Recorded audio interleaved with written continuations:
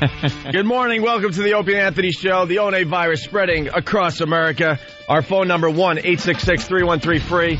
I start with this instant feedback from Greg from Aquabog, New York. Isn't that out east somewhere? I have no idea where Aquabog is. But he writes, I'm a big fan since WNEW days, but what's going on? You guys complain about Stern. You're never on. What? One new show in the past month? Great way to build that free FM audience. Repeat after repeat after repeat. Ooh. All right. I completely agree with Greg. I'll agree with Greg wholeheartedly. I completely agree with Greg.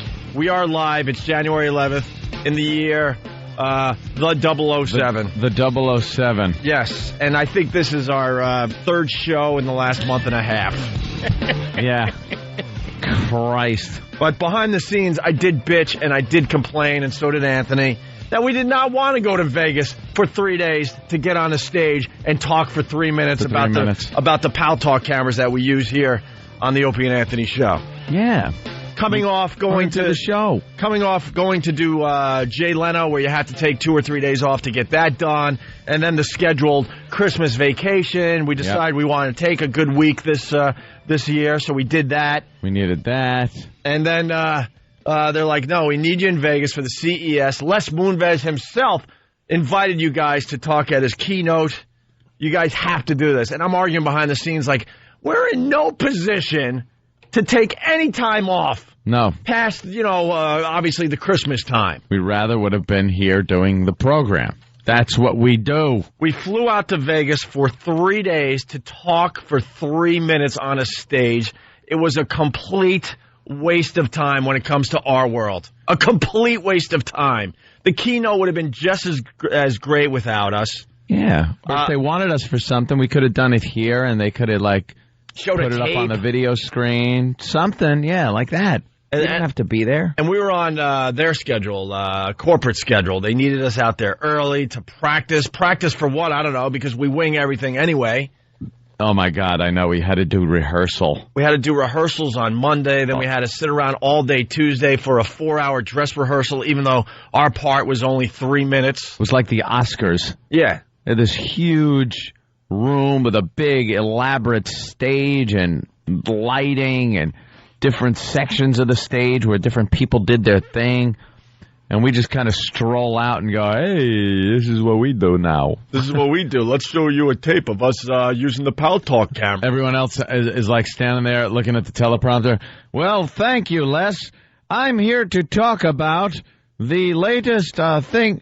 All reading off the teleprompter. Me and Op just kind of stumble out. Hey, what's going on? By the way, we got Rage Reviews.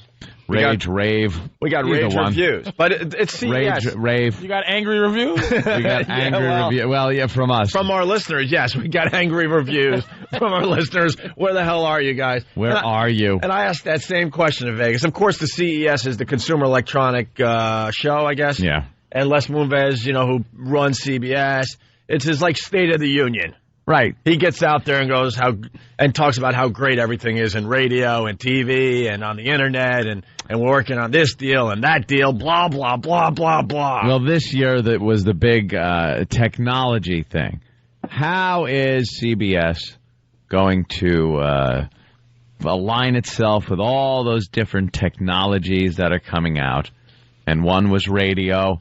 And we were chosen to go out there and talk about how we are using technology, computers and whatnot to get our audience in as a community, a worldwide community to the Opie and Anthony Show through technology of computers. That's what we were doing. Yeah. Pretty much talking about Pal Talk and how we have cameras here and people at home have cameras and that kind of opens up the show to virtual guests and things like that based on what they're doing on Pal Talk.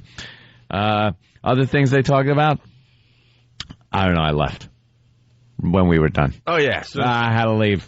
Well, we had to catch a flight back. Yeah. And then so we caught a flight Tuesday night, 11:45 p.m. Vegas time. That would be 2:45 New York time, okay? 2:45 in the morning. How's that work? What?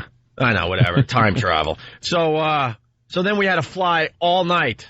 And I think I think we arrived at Newark yesterday morning at 10 a.m. It was 10 o'clock in the morning. I'm not really sure. When we got into Newark. Wednesday did not exist in my life. Because I remember thinking, okay, if we were doing the show, we'd have an hour left. Right. It was like, my God, that took forever. So I completely agree with Greg. We had no business taking another 3 days off to go out to Vegas to do a dumb corporate thing. Yeah. A stupid corporate thing. We went down to West Palm Beach for a stupid corporate thing. We're in no position with this radio show to be doing these things. We need to settle down in these seats and pump out good radio. Hate corporate things. So leave us alone and let us do what we're good at. Yeah, let us just sit and do the show on a daily basis. No more interruptions with corporate things. Oh, too many days off. He's absolutely right. Yeah, I mean, I'm not going to hide behind his instant feedback. He's 100% right. What do you think? We get like a crap load of vacation days every year? Do you think that's what we're doing, taking vacation? You think we're popping out for sick days on any given day? We're in here with like the croup. Yeah. If we ever had the croup, I don't even know what that is, Opie. But if we had it, I'd be in here doing this show, and we'd all get the croup. Since coming back to regular radio last April, we really didn't take much time off. We took a summer vacation. Yeah. And then the end of the year, we're like, you know what? We really want to enjoy Christmas this year. We'll take from Christmas to New Year's off. And then after we scheduled that time off, Jay Leno came a-calling, which is an awesome, great thing for us. Can't turn that down. Can't turn that down. So then all of a sudden you tack on another 3 days to your vacation. And then on top of that, then they're like, well, and we also want you out in Vegas for this corporate thing. A few days later. So that's another 3 days you tack on to taking off. Next thing you know, you haven't done a show in two and a half weeks. That's right. But anyways, we're back. It's live. It's January 11th, 2007. Patrice O'Neill in for Jim Norton. Jim Norton's out in Vegas doing the Porn Awards. And we were just talking before the show started that we had to take the middle of the night creepy flight home. The red eye, they call it the red eye. The red eye. I'm sure a lot of people know exactly what we're talking about, but I hate flying in general. We've flown so much in the last 2 years, I'm kind of dealing with it finally.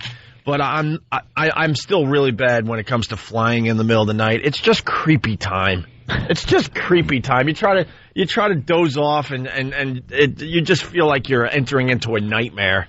Like you feel every bump. You're looking out the window. Everything is just creepy. Hurtling through the cosmos right. in the pitch darkness. And they don't help things because they turn all the lights off in the plane. Kind of like that. And you know it ain't the starting team doing the plane. You know. It's not the A team, right.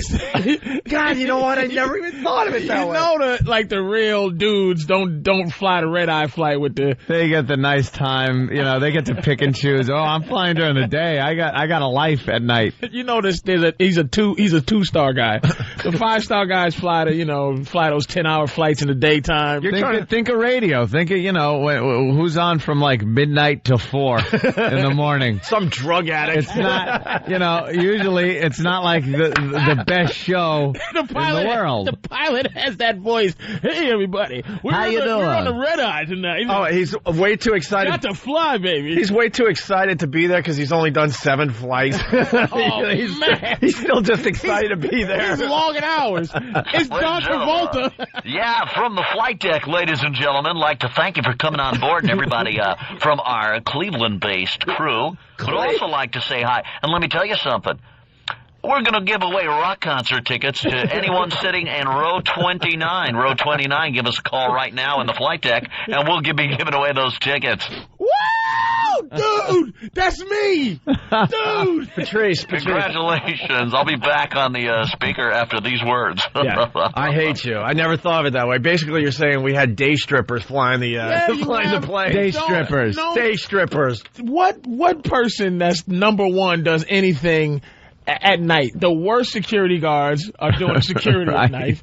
The worst bus drivers are the worst. You ever go to the Port Authority at night? Sometimes you just go through there. It's just frightening. The worst. Who works at 3 a.m? Janitors. That's who flew your Janitors flew the plane. And it didn't help that we had to fly into Cleveland. So what kind of staff are you getting out of Cleveland? Yeah, we had to get because both ways from New York to Cleveland to Vegas, and then from Vegas to Cleveland to New York. So you hear that? Sorry, Cleveland. And from the entire Cleveland-based crew, we'd like to say Cleveland-based. Cleveland base. Some depressed pilot is like, I know. He's just some angry. depressed guy out of Cleveland is like, oh, my girl just left me. There's a mountain to the left. I should just... I could ram right into that lake. You know, they I think could it just every take time. off and dip it face first right into the lake. You know, some of these guys think it every time. Like, you know what? I could kill And then Opie and Anthony right now. And then at the last second, like, all right, well, maybe tomorrow will be a better day. A man cow fan is flying. A suicidal man cow fan is flying. I'm just gonna crash this thing. Screw them. It's true. You're just not getting it's not the number top of one the line. team. No. They ask me when I want to fly. I go the early morning white businessman flight. That's what I like. Where they want to keep people alive. You're early. You get where you want to go early. I like flying when there's plenty of sunshine. It takes away all that creepiness. Or an overnight flight that's not a red eye, like a flight that needs to be overnight. Because it's so long. Starts in the day. You're going to Tokyo. Exactly, where you changing times. Then I don't mind that. But when you're going from Cleveland to Newark at 4:30 in the morning. Whatever it was. That's what it was. It was just middle of the night. Middle of the night, the flight crew couldn't, like Ope said, the flight attendants didn't know who was dropping on the floor. All right, yeah, I got to get into that. They're story. tapping other people. Let me get into that story. And the pilot wears their own clothes. Yeah, they're not even pilot clothes. So Patrice, the story I'm about to tell you now, it all makes sense because you explained it so eloquently, better than I'm explaining right now. They are day strippers. You're getting not the greatest crew to fly in the middle of the night. So we fly out of Vegas, and I'm out cold because now we've been up close to 24 hours or whatever it would be. I don't know, figure out the time zone and all that crap. But pretty much we've been up a very long time. So surprisingly, I was able to fall asleep, which I'm amazed because every bump I'm waking up and just creeped out. But I'm out cold. And the last I remember, I was out cold up against the window. My girlfriend was right next to me. She's all bundled in her blanket, and she's got a pillow on my shoulder. So all is well with the world, okay? Flying back to New York. Love on the red eye. She's right next to me. I'm out cold. She's sleeping. All is good, right? I am woken up. I don't know if I was sleeping 5 minutes or 2 hours. I have no clue. No clue. All disoriented. Yeah, I wake up, I'm completely disoriented, and I got a stewardess in my face in a panic. Obviously, she's part of the B or C team, not the A team, because I think the A team would have handled this a little differently. She shakes me awake, and she's got this panic look on her face. I'm like, You need to fly the plane. It might as well have been. Yeah. You're open. You've worked aboard at a radio station. That's the closest we've got to someone that knows how to fly this plane. You have flying experience? No. And then she goes on to the next person, just shaking everyone awake. Shake them. So I'm awoken by this stewardess in a complete panic, and she's just shaking me, and I'm looking her right in the eye, and she goes, "Was your girlfriend just sitting here?" And I turn, and remember, all I remember was me all snuggled up next to the window. My girl is on my shoulder. All is well with the world. Now she wakes me up in a complete panic and goes, "Was your girlfriend sitting right there?" I go, yeah. Now you're thinking, what'd she jump? That's what I was going to say. The first thing you think is you're waiting for the air that's pushing your face against the back of the chair. Yeah. Because the door's open. Right. And she's informing you your girl just jumped out of the goddamn Or some kind of Goldfinger thing happened where the window got blown out and she just got sucked right out. She's stuck on the back end. Yeah. And the only way we can keep flying is she stays on the window. Was she here? So, dude, middle of the night, all lights are off except some ass that has to catch up on his reading at 4 a.m. And so now I see an empty seat. Start the Twilight Zone moment here. I'm like, what the F? She goes, was she taking any medication? I go, no, not that I know of. Now you're thinking, yeah, she went crazy and right. Jumped out a But window. now I'm thinking right away, where is she? But she's staying. Okay, this is the thing about dramatic people. Okay, you go, wake up for a second. Is everything a mystery building up like this thing that is really causing you to actually panic more? Of course. Like she's like, oh my God, is your girlfriend there? It's like, what? Yeah. Does she take medication? Like she's putting things in your head so that you can. Oh, yeah. Start imagining your girlfriend. Is there any way she could have gotten a gun on the plane? Like, you're waiting for that stuff to start coming out of her mouth. Right. What the hell? Right. So she's seeing Men on the Wing. And keep in mind, up almost 24 hours, flying in the middle of the night, which is a creepy time to begin with. She's in a complete panic, the stewardess. Was she sitting there? I look, empty seat, just a little pillow askew on the seat. I'm like, what the F? Right? And she goes, was she on any medication? I said, not that I know of. What are you doing now? Are you standing up? Are you still Dude, I'm still trying to, I'm trying to digest everything that's going on because I was out cold. Got to wrap your mind around it. It's bad enough to wake up to, on those flights, it's bad enough to be nudged, woken up and going, do you want a cookie? Yeah. Like that gets you like, we're cooking. What type? Is it chocolate chip or oatmeal? You freak out at that. Never mind. Did you have a girlfriend sitting here? She's not turning up on our roster of passengers. She never existed. I just want to let you know she never existed. What? Yeah. I thought, flight plan. But It's she like was here. Flight plan, yeah. My daughter. I don't know. No, she was never here. You see Sorry. my girlfriend? I don't know. No. Everything from thinking, that I'm realizing my girlfriend's actually an alien and decided to go back to her home planet. Yeah, I'm like, and something that's a viable option at that point. It's a note she wrote in her language. Yeah. Right. It's a Stargate map to where she lives. If you want to come, you just... But that's completely reasonable when you're just shocked awake at 35,000 feet. Right. In the middle of Idaho, wherever the hell we were. Back to Glorock 12. Yeah. Glorock. So it's Millennium Galaxy. So Galaxy, my mouth away. So it gets better. Funny, man. It actually gets better. So woken up from a solid sleep, girlfriend completely gone, stewardess in a complete panic. Her arms are still around me that she used to shake me violently awake. Shook you awake. Nice. Was she on medication? She's looking me in the eye. Was she on medication? I'm like, no, not that I know of. And then she goes, you better come with me. Oh, no. I'm like, what? Where are we going? There's only so many places to go on a plane. And where we're going is going to look exactly like where we are now. Right. So there must be a problem somewhere else on this aircraft. Where the hell is she? Did she go to the back of the plane? Is she in the cockpit? Did she decide she's a stewardess and went crazy? I don't know. Was there ever any moment where you thought anything bad of her? Like, she's in the back sleeping with a guy in row 12. Yeah, right. Oh, my God. Right. This hoe is kissing somebody in the back. Yeah, right? Mile High Club and you're not even involved. Sir, is your girlfriend faithful, you think? What? Oh, no, wait, what? Everything was worried about. It was nothing where you go. Yeah. There was no point where you go, what is she doing? You can run the gamut of problems and not one of them can be canceled out. Like anything is open. And it was, and by the way, it was a 737, relatively small aircraft. Well, so it's not like, where is she? Is she up in the lounge of the 747? Or one of those double-decker Airbuses, Just four, first class seats or something. Yeah, there's like four rows up front, or and then, a few in the back, and so she can't go anywhere. So we're up to the point where the stewardess goes, you better come with me. Now I'm like, wow, there's something serious going on. How long would you say from the time you woke up to the time you better come with me had went by? It couldn't have been more than a second and a half. That's the panic the stewardess had. She got all that out. Shook me. Was she sitting here? Medication. Better come with me, all within, I would say, a second and a half. So now I stumble up, I'm banging into people, and I go to the front of the plane with the stewardess, right?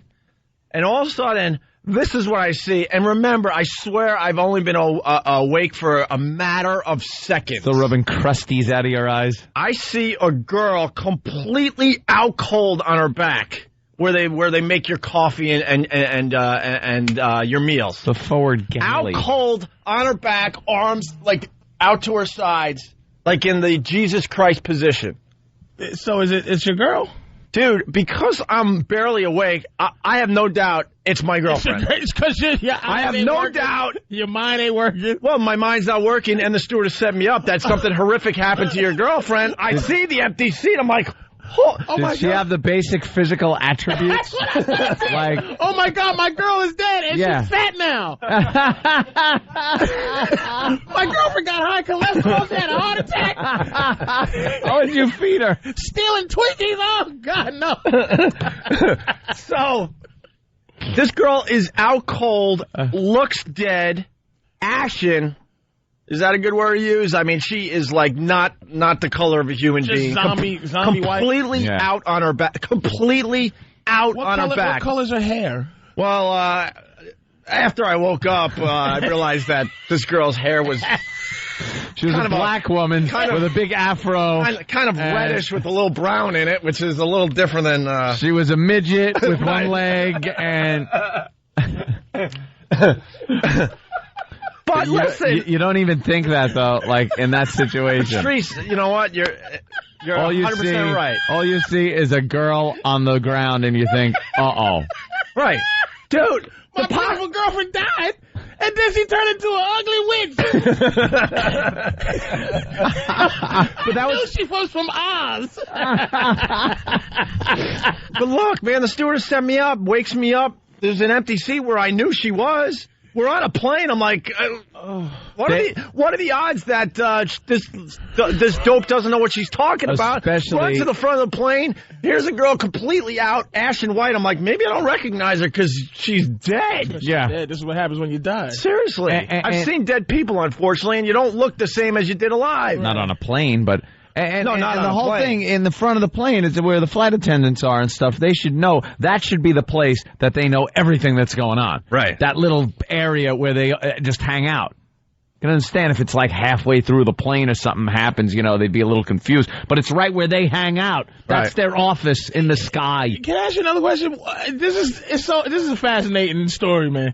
Was there any other people around this dead body like that was doing something as this other woman, like, was it like, all right, oh my God, I think she was sitting in 4B. Yeah. Go get the man. No. This girl fell down like seconds before the stewardess woke me up. It all just was happening in the moment. It was just a dead woman by herself and with the cornflakes on. With one stewardess already on her knees, like trying to figure out what to do, and the other stewardess deciding that it was my girlfriend and I need to be on the scene immediately because she might want to say, goodbye to you. She might have a final message. Oof. I'm not kidding, dude. That's the feeling I got. Buckle your seatbelt. So now I'm looking at this girl that get a refund. In my mind, yeah. Voucher. I'm looking at this girl. Upgrade. Boom. So at this point, I'm looking at this girl that looks like she could be on her last breath, could be dead.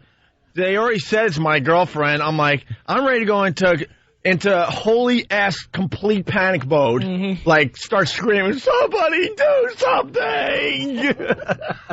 We gotta land this plane. I'm ready to go into whatever you have to say and do. Something's missing from the story, too. I really wish we could get Opie's what he really did. You know a tear was coming. No, dude, honestly, come on, we're pretty honest in the show. It was all just happening. And panic. I'm not kidding. Just when I was about to, like, drop to my knees and go into holy-ass panic mode, the bathroom door opens up, and there's Lindsay. And I'm like, hey, what's happening? And I'm like, my brain cannot digest what's going on at this point. I'm like, what the? And now, I swear, because I just woke up, I mean, it's key to the story that this whole thing went down in less than, like, 5 seconds at this point. Hope you had a nice Arnold. My stupid brain at this point goes, is that, like, her spirit? Is that... That's what happens when you die. You go to an airliner bathroom. I'm like, is she now like an angel saying goodbye to me or something? Because this all just happened, like she just died, and here's her spirit lifting out of her body, and I guess she had to relieve herself before she went to heaven. Death Flight, a Quinn Martin production. Was there a guy behind her making a clay pot with her? So she walks out of the bathroom at the moment I'm ready to go into holy-ass panic mode. Oh, now, immediately I'm thinking she's an angel and she just stepped out of her body. And then I finally was able to figure out what was going on. I'm like, oh my God, it's not her. Holy A case of mistaken identity at 35,000 feet. A Quinn Martin production. She walks out of the bathroom. I'm like, what? Which goes to show you the red eye staff Right. did not Doesn't see your know. girl get up and walk to the bathroom and be in there as a fat woman passed out. And the stupid tape they play before you take off talking about their highly trained staff or whatever. You'll be flying with some of the best people in the business. Yeah. Really? His girl didn't peek out the captain's, hey, what's up, man? Yeah. What's happening? I was just chilling up here. Right. I don't know. Pressing some buttons. Hey, there's a comfortable seat here. This guy, I was just chilling. And this just goes to show you what we're all about. I truly believe I'm not the only one that would do this. So Lindsay walks out of the bathroom. I realize it's not a ghost or her spirit or her as an angel saying goodbye before she has to now, go up to heaven. Thanks for, 35,000 feet. I don't have to go now. I don't have to go as far. I don't have to fly that with my new angel wings. Right. I got a little head start. You can just drop me off right here. So I grab her hand, I go, and I just walk back to my seat, not giving a crap about this person anymore. Step over the body on the floor. I absolutely did. Wait a minute, but just for still in the air karma purposes, you didn't rub the lady's hair and go, my God, get well, and just go away and try to keep to keep the plane in the air? At this point, I didn't want to know her name. I didn't know what was wrong. I didn't want to know what was wrong with her. You just look at your watch and go, how much more sleep can I get? Matter of fact, not even an interest enough to find out whatever happened to her. Could give a flying F. Go back. And your girl's like, what happened? You're like, this lady up here was dead, and I thought it was you. Go back to my seat, and then the plane's in panic mode. Did this wake you up, by the way? I was just going to say that. I slept. You were on the plane during the death of his girl? I was right next to him.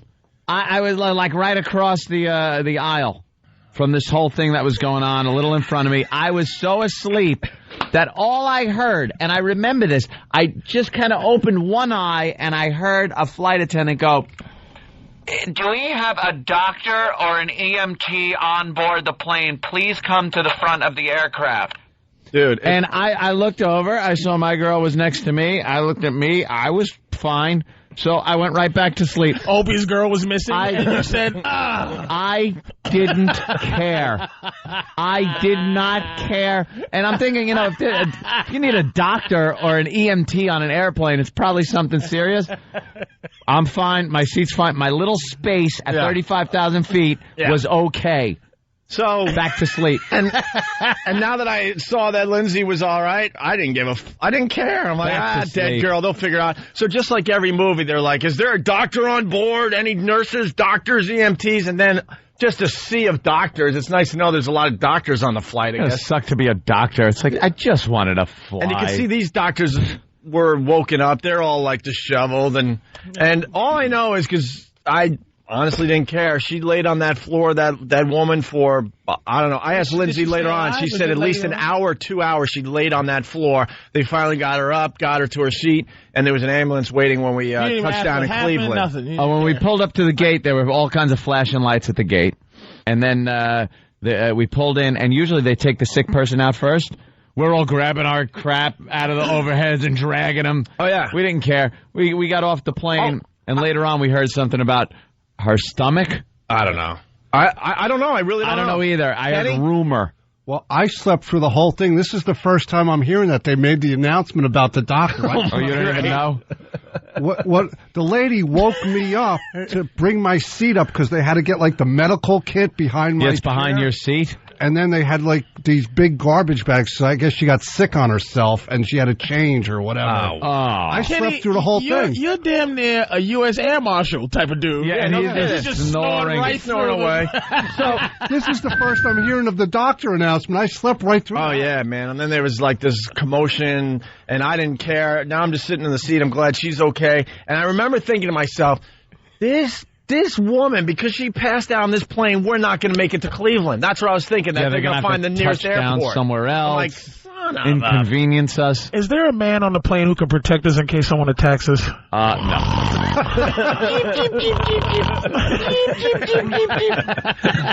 Is there a trained professional bodyguard on the plane? All right, listen. It was an amazing flight. But, Patrice set it up perfectly because I never thought of it that way. Yeah. You're not getting the A crew. You're getting, like, the day strippers pretty much. You're pretty lucky when those wheels hit the ground. Yeah, go to your local strip club at, 1 in the afternoon and see what's dancing there. Yeah. Same crap is going on with the airline industry. And just to finish the story, it's a quickie. So then when everything kind of calms down, the stewardess who just put me in this complete panic, like I've never panicked before in my life, goes, "Sorry, hon, I hope I didn't scare you." And I go, hon. So I just went, I put both arms up. I go, "Don't even effing talk to me." Didn't want to hear it, didn't want to look at her. Hey, Warriors. Sorry about that. Sorry, babies. Sorry, babies. Hope you got back to Long Island. Where was they getting back to that. Sorry, babies. That's what Opie got. Good traveling. Yeah. Like she was Ethel, the waitress at the truck stop. Yeah. Sorry, honey, wrong pancakes. I know you asked for blueberry, but I brought you walnuts. You ain't allergic, are you? I'm gonna bring you the right ones right away.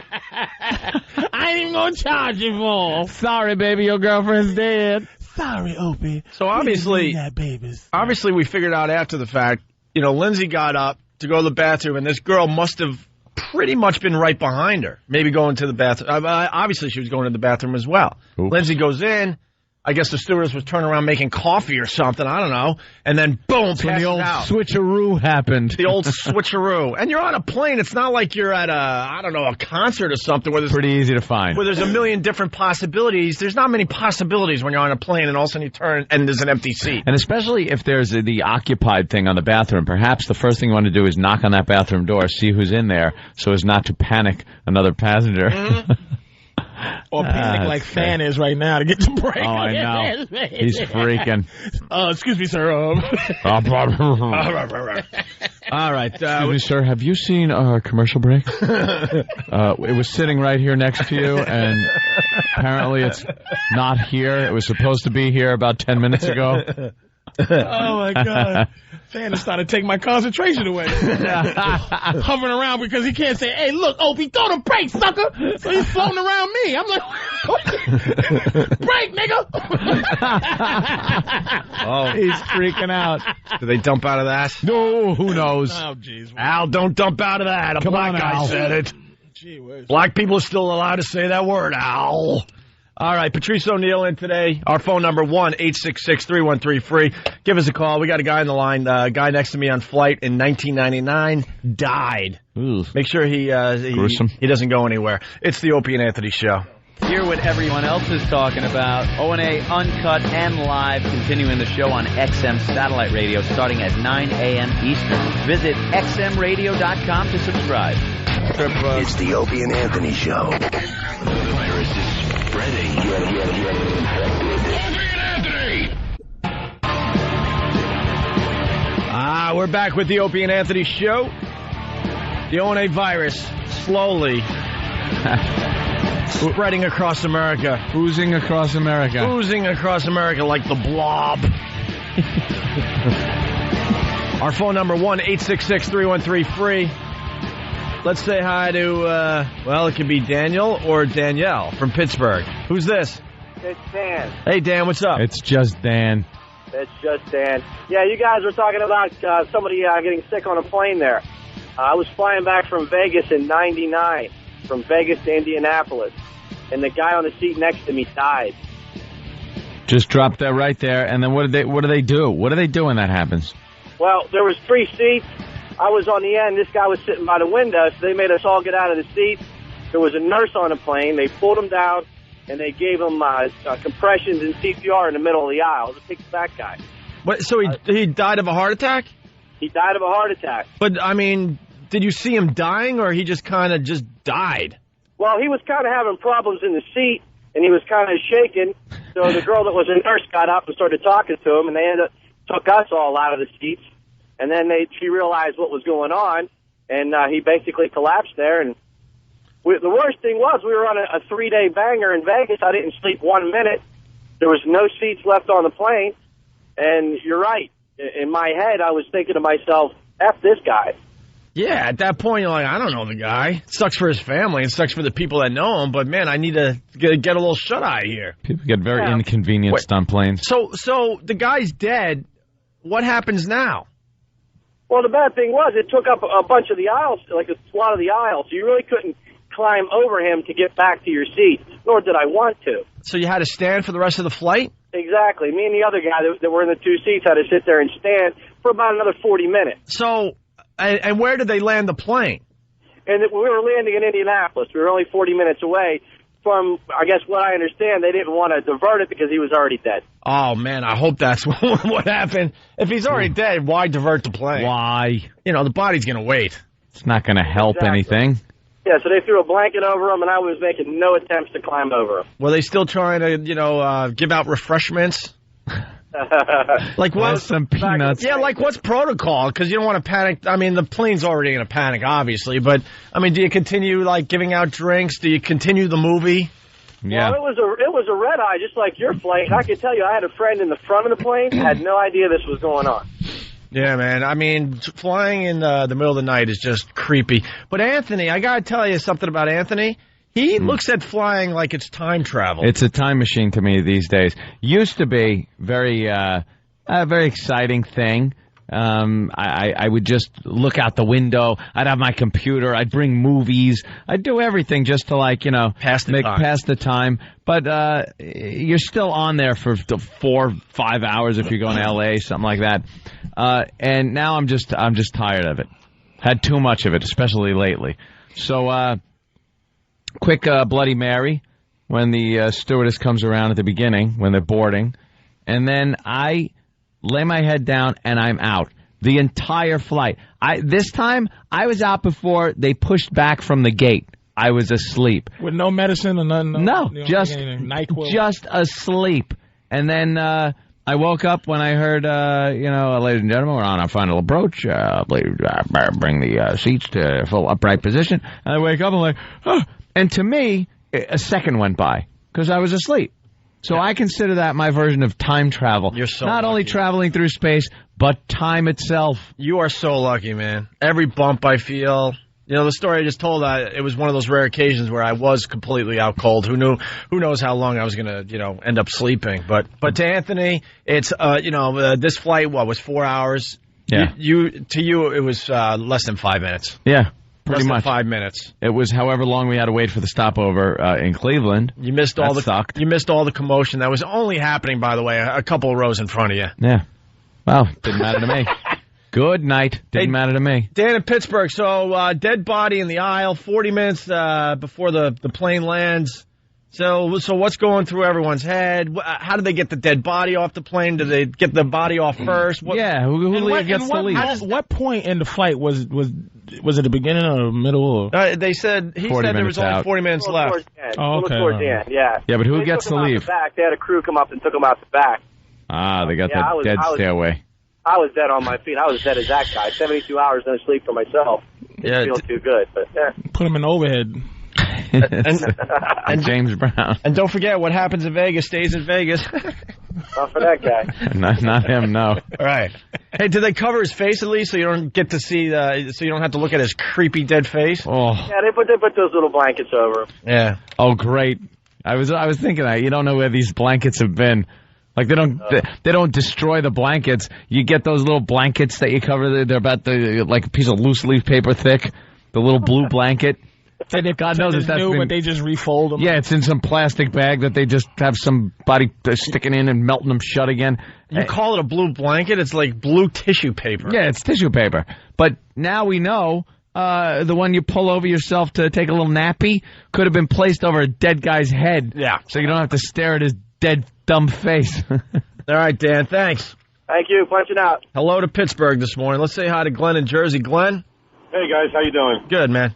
Hey, I was on a flight going down to Mexico once, some middle of Mexico, no place big, but this guy who was Mexican goes crazy on the flight, decides to attack the flight attendant, throws hot coffee on her, so a bunch of us jump up and grab him, throw him in the bathroom, and we have to hold him in the bathroom for the entire flight while he's trying to push his way out the bathroom door. Obviously, this happened after 9/11. No, this is before. Really? This is back in probably the late 90s. Yeah, because the story ends with him being alive and after 9/11. After 9/11, dead. They dunked this Mexican in the blue water or whatever that is. They would have flushed him. Try to flush him out of the plane. They would have poisoned him. He's waiting there at the end of the flight, pull him out the back of the plane. Yeah. It was pretty exciting. We could sit there, and he was trying to pound his way out the door, and there was two of us sitting there holding the door for like an hour and a half straight. Now, did the airline give you a little bit of something, a little thank you, sir? Here's some free flights for your help. Absolutely not. Exactly. Nothing. All right, Glenn. What airline was it? I think it was Continental. Good, just so you know. You didn't give him a dime.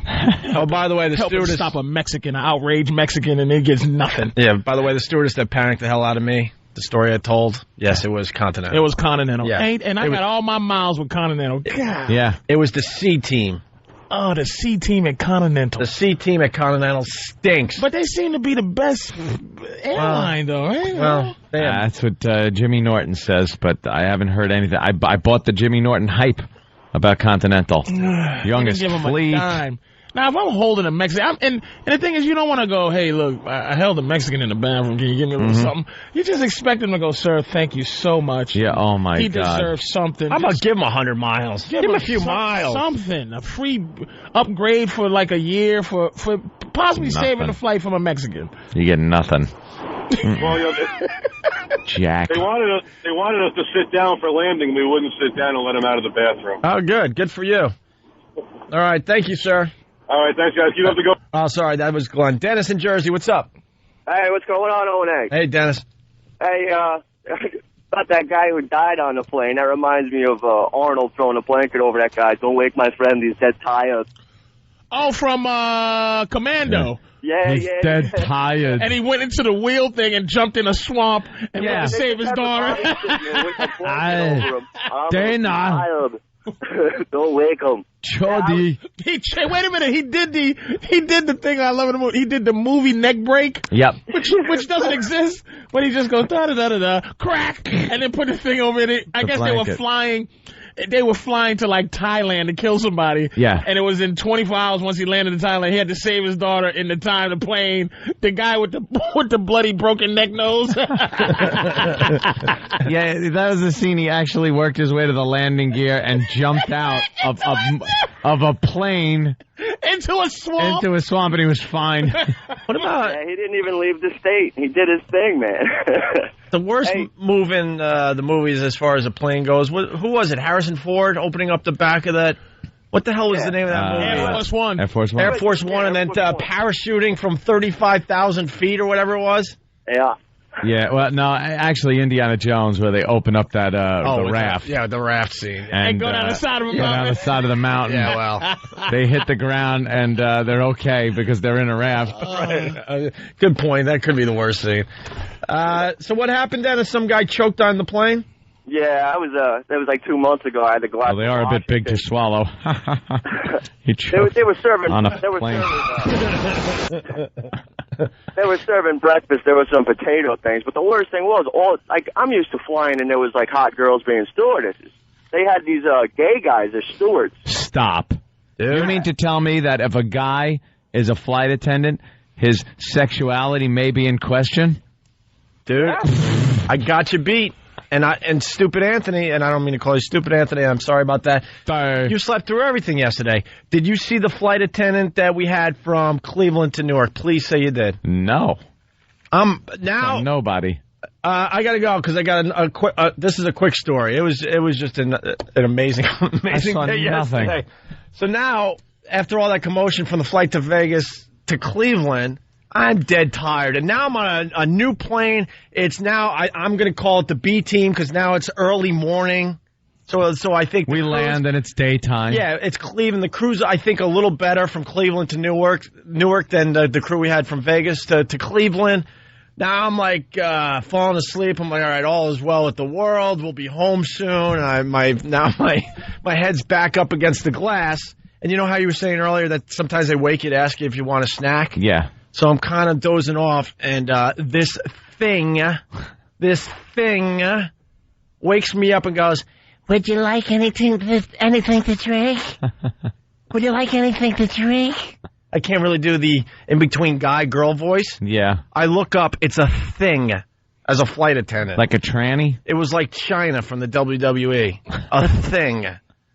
A thing. Could you tell, was it a guy or was it a masculine girl? Would you like anything to drink? What was it? I saw. That's bothering me, just that impression. I know. That's the best I could do. You know the voice, though. I'm saying it's creepy. Well, do the voice. You know. No, I don't. I really don't. I'm doing the voice a little better. It's a tranny or it's creeping me out. A gay guy. I looked right at the Adam's apple, massive Adam's apple. So was it dressed as a woman flight attendant? Yes. Oh, okay. Hair back, makeup, little librarian glasses. I didn't know. I assumed to hide the manly features.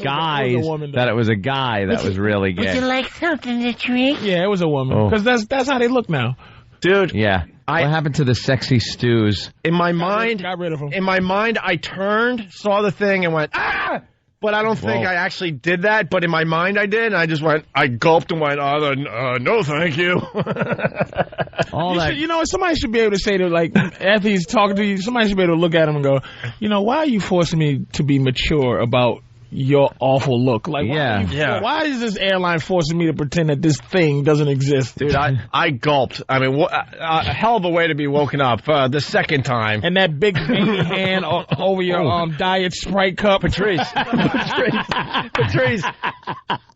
That's exactly what I was doing for the rest of the flight. I was watching her bring, like, drinks and stuff, and I'm just staring at this hand going, of course it's a guy. Look at that hand. Her hands are so big, her thumb and her index finger are touching around your glass. And why? And it wants to be known as a woman, so it's growing the nails a little long on that manly hand, making it even bigger. Would you like something to drink? I don't know what happened. What happened to, like, I remember seeing the old pictures of the sexy stews tea of me, baby. with the big beehive hairdo and their little round bag that they would carry onto there, and they're banging the pilots and looking all hot. Now they protested to the point where they could be 70 years old, still keep their job. And hard to look at mongrels and gay gentlemen. Sissies and mongrels. And you're shocked to see, like, a hot stewardess these days. You go, wow, that girl's pretty. And she's not hot. She's just comparatively. Compared to the other ones, right. And the hottest ones, and no lie, the ones that they do not hire ugly ones of, black stewardesses. Yeah? They hire young, sexy black stewardesses. They don't take no guff, though, the black ones. Oh, they're not friendly, but at least they're decent to look at. And nobody with a butt. It's a shame.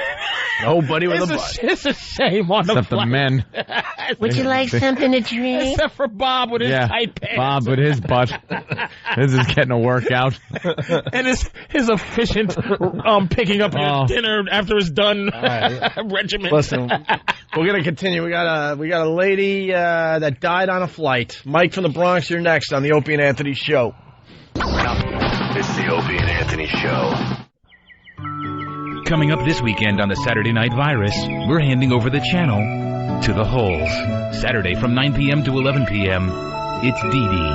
And from 11 p.m. to midnight, it's Story Time with Francine, only on XM 202.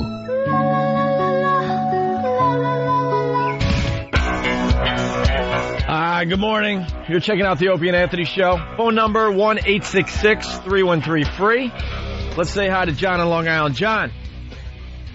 Hey there, John. What's up, John? John don't want to talk. I'm trying to use John to set up Patrice's club dates, but John doesn't want to play. Yeah, buddy. Yeah. All right, what do you want? What happened? What happened? It's not John from Long Island. Yeah, we know. What's your name? From Ozone Park. What? John from Ozone Park. Oh, so it's not John from Long Island, it's John from Ozone Park. And you figured, even though I was talking to you on the phone and I got the name right, I got the wrong place, so you decided it could not possibly be you. Were you listening into your phone, sir? Well, you know what happened, man. I'm online at 7-Eleven. I'm trying to get some coffee before I get back on my bus and go to work. Oh, okay. Are you listening on Free FM? Yes. All right. John from Ozone Park, what's up? How you doing, guys? Great to talk to you. He starts his call, the opening shtick. He goes into his part on the Opie and Anthony Right. Show. enthusiastic listener. John, we're already on the air, you guys. Just speak like a human being, not like a radio caller. All right, John, what's up? Patrice, I seen you a couple weeks ago at Caroline's, man. You were great. This is the guy that you thought was Dom from The Wire. Oh, yeah, okay. What's happening, man? Yeah, I remember. This kid looks just like Dominic, what's Dom's name from The Wire? You don't watch these guys. If I start talking to Wire and stuff, they'll I don't want to shut down. Nah, I got to watch that. It's a good show with black folks on it, but one of the characters is a white guy named Dominic. God, what's Dominic's last name? Who gives a crap? No, I remember. Thank you, sir. I remember you very well, man. In the hallway. I want to take everyone inside the radio show for a second here. Mm-hmm. John from Ozone Park was supposed to be on the air for maybe 10 seconds. Just as a setup. It was supposed to be a setup. We're 2.5 minutes into this phone call. But he did what he had to do. My God. He got in John from Ozone Park. He's the man. He knows how to sell. John, all I wanted from you, I like taking people inside the show. It says, Patrice is hilarious. Where can I see him? That's all we wanted from you. That's all we wanted from you today as you're on 7-Eleven getting your coffee. And then I was going to go, well, speaking of which, Patrice O'Neill, who's filling in for Jim Norton, will be at Ohio State on January 18th. Ohio State University that lost to, what's the name? All right, that's January 18th. Yeah. And then for everyone listening to us in Providence, Rhode Island, at Catch a Rising Star, Providence, Rhode Island. Yeah, January 26th and 27th. Yes, sir. That's all we wanted from John. But we just went on, and he wouldn't shut up. He's a good guy, though. Leave him alone. All right, let's say hi to Mike in the Bronx. We're going to try to move on here, but he's got a pretty good story as well. Mike, what's up? Yeah, Mike. Boys. Hey. Okay, I was taking the Aer Lingus flight over to Ireland a couple of years ago. Hey. It's about a 6-hour flight, and we're sitting there having some cocktails, having a good time. And you hear some screams, some yelling a couple rows back. You turn to see what's going on. You see everybody crowding around some family, and some woman's really shrieking. So we look, and they make the announcement if there's a doctor on board, all that stuff, and you see some guy go running back with an oxygen tank. So, whatever, I go back to my cocktails, and a couple minutes later they make another announcement, more urgent. Please, we need somebody, anybody, a nurse, whatever. And you turn around, and they're doing compressions on this old lady who's there with, it must be her son or her daughter and his wife or husband, whatever. And you know they're going back to the homeland. They've been planning this trip for a decade.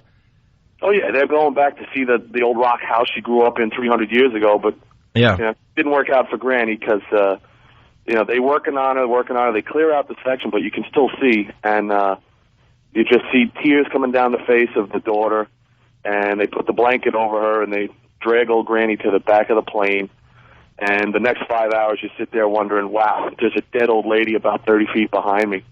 Pop the Heinekens, let's go. Yeah, because you don't care, you don't know them.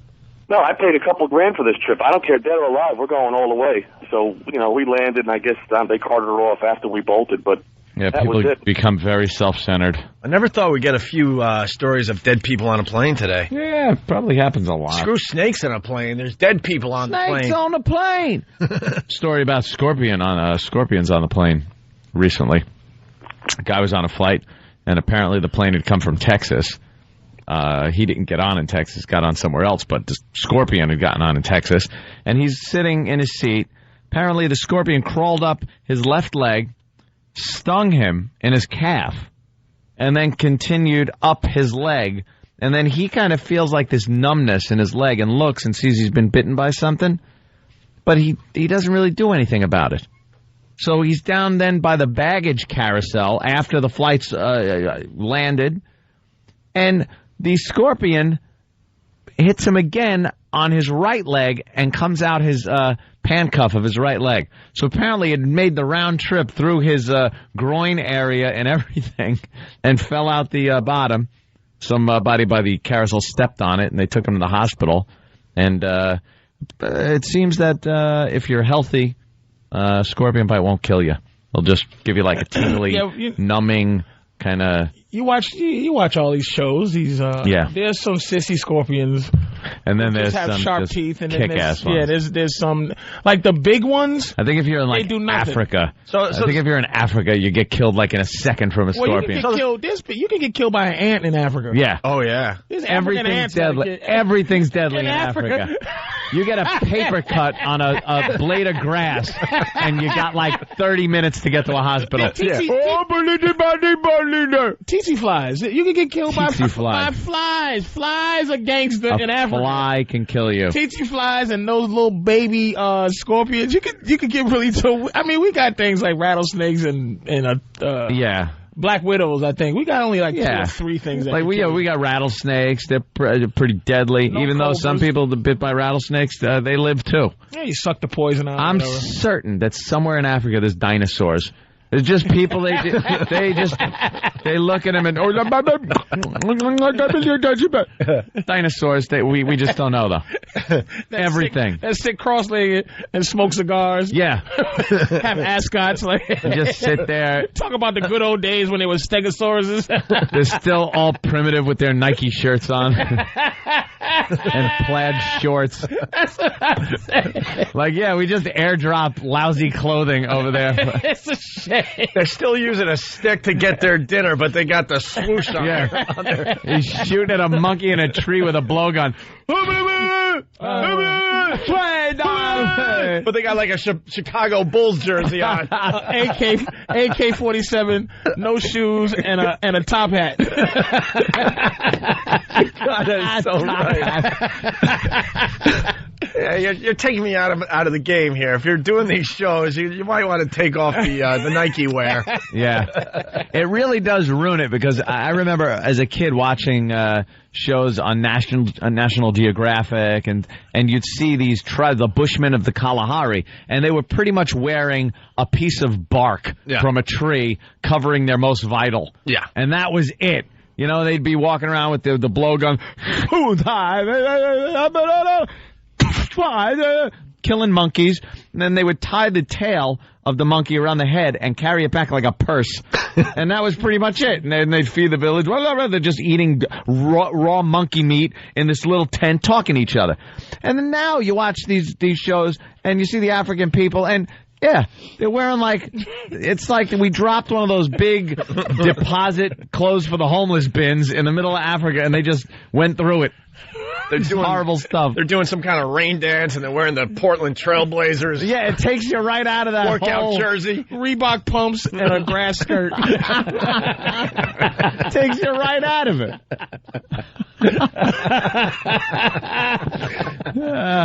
Come on, to get the natives back to being naked. That's what I say. Get them nude. Naked from the bottom down. I want to see him. And an Allen Iverson Nuggets jersey. Right. Allen Iverson different Nuggets jersey. And completely naked on the bottom. You got better sneakers than I do. What the hell's going on here? Anyway. Hey, changing gears slightly. Anthony found something great on the internet. We love the internet. This one, I guess it's making the rounds. I guess it's up on YouTube? Yeah. Oh, by the way, many stories coming out of Vegas. Monday night, they put together a club night for us, for Anthony and I. At Jet. Very, very, very, very popular nightclub out there in Vegas. Apparently it is. Extremely popular. Lines outside the place, people trying to get in. $100 a head just to get into this joint. Just loud music. XM decided to spend, $20,000 on this club night. For what reason, I still don't know. Yep. Just a waste of money. Ant and I were talking about how corporate people just waste money. And then you try to get a raise. You work for this company and I'm not talking about myself. I'm talking about, companies in general. Yeah. You work your balls off. You're trying to get a lousy $5 raise from your boss. They can't afford it. They tell you all the reasons why they can't give you a raise. And then, Ant and I are lucky enough to be, part of this corporate world. And we watch the spending and how ridiculous it is. It's slap on the back parties that they hold in various corners of this globe. That's pretty much what it is. Let's all get on a plane, fly somewhere posh, and pat each other on the back. Yeah. Yeah, I know CBS Radio. We went down to the managers meeting down there in West Palm Beach. Yep. They're flying managers in from all over the country. Yeah. They're putting them up in the Ritz-Carlton, where rooms are as big as a gymnasium. There's a palace. And they're playing golf all day, and they're having, dinners and entertainment. And then, And then you read in the corporate pamphlet how they had to let 250 employees go. And well, we don't know where this money's gone. We just don't have the money to keep these people employed. Hurrah. Where's my golf clubs? Hurrah. So, XM spent, I don't know, like 20 grand just to have us in a VIP room at Jet. Yeah. For what reason, I couldn't tell you. I couldn't tell you why we were there, what purpose it served. As a matter of fact, Anthony knew early on that it was all horse ass, and he decided to just leave and gamble. I shook hands with the people that I was supposed to Even though our names were on the marquee, it was supposed to be our night. Anthony, after 10 minutes, says, you know what? Go screw. I need to go gamble. Me and my chick are in the middle of this place, and the music's just pounding, thumping. We've already shaken hands with everybody. You can't have a conversation in those clubs. You can't have a conversation. It's not going to happen. Well, let's preface this, though. We have to preface this with that you're 59 years old. I am 64 years old. We have to preface that. Don't ever forget.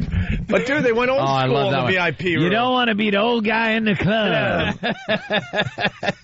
This was one of these things where, let me tell you, seeing the line going in, it's all like chicks dressed in crepe paper. Right. They got nothing on. Beautiful. Bunch of young Guido guys with their hair all slicked back, and young black guys, and they all just want to get in there and make their moves on chicks and stuff like that. I'm in there with my girlfriend. I don't want to be there. I want to be there.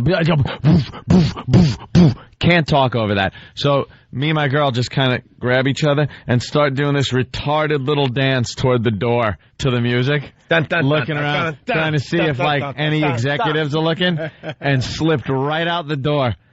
I was playing poker in a matter of minutes. I was just out of there.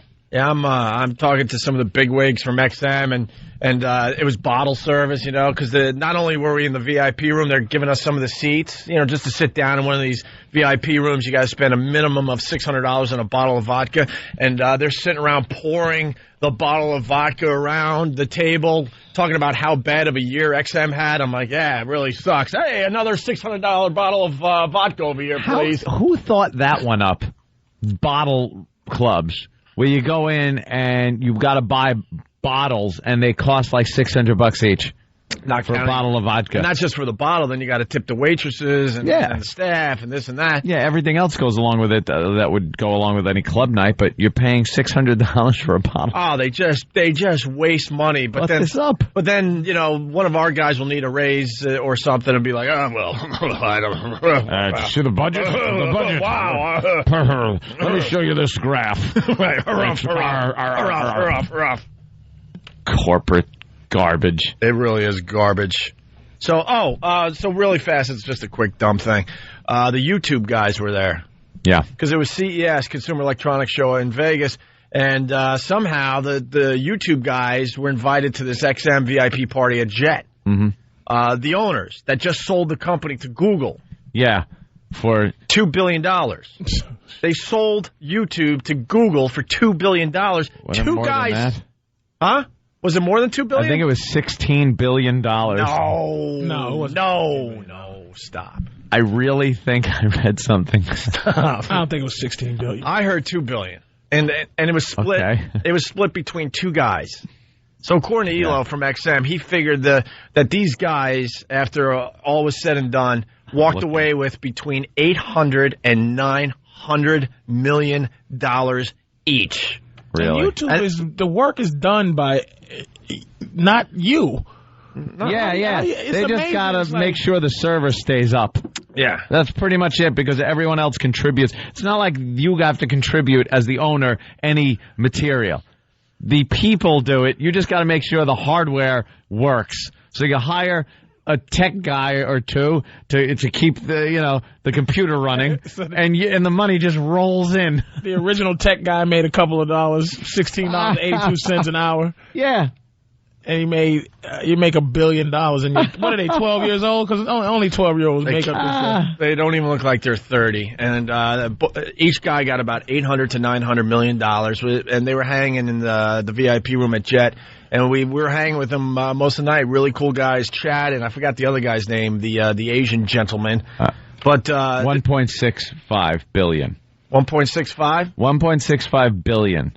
They sold it for.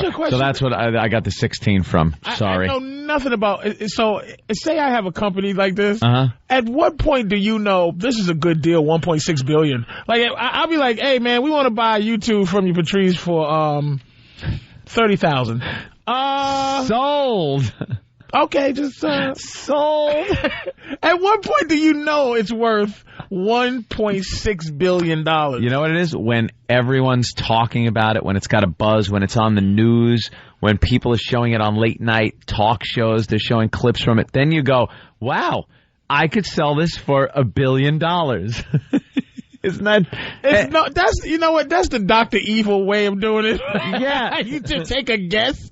But I could sell for $1 billion. How does Google know to off which means that Google did rip them off if that's what they bought it for. Oh yeah, because Google is versed in this game. They probably lowballed them. They lowballed them for $1.6 billion. Yeah, probably. You mean we could have made $5 billion? Yep. God, I knew I was a dummy.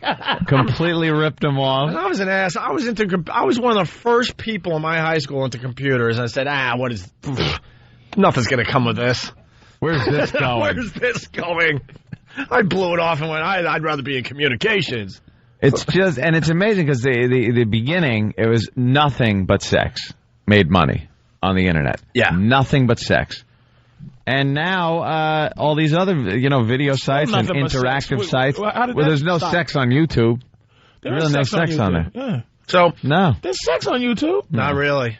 Not very type of thing, but it's YouTube is very, very, very soft core. Barely. Yeah, you get chicks dance around in bikini crap. If you tap up some stuff, it'll say these videos are a little funky. Yeah, those are the ones that show people being killed. Death is fine. Don't show us any Death boobies. Is fine on YouTube, but boobies got no boobies. Now. But the guys, they ended up really cool. The original owners of YouTube, they got to hang around for 18 months, and then they're finally will move on. They can take their money and run? Yeah, but so I'm hearing $1.65 billion, okay? So do the math. About $800 million each is what these guys took away from it. And I'm hanging with both the guys, and one of the Asian guy asked for a bottle of water, and a waitress comes up at Jet and gives him a bottle of water and goes, that'll be $10. The guy turns to me and goes, can you believe it's $10 for water?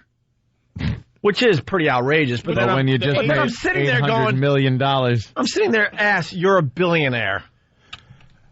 You're a billionaire. You should have robbed him after that. Right. Yeah. I'm thinking, I want to say so bad, you could buy this casino that we're in right now with your money.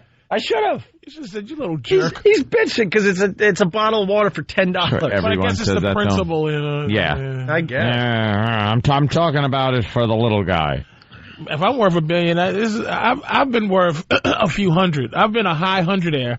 And if that'll be $20, I'll be like, hey man, here's $30.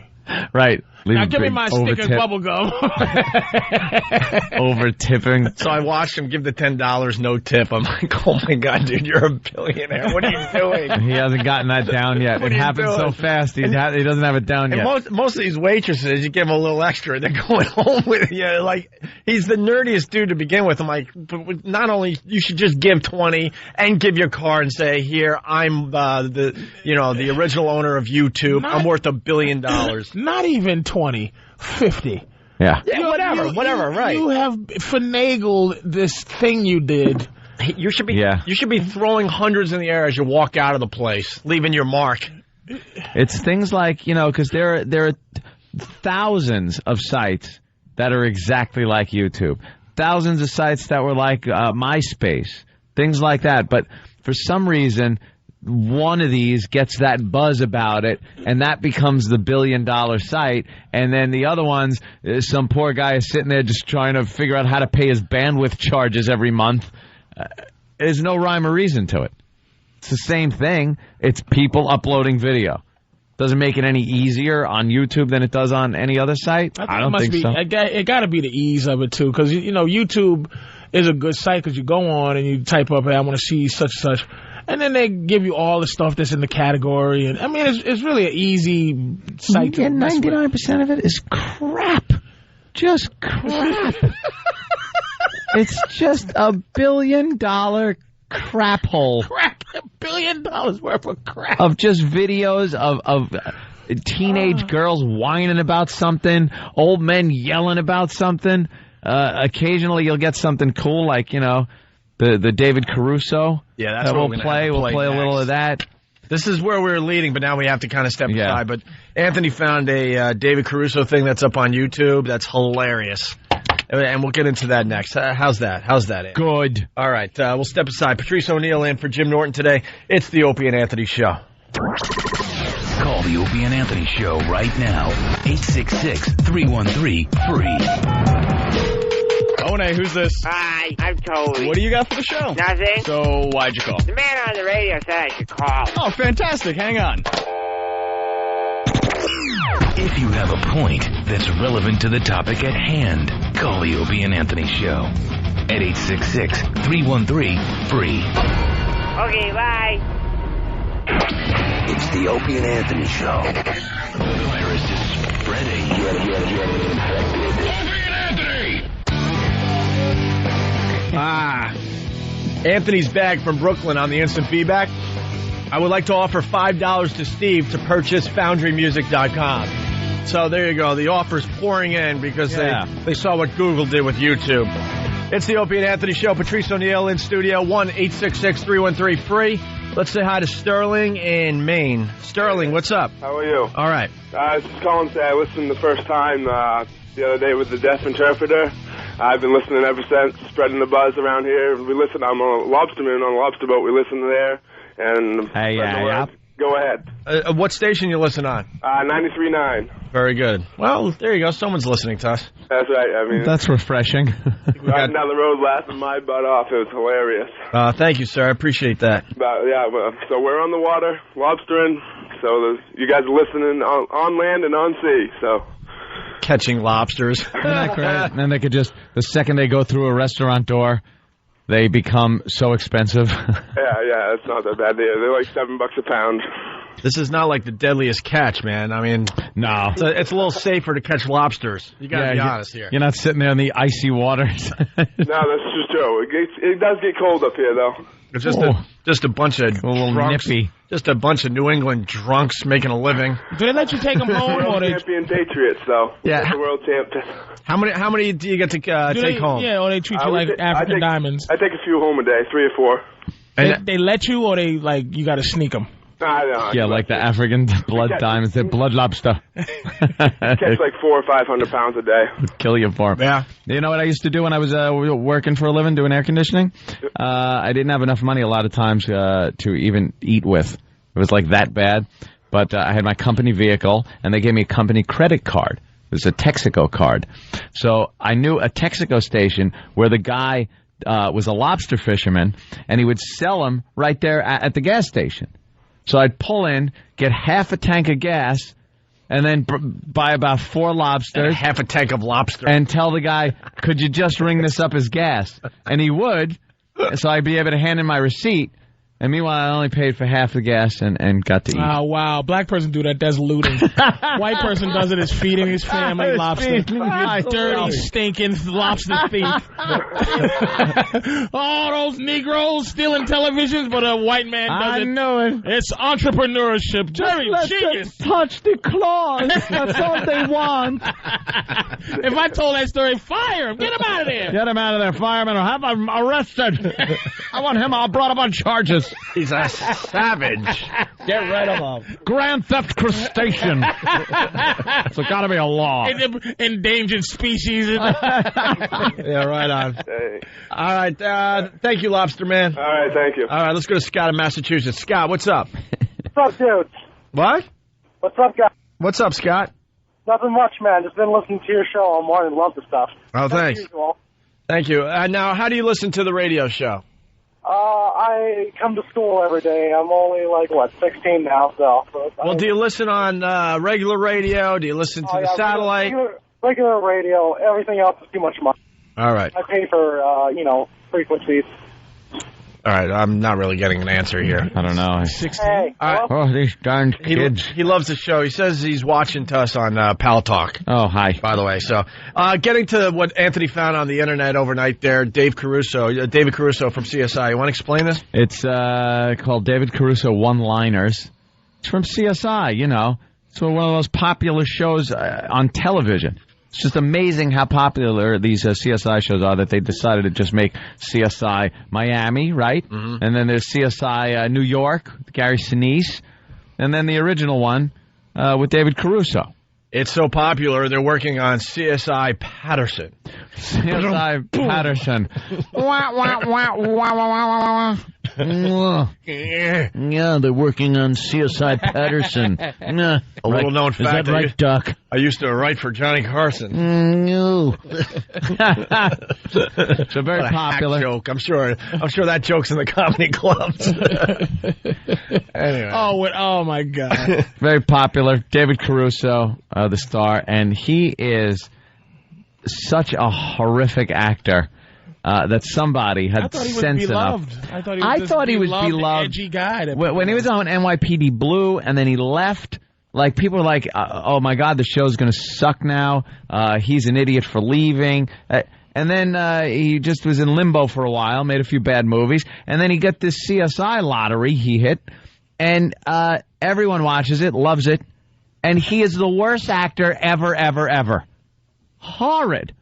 And somebody had sense enough to take a bunch of hit clips of him delivering these lines, these Caruso one-liners.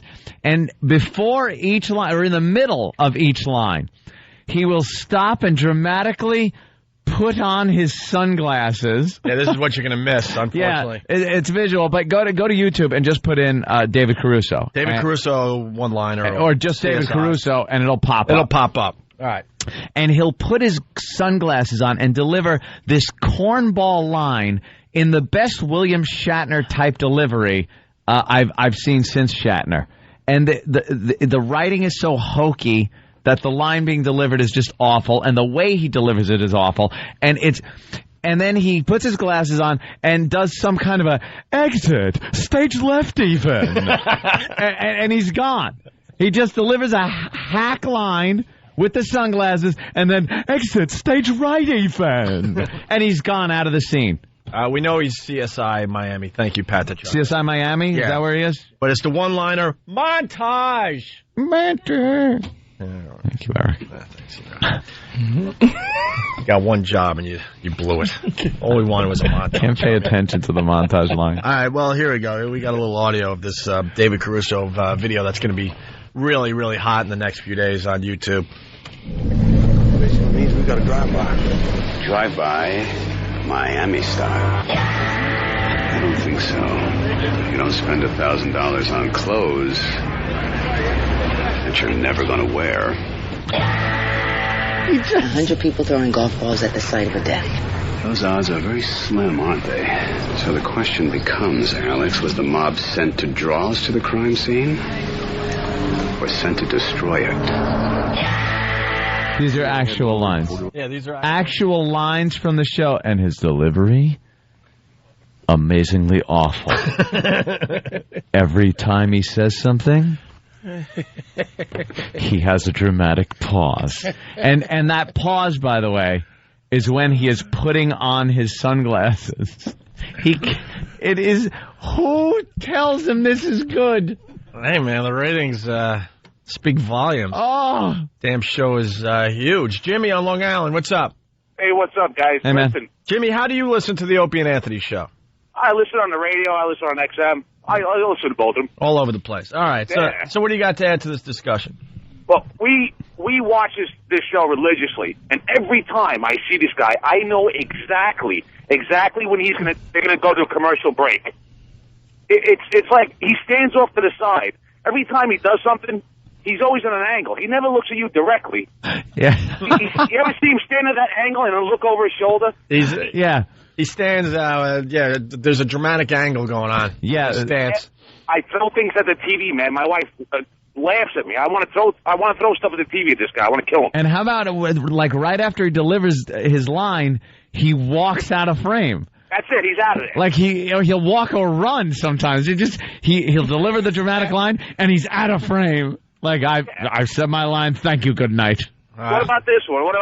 You got Delco, the Spanish guy. Yeah. He kneels down in front of a dead body, and then Horatio Kane looks off into the sunset on an angle. Goes, what do we got, Delco? He's not even looking at anything. He doesn't look at it. He looks away, just looking up into space. What do we got? He's a moron. A horrible actor. All right, thanks, Jimmy. Let's get back to the David Caruso montage. We only had 1 week before deliberations.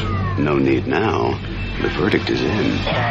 What is that? This is no fake. need now. The verdict This is is in. all actual lines from CSI Miami. Real lines delivered. This is exactly how he delivers his lines. I know y'all are taking this. It has to because whatever he just said. It has to be a continued sentence. No, somebody must have edited it out. Let me tell you something. When I seen him, I think I saw him. But you cut out the but. No. Hey, listen to this though. I mean, how can we cut something out when he's running off frame? Right. He's exiting stage left. He's exiting stage right even. And someone else is pointing out that he always has his hands on his hips. Yeah. Hands on his hips. He's got to take his sunglasses off, put them back on, take them off. Let's continue with the montage. Thanks, E-Rock. I didn't get a montage from you. Oh, God, forget about it. 5 minutes. They call it speed dating. Only their victim had 15 days. Well, you know what they say, Frank. Speed kills. You don't fall 3 stories, get up and run away. You do. You've got something to hide. Where should be in a patrol car, Frank? Where is Patrick now? Well, I don't know. He's missing from the scene. Maybe he took off. Or maybe he got taken for a ride. What is he, Rod Serling? Or maybe. You know what they say. You know there's guys around him going, holy crap, you know how much they pay this guy? Or maybe. Maybe it's a different feel. I gotta watch it. I'm this a can't horrible be that actor. Bad. This can't be that bad. This is the real deal. Play Gary Sinise. Bad. Play some clips from Gary Sinise's version. See if he's doing the same thing. Maybe Gary Sinise is like, watch out, sucker. It's like it's worked well for him, for Caruso. Maybe I need to do this. You want more or what? I got it. Listen to more of this. All right. Opie, please play some more clips.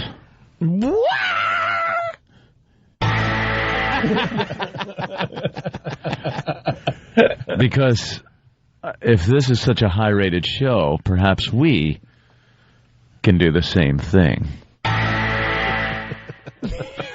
Patrice, say something dramatic, will you? Hey, let me tell you something, baby. Working here, it's a pleasure. I got one. Would you like something to drink?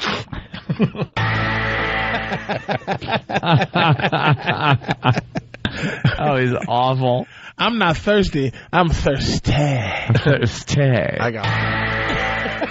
Was your girlfriend sitting right here? Well, either she got off the plane or the plane got away from being around her.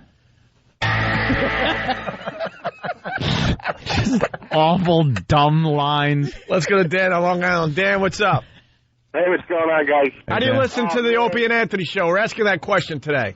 I'm sorry. I'm so glad to hear you guys ripping on this guy. I sit in front of the TV and laugh my ass off. Or you talk about what you want.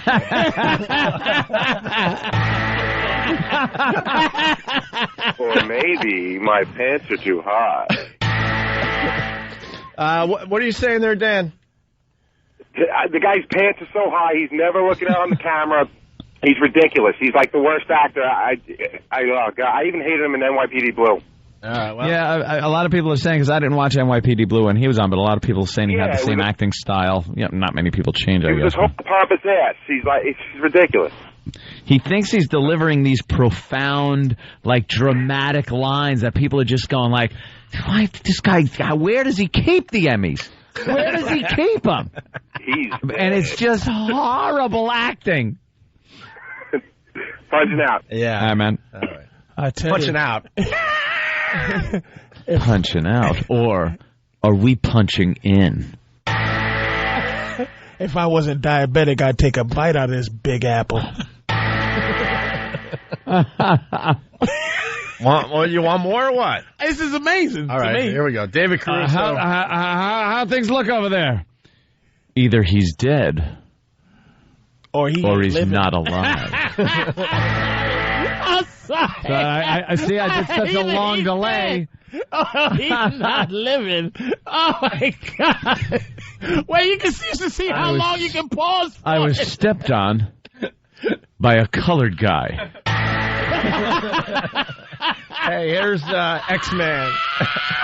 What's up, boys? Where are you calling from, X-Man? New Jersey. How do you listen to the Opie and Anthony show? I catch Free FM in the morning and the XM at night on the way home. All right. Trying to figure how people are listening to the show. All right, so what do you got there? This guy's like the wannabe Dirty Harry, like in search of the one-liner. Ah, true. Want to be Dirty Harry. There you go, yeah. He's hoping for that catchphrase that's going to just catch on with all of America. I think he's been killed. Or perhaps murdered. All right, let's go back to David Caruso, CSI. Give us some. One-liner montage. Friend said she came down to drink mojitos and catch some sun. Well, it looks like something caught her. What? This is without a doubt. No, without a doubt, this is doctored up, dude. This is doctored up. Go to YouTube, put in David Caruso or David Caruso one-liners, and you will see. I can't get it with the thing. Yeah, E-Rock will put it up there so you can kind of look without the sound, but you'll see the glasses, the pompous attitude, the camera moving angle, around him looking over his shoulder. Just a drama queen, this guy. Yeah. Oh, just watch one CSI Miami. You'll see it for yourself. Oh, yeah. There'll be 20 of these scenes. He just loves... Look at the glasses off. The glasses come on. It's a dramatic moment. Could you play the last one you played for? Yeah. This is that last one. Look at it. There's no Here way. it is again. Friend said she came down to drink mojitos and catch some sun. Well, it looks like something caught her. Something. This is so caught bad her. that I don't believe this, man. It's like he wrote his lines on his hand and he's reading them. Looks like someone kaguhat her. How is that pronounced? But the style is, all you got to do is just go right with the person said. Like, ask me a question. Patrice, it's a great jacket. Where'd you pick that up? Where I put... What? Wait, no. What? No, it's not a question. Take two. Right. Take two. You got to make a statement. A statement? And then I make another statement. All right. Let me try that. It's like, boy, this studio sure has been a place where a lot has happened. Looks like this place has been a place where a lot has happened.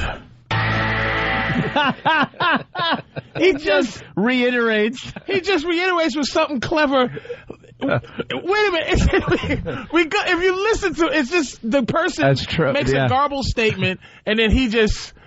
Anything as innocent as being at the supermarket. That'll be $49.95.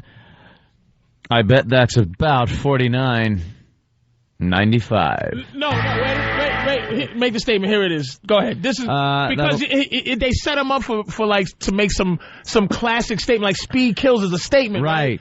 But make that statement again. $49.95. Sure, that'll be $49.95. Yeah, that's about 5 cents from 50. Yeah, it's all profound. But they set them up. This is why you can't really ad-lib it because we're doing it wrong. It's like speed kills is a statement. It's like, okay, ready? All right. Look, okay. Mm-hmm. Say the lady has a yellow. I'm gonna set you up, right? Okay. All right. Oh, jeez, man. Looks like she has one of those little yellow smiley faces on her shirt. Doesn't look like she'll be smiling anymore. No! Ask me the question. All right. That lady's got a little yellow smiley face on. Yeah, but it doesn't look like she'll be having a nice day. All right, I see. Let's go back to the actual. Let's go back to the actual David Caruso CSI one-liner montage. All right. He died hours before this accident ever happened. So our accident is not an accident at all.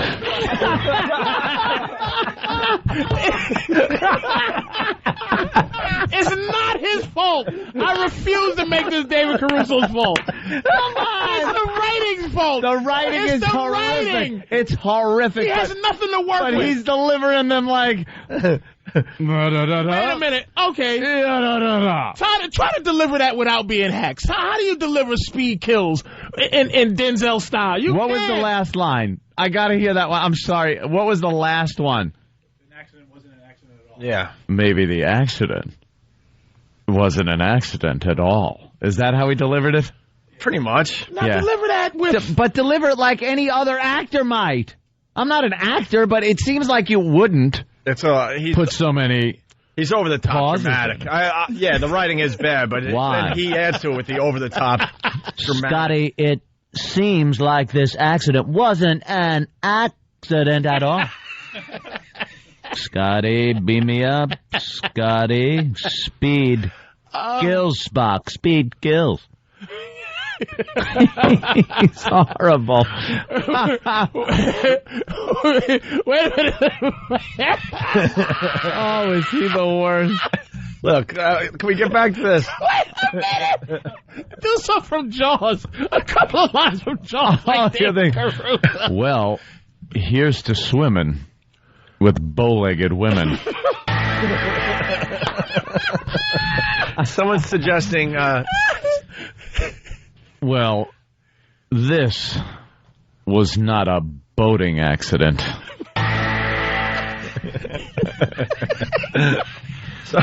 Someone's suggesting Steve's famous lines, Anthony. Oh, no. How did your parents die?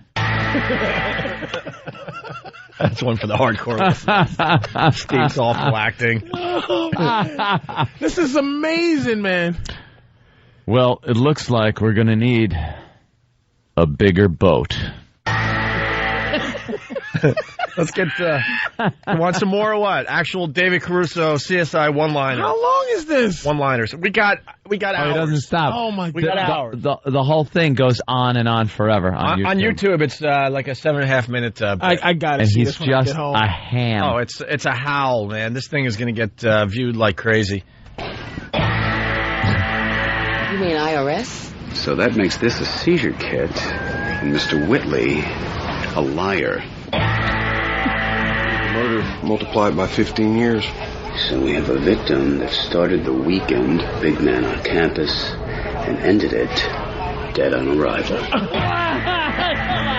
The victim of the blast.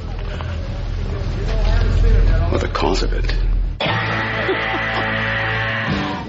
It's not looking too good, Horatio. On the contrary, there's a chance this girl is alive, and we are going to find her.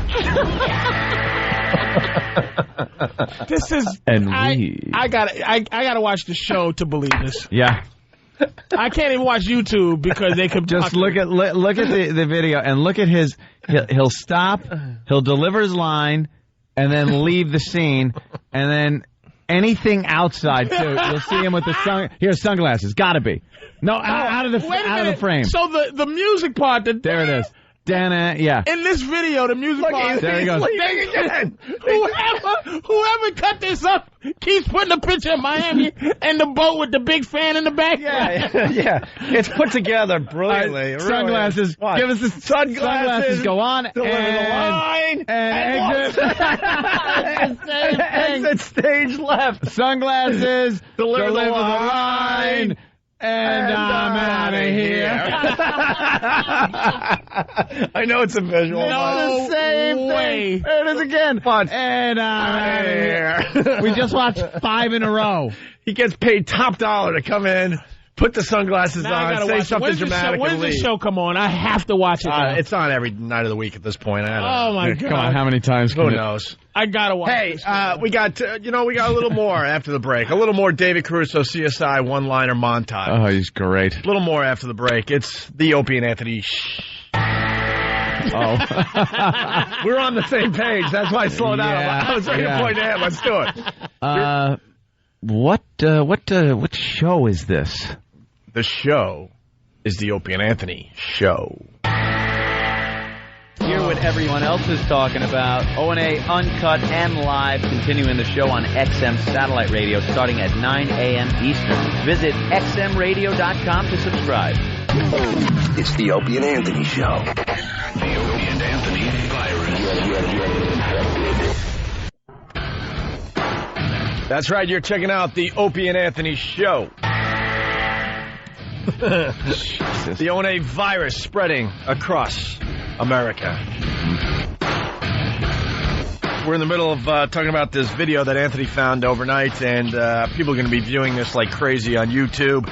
David Caruso, CSI, one-liner montage.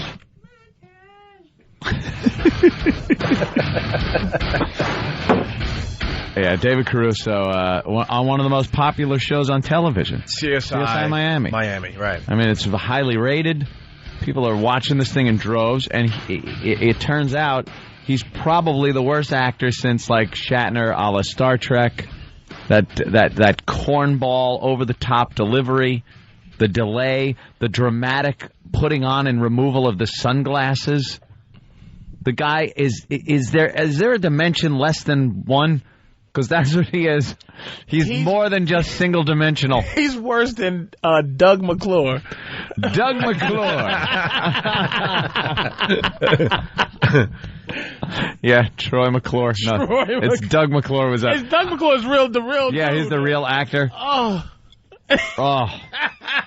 he's great. Yeah. All right, you want to go back to this? Hickory dickory dock, the mouse ran up the clock. I don't think he knows what time it is.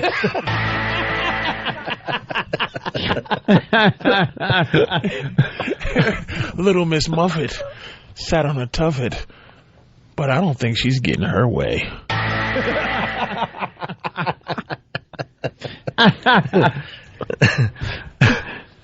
He's great. Come on. Let's go back to it.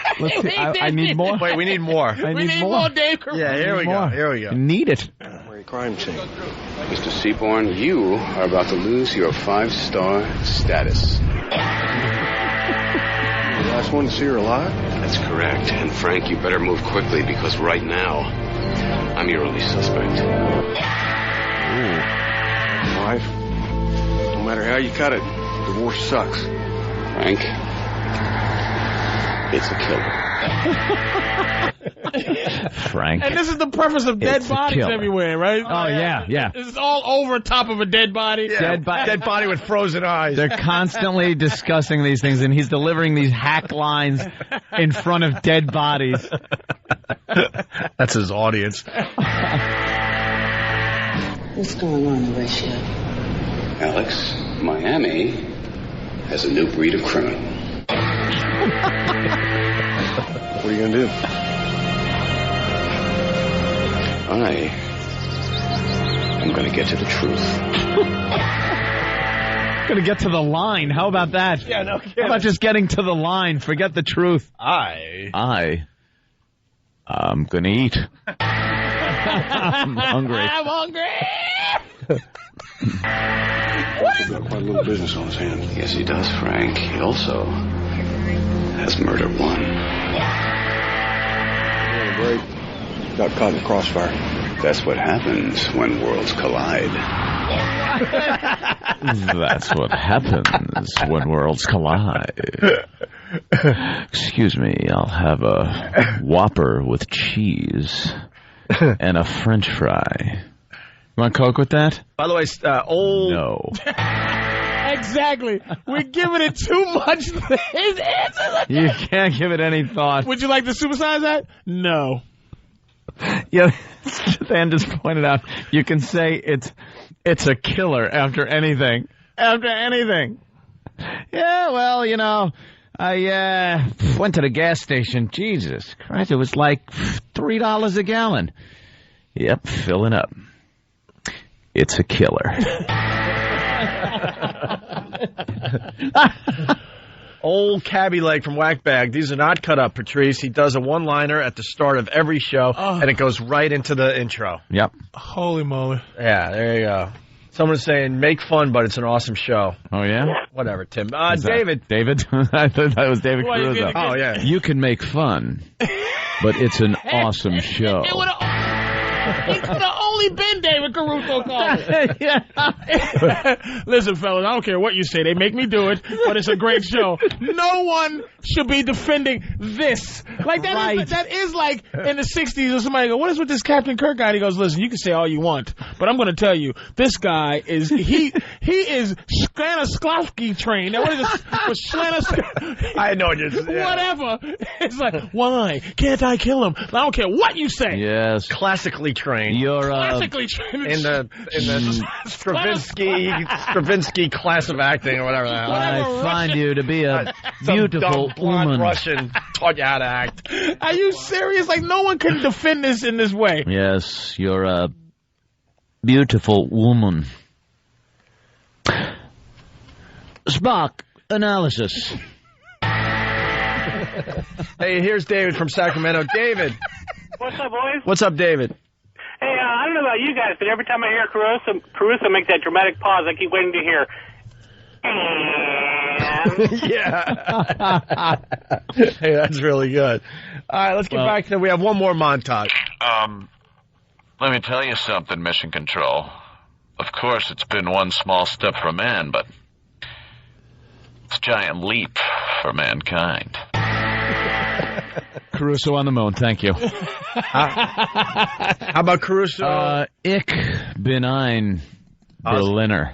I was going to go with the other JFK, which makes sense in the David Caruso fashion. Ask not. Ask not what your country can do for you. Ask what you can do. Sunglasses. For your country. You know, President's quotes are very David Caruso. David Caruso. There's nothing to fear but fear itself.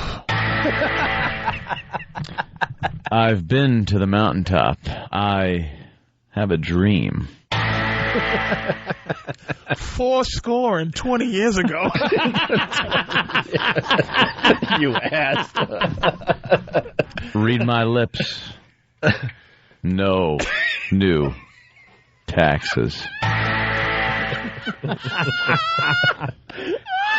Hey, Rich from D.C., they should play the Daltrey clip on Dateline. You came here for sex. For sex.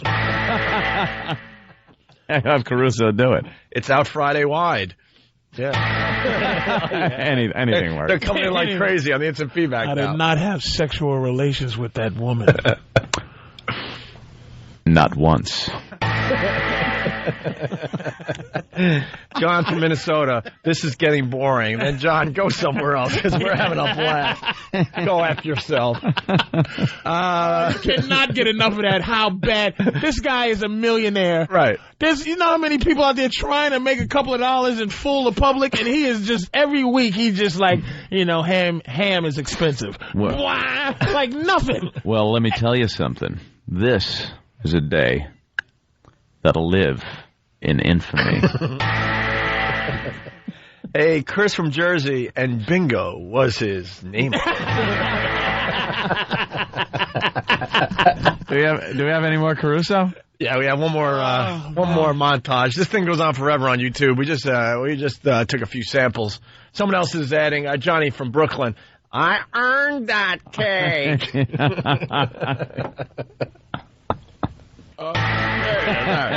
Back to David Caruso. Mob hit, Horatio. Yes, and it's time to head back. They might be trying to get our attention. I don't know. but he just got mine. Come on. It's a stab wound. Alex, that just narrowed us down to one. You hauling ass. Yes, Frank. A dead body can have that effect on you. Verdict's already in. The verdict is in, Frank. But the jury's out. Yeah, real dramatic there. No. They found more than that. All we've got is that phone. What's your status? He's either dead or dying. They were pretty high. Looks like Mike didn't dive in there by choice. So if he didn't die, he was pushed. She was famous for being famous. All eyes trained on her every move. All except her last one. They have to be. This really might be genius, and you're not, and because if you watch it every week. Now I'm sitting there. Okay, somebody prefaced this with this is every week. Yeah. This guy does this before the. Yep. So you figure as you watch every week, you wait for your popcorn. Everybody's like, Martha, hurry up, the popcorn. Quick, here comes the part. Here comes what I'm waiting for. And every week they're waiting for this one, and then his phrase and his sunglasses thing and kill. Yeah. And it's like, yeah. Speed kills. So the rest of the 48 minutes of the show, you just don't even care. You're just high off of speed kill. Did you hear him? Did you see him? What an ass. Oh. Let's go to East Meadow. Dan, what's up? How's it going, guys? Hey. Anthony, as Reagan, Mr. Gorbachev, tear down this wall.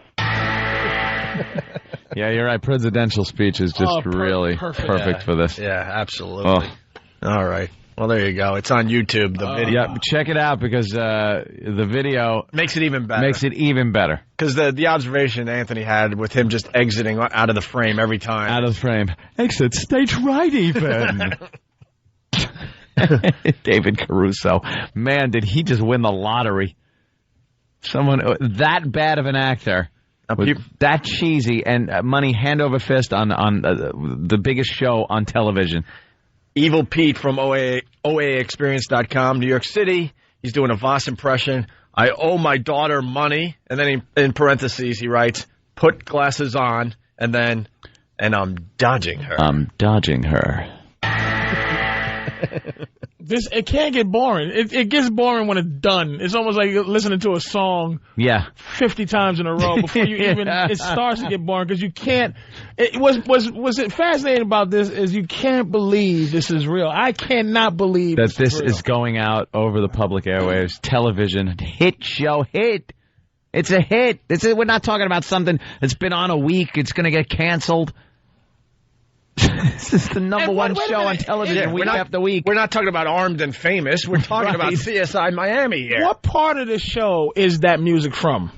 The beginning. No. Is that how the show starts? That's what someone was saying. Yeah. It starts with a dramatic one-liner from David Caruso right into the... and then it goes, and then they roll the credits over the rest of the song. Yeah, and then you got the boats, you got Miami, you got the sunset, Oh, yeah. This just in... To most Germans, this simply can't be funny. I really had to liberate, first of all, myself from a certain kind of monster image and oversized, a stony image that I had from Hitler. Danny Levy is the director of Germany's first Hitler comedy, and he's Jewish. Many in Germany say it's this story needed something. Jewish. This story needed something. A Hitler comedy, finally. Sorry. Image that I had from Hitler. Danny Levy is the director of Germany's first Hitler comedy, and he's Jewish. Many in Germany say it took a Jew to produce this film. The year is 1944. Germany is losing the war. Berlin is burned out, and so is Hitler. He's lost his spark. Only one man can help put the fire back into the Führer's speeches. Adolf Grunbaum, a Jewish acting professor already deported to a Nazi concentration camp, is put into service out of desperation. Oh, this is hysterical. Yeah. So a concentration camp Jew is helping Hitler kind of fire up his personality again. Yeah, it's a comedy about people Hitler. Back. Yeah, it's a comedy about Hitler called Mein Führer. And then they asked this question. Do you think Germany is ready for this? Because, I mean, obviously people in this country, they learned very early on that there's one thing you don't joke about. It's the Holocaust. I don't joke about the Holocaust, and there's no jokes about the victims. I joke about the Nazis. Yeah. But some Jewish leaders in Germany are appalled even at the thought of a comedy about Hitler. For Hitler and for Auschwitz, there is a border. You can't make humor about millions of murdered people. And so the first Hitler comedy in Germany is already something its director never wanted it to be. A highly political movie. Well, what about Hogan's Heroes? Yeah, what about that? Was a Heroes? comedy. It didn't star Hitler, but it starred his picture in what's his name? And what about seven in the of office the movie there? shorts of the Commandant. Three Stooges? Right. Where they poke Hitler in the eye with the two fingers. Yeah, exactly. What? There was actually Three Stooges took on Adolf Hitler. They took on everything. Of course, Frankenstein They gave Hitler a noogie? Yeah, like, whoop, whoop, whoop, Hitler, They watch give, out. that fingers in the eyeball thing. Hitler fell for the old hand waving in front of pulled his face a mustache couple of down times. and it rolled back up like a shade. Yeah. Everyone took on Hitler. Finally, Germany's jumping into the fray, making a little Bunny comedy. took on Hitler. Bugs Bunny. This is old school. You're not going to see that on TV anymore. It's one of those banned cartoons. But Bunga, bunga, inga, binga, binga, Bunga. No more. No more. No more. The African cooking some guy in a pot. No more. That was some great stuff. Oh, nature boy. Yeah. And there he was. With a spear. Unga bunga bunga. He's unga bunga bunga. Unga bunga bunga. Unga bunga bunga. Inga binga. And Tom and Jerry stopped all. They used to do a lot of racial stuff too. Yeah. Questionable. They took no more black made Tom and Jerry's, and no more where Tom would get burned up and he'll come out of a pile and he'll go, "Don't you believe it?" Yep. He'd be all burned up and. Yeah. Looking, There used to be an old big black one. Now you shoo, kitty, you shoo. Shoo him out of the house. Take it off. Plenty of Hitler stuff. Hitler's mild compared to some of the stuff they would play on those cartoons. I guess Germany, still a little sore spot.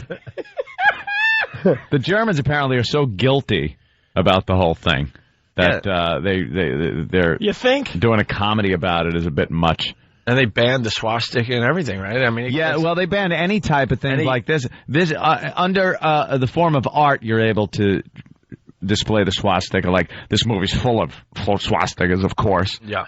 But they don't put up for any anti-Semitism over there. Let's say hi to Maria. Maria? Yep, it's Marie. Marie, what's up? I have another David Caruso line. Okay. One time they did an episode on midgets, and David Caruso said, "It looks like we have a little murder." No, little murder. Didn't. Now that would be funny, though. There you go. Thank Standing you, over a dead midget body. All right, we'll get into some other things after the break. Yeah. Some things. All right. We'll keep it at that. It's the Opie and Anthony Show. Call the Opie and Anthony Show right now. 866-313-FREE. Opie and Anthony. Yo, this show rocks. Thanks, buddy. Where are you calling from? Thrasherville, USA. And what do you got for the show? Pain. This place is painful enough, buddy. If you have a point that's relevant to the topic at hand, call the Opie and Anthony Show at 866-313-FREE. Rock. It's the Opie and Anthony Show. The Opie and Anthony virus. Is it? That's right, it is. The Opie and Anthony Show. Enjoy it while it lasts. I got to thank, right? Start the rumors quick. I got to thank our NYPD. Yeah? New York's finest. We got a little... We support the NYPD, and I also want to say, because they don't get along, but we also support the fire department here in New York City, and there's a big thing going on. I know I jumped on your story, and I apologize, but it is a big story today. They're in they're all up in arms because they're not allowed to put things on their lockers. On their lockers. Let the fire guys put whatever the hell they want on their lockers. It's killing me, man. Yeah, apparently something was a little too sexually heated. That's how it all began. And that's how it started. Right. So some maybe pin-up picture or something, and one guy. It was probably a guy too, believe it or not. It's obvious to say it was a chick fire department fire person or whatever. Oh, why would it be a guy? It was someone that was offended by something that was on someone's locker. So now the policy is pretty much nothing on lockers whatsoever. Guys put American flags up there, support our troops, and they have prayer cards from funerals of friends from 9/11 that they put up there, pictures of 9/11, their family, and everything has to come down.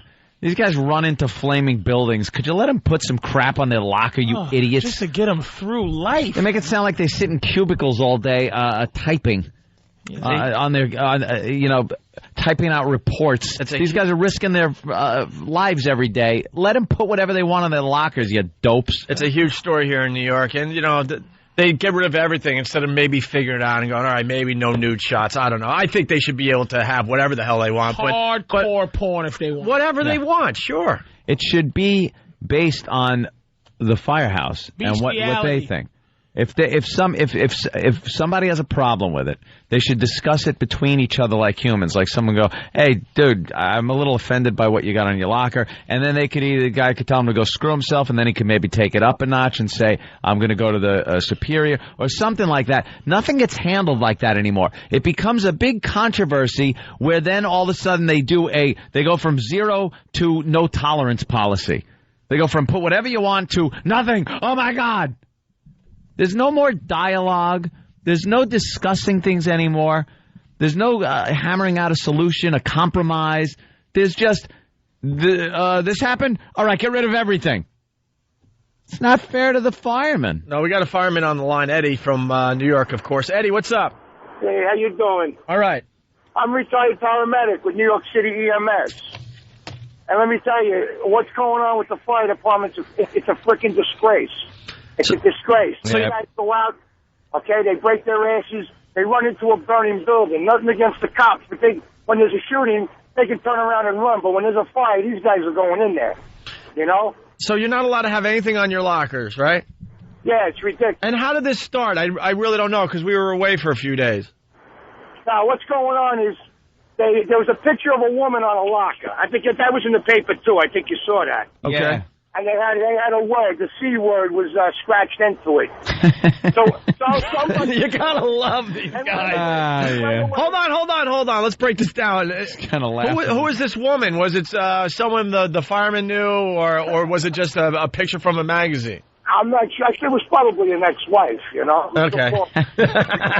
You know what I'm saying? I just love crap like that. Had the C word scratched. And that's the thing. It's just a harrowing story. You're with them, and usually this guy's voice just bothers me. Like this type of hey, and then this guy, and I'm like, hey, I'm really being like, wow, this is terrible. And he's like, it's just a C word scratched in it. It's just like there's a picture of Barack Obama on it. And they go, it's just the N word scratched into his face, minding his business. All right, but the point being, because of that, they're telling these guys they can't have anything on their lockers. That's completely ridiculous. Treating them like school kids. Right, so some guy, has to take down a picture of him and his family from Disney World or whatever. Because someone scratched the C word over his wife's face. That is so key to Hey, man, the guy has to give up half his pay. The least he should be able to do is have a picture of her on his locker with the word C across her face. Right. You got a lot of the fallen brothers. They want their pictures taken down. Yeah, there's no reason for that. Come on, these are the guys that they risk their lives every day. Do you think in the few weeks after 9/11 that if this happened, every citizen in this city would run over and be protesting in favor of the firemen on this thing? But you would think so, but yeah. That doesn't happen. What happened to the signs? Heroes. Thank you, our heroes. And then all of a sudden people just go, I don't care, whatever. I should be able to have it anyway. I don't care. I don't want any trouble. Yeah, no trouble. Don't make any waves. Let the firemen put whatever they want on there. Just shut up and leave them alone. They run into burning buildings. If you want to run into burning buildings, then you decide what they should have on their locker. Thank you. All right, Eddie. It's a locker. Eddie, keep up the fight, all right? All right, thanks, babe. All right. Yeah, it's a locker. And keep the C word out of the story. Just leave that out. Because we would have never asked. We would have never investigated, like, wait a minute, did she have any C word, anything scratching her face? You would never ask that. You just go, it's a naked chick. Hey. I'm glad. Boy, I sure didn't see that coming. But I interrupted you, Ann. I'm sorry. So yeah, I want to thank NYPD once again. I may have been a little overzealous in my driving this morning to get to my job. By the way, this is on time. This is twice in 1 week you had an altercation with the NYPD. Yeah. And that includes taking 3 days off to go to Vegas. Yeah. Within the last week, including the 3 days you weren't even in New York, you've been interrupted by the NYPD. Yeah. Twice. I don't know what's wrong. I just got to calm down, I guess. I'm just driving, and it's the Long Island Expressway, and it's always a mess, except for when I drive in. There's no one on it, and it's wonderful. And I do about 80. I average about 80 the whole way. In the left lane, I'm very attentive to what I'm doing. And there was a cab, a New York City cab, driving in the left lane with a tractor-trailer in the middle lane. And I didn't want to go all the way over and do the right lane sweep. So I get behind the cab, and he's not moving. He's pacing a tractor-trailer in the left goddamn lane. And I'm right behind him. Now I start moving over a little so my headlight gets in his side view mirror and reflects right into his face. Love that move, by the way. Right into his face. It's a great move. It's a great move to have. And he's inching just barely a quarter mile an hour faster than the truck. And I'm just getting so friggin' frustrated that the second it opens up, I cut in and I'm off in the middle lane to pass him. I don't know where this guy came from. Man, he was in a black unmarked, and all of a sudden... Well, that's where he came from. Yeah, it was exactly, unmarked. Exactly, and it was pure black. In my mirror, the darkness behind me turned into Close Encounters. It just lit up out of nowhere. And I was like, oh, my God, getting pulled over. So I pulled to the side. Guy comes over to my passenger side and just starts lambasting me, yelling at me. Do you know how close you were to that vehicle? I was like, yeah, I was probably a lot closer than I should have been, officer. Did you say that? Yeah. Okay. And he goes, how close were you? I go, I really don't know. He goes, you were about 15 feet, and you were going too fast. Knowing you were 15 inches. Oh, believe me. And he goes, and you were going too fast. I was going, yeah, officer, I understand. He goes, what if he would have slammed on his brakes? And meanwhile, in my head, I'm thinking, I'd have slammed on mine. I wouldn't hit him. But I've done this a million times. I go, once a problem. I go, no, I understand. You know, I'm in a bit of a rush. And when a cab is just pacing a tractor trailer like that in the left lane, I got a little frustrated. License and registration and your insurance. And he goes back to the car, and I was so flustered. I was like, holy Jesus, I didn't hand him any of my cards, you know, my special cards. My little cards that kind of say my get out of anything cards. Yeah. Other people have get out of maybe a speeding ticket. Anthony's got get out of anything cards. Get out of... Anthony pretty much has a police officer's uniform at this point. I believe he has a get out of murder card.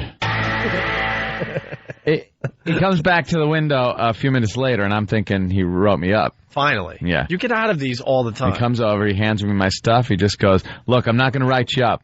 But he goes, I know what you drive, and I got your name.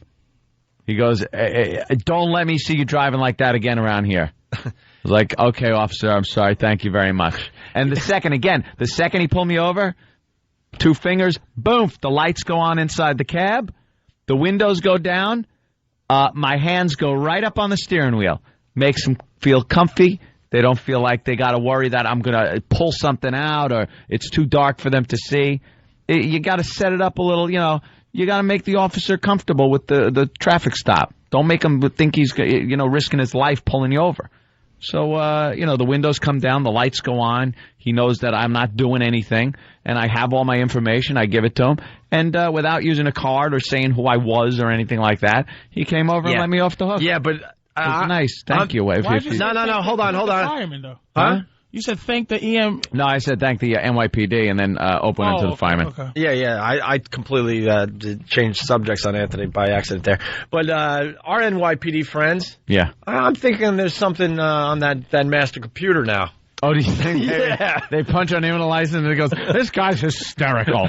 Just let him go. There's something that pops up on that screen because you get out of a ticket every single time. It's something that pops up when I hand him my license. It's my white hand. That's what I'm saying. It's like you just said that with some little pompous, all right, complaining Negroes and Puerto Ricans. This is what you do to not get a ticket. He was kind of looking at you. Yeah. He was kind of looking at you. So in this. I just want to swear right now, but in this story that you're telling, it's like the moral of the story, children, is just do what you're supposed to and you'll get out of a ticket. Exactly. Really? Yeah. That's not what happens to me. I have to pull out all of my get out of murder cards. Get out of murder. Just to get out of a ticket. Yeah. And they give me a berating with the get out of murder card. See, but Patrice, I enjoy listening to the stories of the black man having problems with the police. I love when they're just driving, abiding by the laws, and get pulled over, and some problem happens. I adore those stories. So I figured I would share with you what white people go through when they get pulled over. Let me tell you something. We give each other a wink. I have fresh soil with roses growing out of my truck just so I can give one of the flowers to him. I open all my windows and my back door, and I have a child with me, my girlfriend's kid, just to say, officer, how you doing? And I tell her, do a little dance like Shirley Temple. So you put on a little tap dance? And the child is the same color as you. Same thing. And she has a passport that says she's my child today. You turn off Hot 97 and put on Light FM. I put on 1,000.8. Matter of fact, I put on 1,502 on AM, and I'm going. I tell you, Bush is a pip. And is there a problem, officer? All of that crap you just said. I still get problems. I still have to pull out my friends with officer card. Yeah. And I shouldn't. You should have gotten a ticket for You're right. There is a double standard. Yeah, it's too bad. All right, let's move on. Standard. Too bad. Yeah, let's move on. Let's move on, White Gregory and White Anthony. This boring old stuff, because I do the same thing. Matter of fact, I would get pulled over in my rollerblades. Why spend time, stating the obvious? Let's just move on. Exactly. It is what it is, and we're not going to change it with our dumb talk shows. Let's move on. It is one of those things that's so obvious. You live, Patrice. Why White should America. Oh, disgusting. White has its privileges. Poor Patrice just out. It's probably a nice summer day. He figures, I'm going to work out a little bit. I'm going to strap on some rollerblades and just go down the street. Okay, this is fun. I really, I ought to. Oh, Jesus Christ! What the hell? Yeah. All right. No, I'm pulling over to the curb. What the? Officer, what did I do? Please take your feet out the roller skates. Yeah. They don't have blinkers. They don't have signals. I can't take them off this quickly because. No.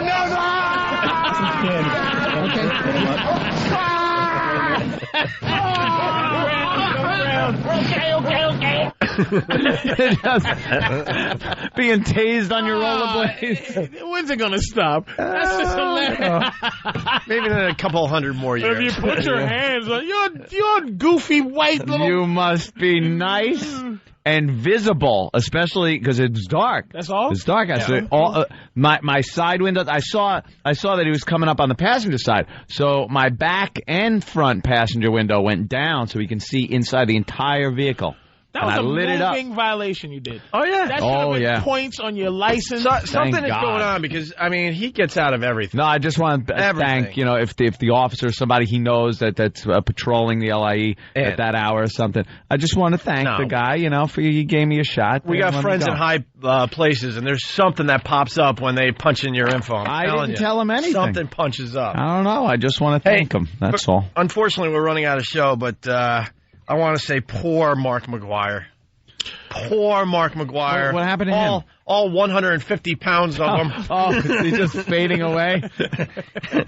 He did not make the Hall of Fame. Can he seesaw with Travis now? Is that what we're talking? Poor guy. He plays golf. He's about 150 pounds, soaking wet. He will not be voted into the Hall of Fame. He'll get in the Hall of Fame when the bumps on his back clear up.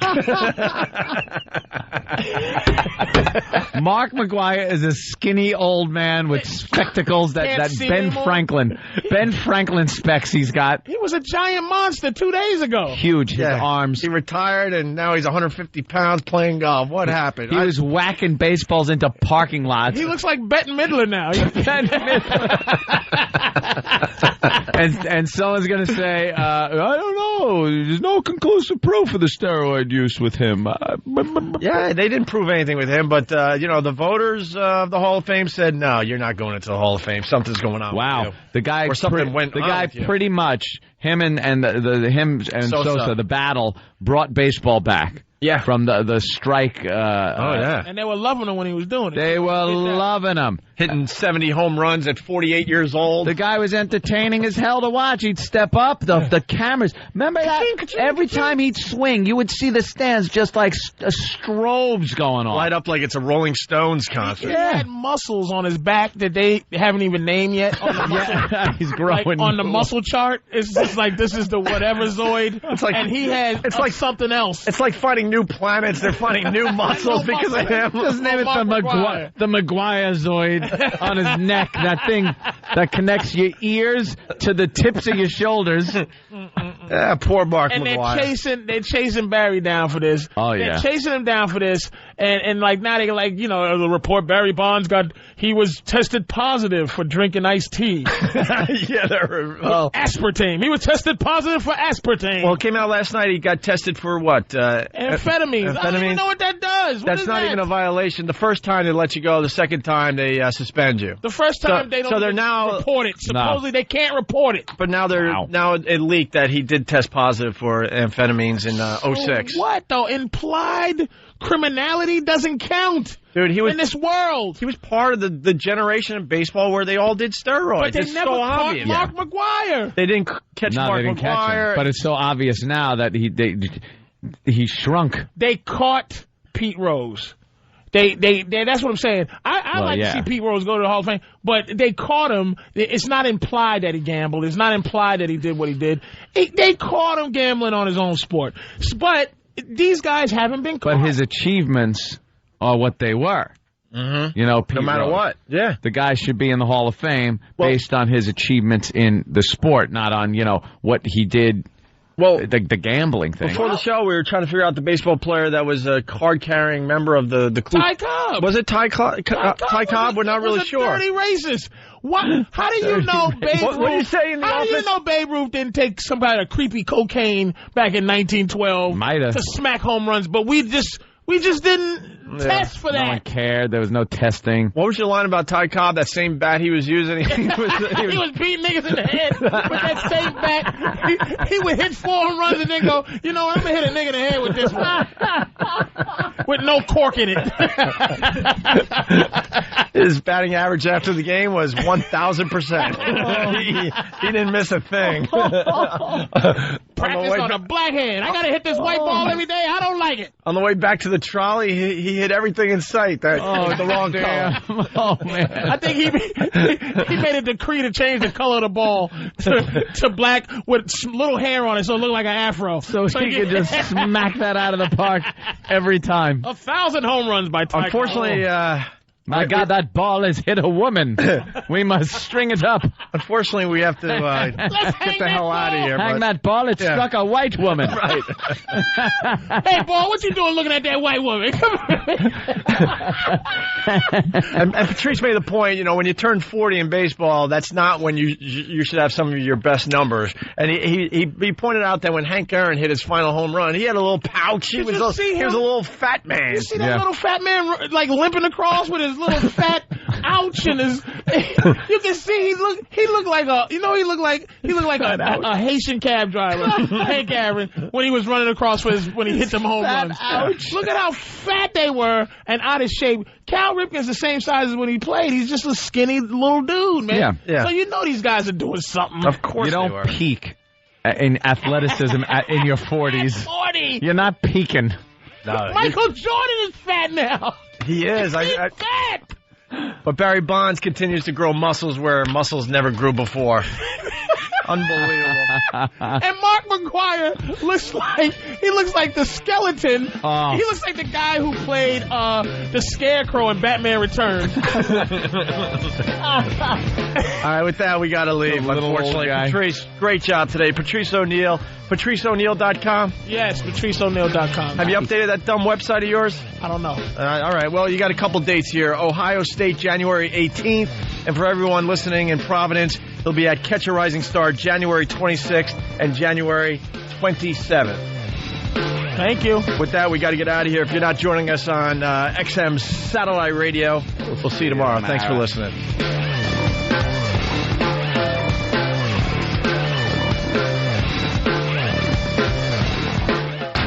It's the Opie and Anthony Show.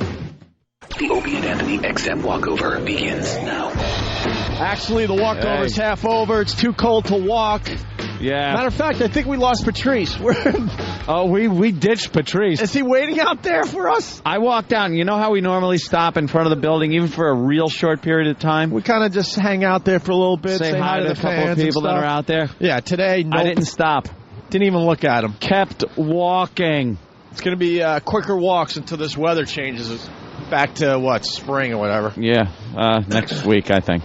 50s. Yeah. I don't know. No, really. I think starting tomorrow, it's going to be back in the 50s here. Be happy with a complete lack of winter, believe me. I saw Patrice flirting with some girl from Free FM in the hallway, and we just walked past him, and he's nowhere to be found. Oh. Anyway. Fuck a duck. This is bullshit. It gets a lot worse. And this isn't even that bad. I know. This is doable. I know. This is about as far as I can go dressed like this. I would have to be even more layered. We still want to encourage the fans to join us for the walkover. We'll bring you upstairs. Kenny's outside. He'll bring some people up.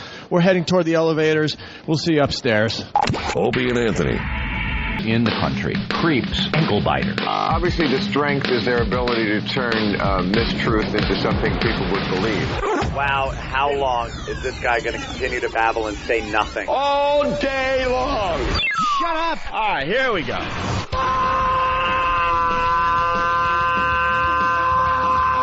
Welcome to the Opie and Anthony Show. It's worse than I imagined. That's terrible. I'm sorry. We are a bunch of dopes. I think we're lewd. And we're probably pushing 20 arrests because of this radio show. Out of touch, cornballs, 3 retards. We have the effect of Tylenol PM.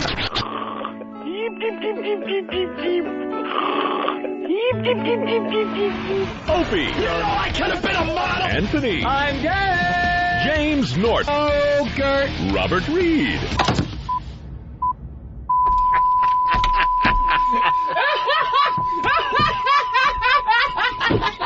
But enough of this palaver. Let's get the show on the road. And, whatever. We're here. The Opie and Anthony Show. Patrice has abandoned the radio show. What happened? Nowhere to be seen. I don't know. He was in the hallways at Free FM. He stopped to talk to some babe. Trying to get his freak on. Some piece of ass. Oh, here he is. Hopefully he has a story.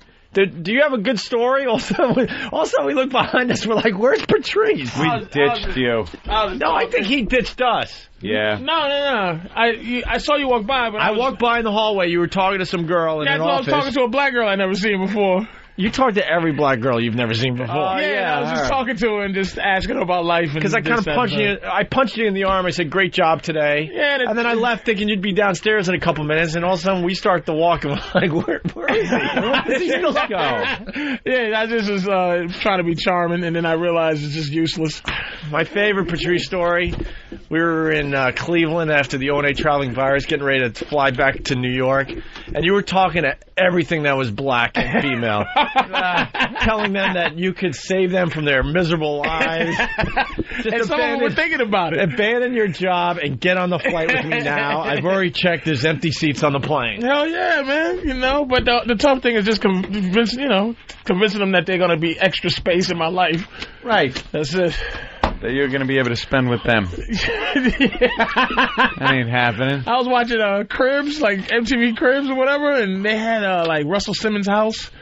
And, you sit there and you guys are closer than I am to, like, living that life. So I got this. That's for sure. It's like a beautiful house. And I just go, if I get one of those houses, I'm talking to my girl, I said, I'm going to definitely have a room with just hoes in it. That when you come downstairs, you poke them back with a stick. Get back, bitches. The whole room. The whole basement. I throw meat in there for them to eat. Meat and a little bit of cash. And they wag their asses to get out and take her for a walk. They have maybe a whole door to move and go outside for a minute. Oh, God, if I get filthy rich. God just ain't going to make me filthy rich because he just knows what I'm going to do. I'm getting killed. DJ Ain't a Light Bulb from posthorrors.net. What happened? Ew. You did the arm punch? I don't think but you know what? He really did, and that goes to show you that you do have an honest show. Because that's what he did. Hey, good show, man. Good show. But it wasn't like... You killed this morning, so I just wanted to give you a little corny. love. You know what it was? It was just Opie's way of... Sincere. It's just Opie is just socially in trouble. And Opie tries to not socially be fucked up, but you don't. Like, I don't know. Opie, you try. You try to, like, go, hey, man, hey, do a couple of tickles. Like, hey, bro. Hey, man, a couple of nipple squeezes. Come on. Figurative nipple squeeze. I'm not patting you on the fanny. Hey, it was just a little... a little like, hey, coochie coo, and Anthony just nothing. I will tell you when I am the most sociable, fun, and like, I'm like that when I'm drinking. I get a few in me. I'm your pal. I'll back pat you. I'm shaking hands. I'm doing the shake hand, the half hug, shoulder bump. I am the most social creature. Yeah. Few beers in me. Here's the sound you hear every morning when Anthony's coming out of his coffin is and he flies here and then he gets here and as it's over he goes, good night. That's Good it. Evening. Good evening. That is it for fucking Anthony. Well, I'm done for the day. But Opie will try. He will give it a shot. And then you can see it just pains him. And it makes him uncomfortable to do so. I don't know if you're reading me right. Whatever. For the show, I guess that's fine. Fuck you, nigga. Don't be trying to be hurt. Hey, now he's all hurt. I'm hurt. Now he's all hurt for the show. Yeah. He gave a punch, and you know, it is. You do. Listen, you do. I just want to show my appreciation. And make the show better. And that is why That's his way. It's sincere. See what I'm saying to you is that's his way. That's Opie's way of someone else's. A punch in the arm from Ope is like a complete full-fledged leg hump. Right. From another person. And me, you get nothing. Nothing. Not even. All right, listen. On the way over, just to change gears here. we were listening to the promo for the Money Snatch. Oh, my God. And I did a lot of talking while we were in Vegas for 3 days. And, we're in tweak mode, just a little tweak mode with the radio show. We do this from time to time. We take a good look at things, and we try to tweak things, make them better. And, we want to start bringing a little more of the edge back to the radio show and things like that. And we want to do Money Snatch again. And we don't really understand why the women aren't clamoring to be on the show naked to run around and grab as much cash as humanly possible, not using their hands. It's money. It's free money for any woman that wants it. Right.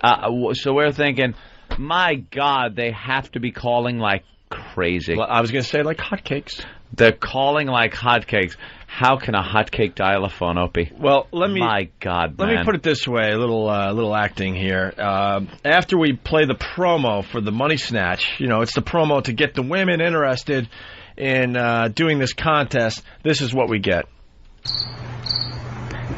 Yeah. Not one calling. And why? Because they're flat out disgusted or scared. Why? Again, why? It's free money. What could they possibly be getting turned off by? And then it hit us. Somebody brought it to our attention that it might be the promo that Steve came up with. It could be the promo for this very event. Now, I'm thinking the promo should be this. Off the top of my head, I'm not going to get into detail, but we have a lot of money. Mm-hmm. We would like girls to come up to the studio and win this money. Right. Yes, there is a catch, ladies. You cannot leave with the money in your hands or your mouth. It has to be put in a certain part of your body that isn't used to carrying money. Yeah. Yes, it will be uncomfortable for a very short period of time, but hey, you're leaving with free money. That's, the gist of it. And during the promo, as we explain Money Snatch, there should be excitement. There should be maybe girls going, ooh, me. Yeah. Like every girl in the world wants to be part of it, but we're only going to pick a select few. Exciting. A few lucky few. Action music. Like that it's a competition.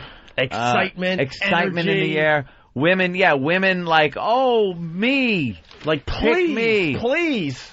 I bet I win. Right. Something like that. Kind of like we're giving out the golden tickets. Yeah. Like everybody wants one. This isn't something people want to be shunned for. They want to be involved in this.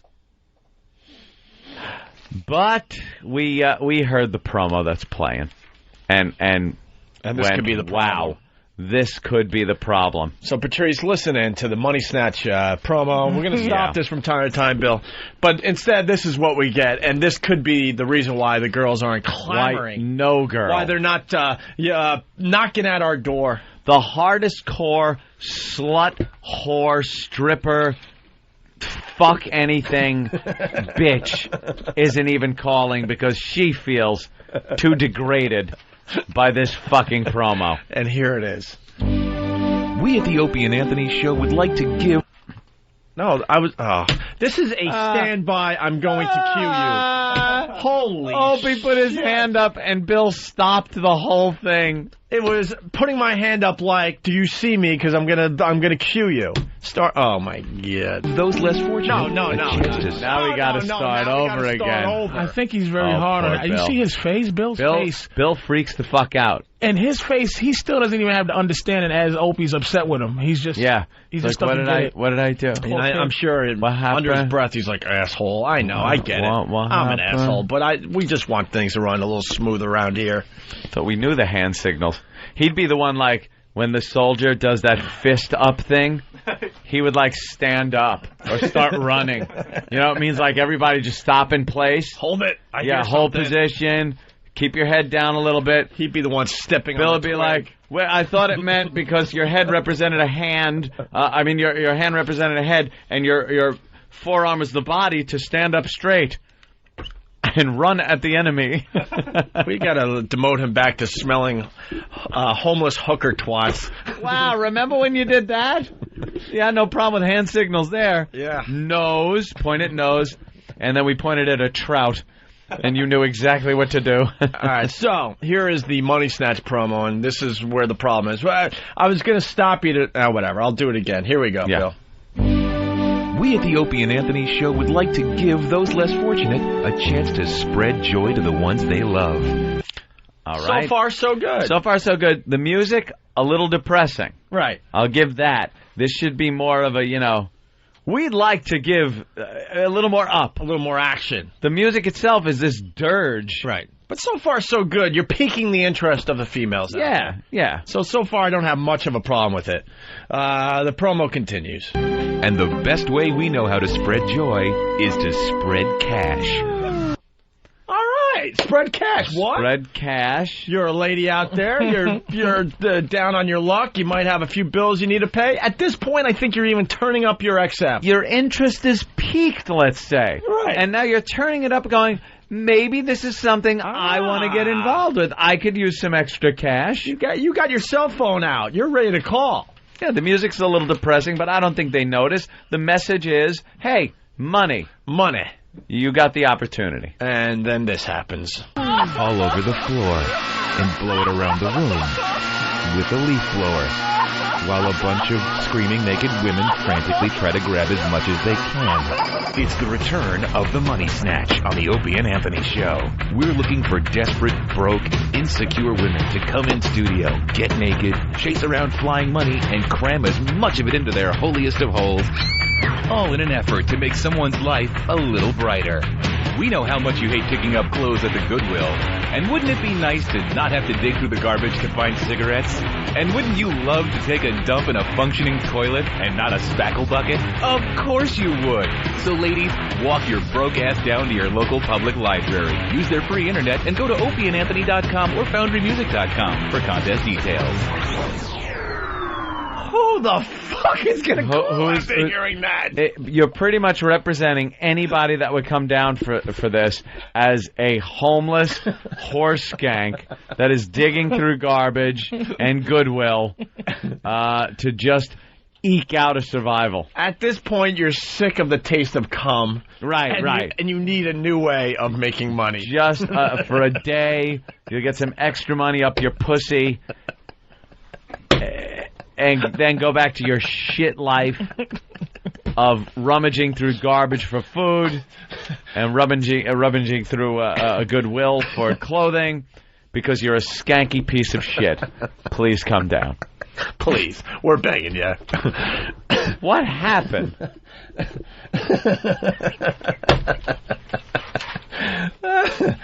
My God! I just don't understand why they're not calling. Why? Where's the phones should be jammed after playing that?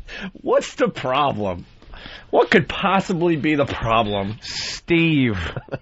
But have you never done something where it was so degrading, but people still into it? I mean, like the big fat fucker contest is kind of like you got to be yeah. But dude, the point is, we know it's a degrading contest, but you don't want to, have it on a freaking billboard. Yeah. Blinking and fat people neon.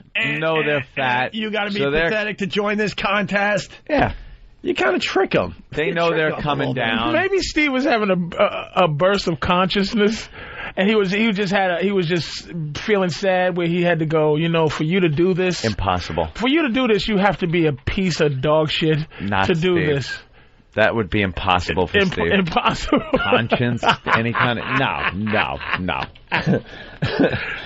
Well, how would you promote a contest where they would put money in the pussy? I think you leave the putting money in the pussy part vague but obvious. You downplay the patheticness of the girls involved. That's what you learn in broadcasting school. The girls involved aren't pathetic messes that need the money or else they'll be sucking a cock that night. That's right. They want to come down and be part of this because it's fun, it's exciting, it's on the radio.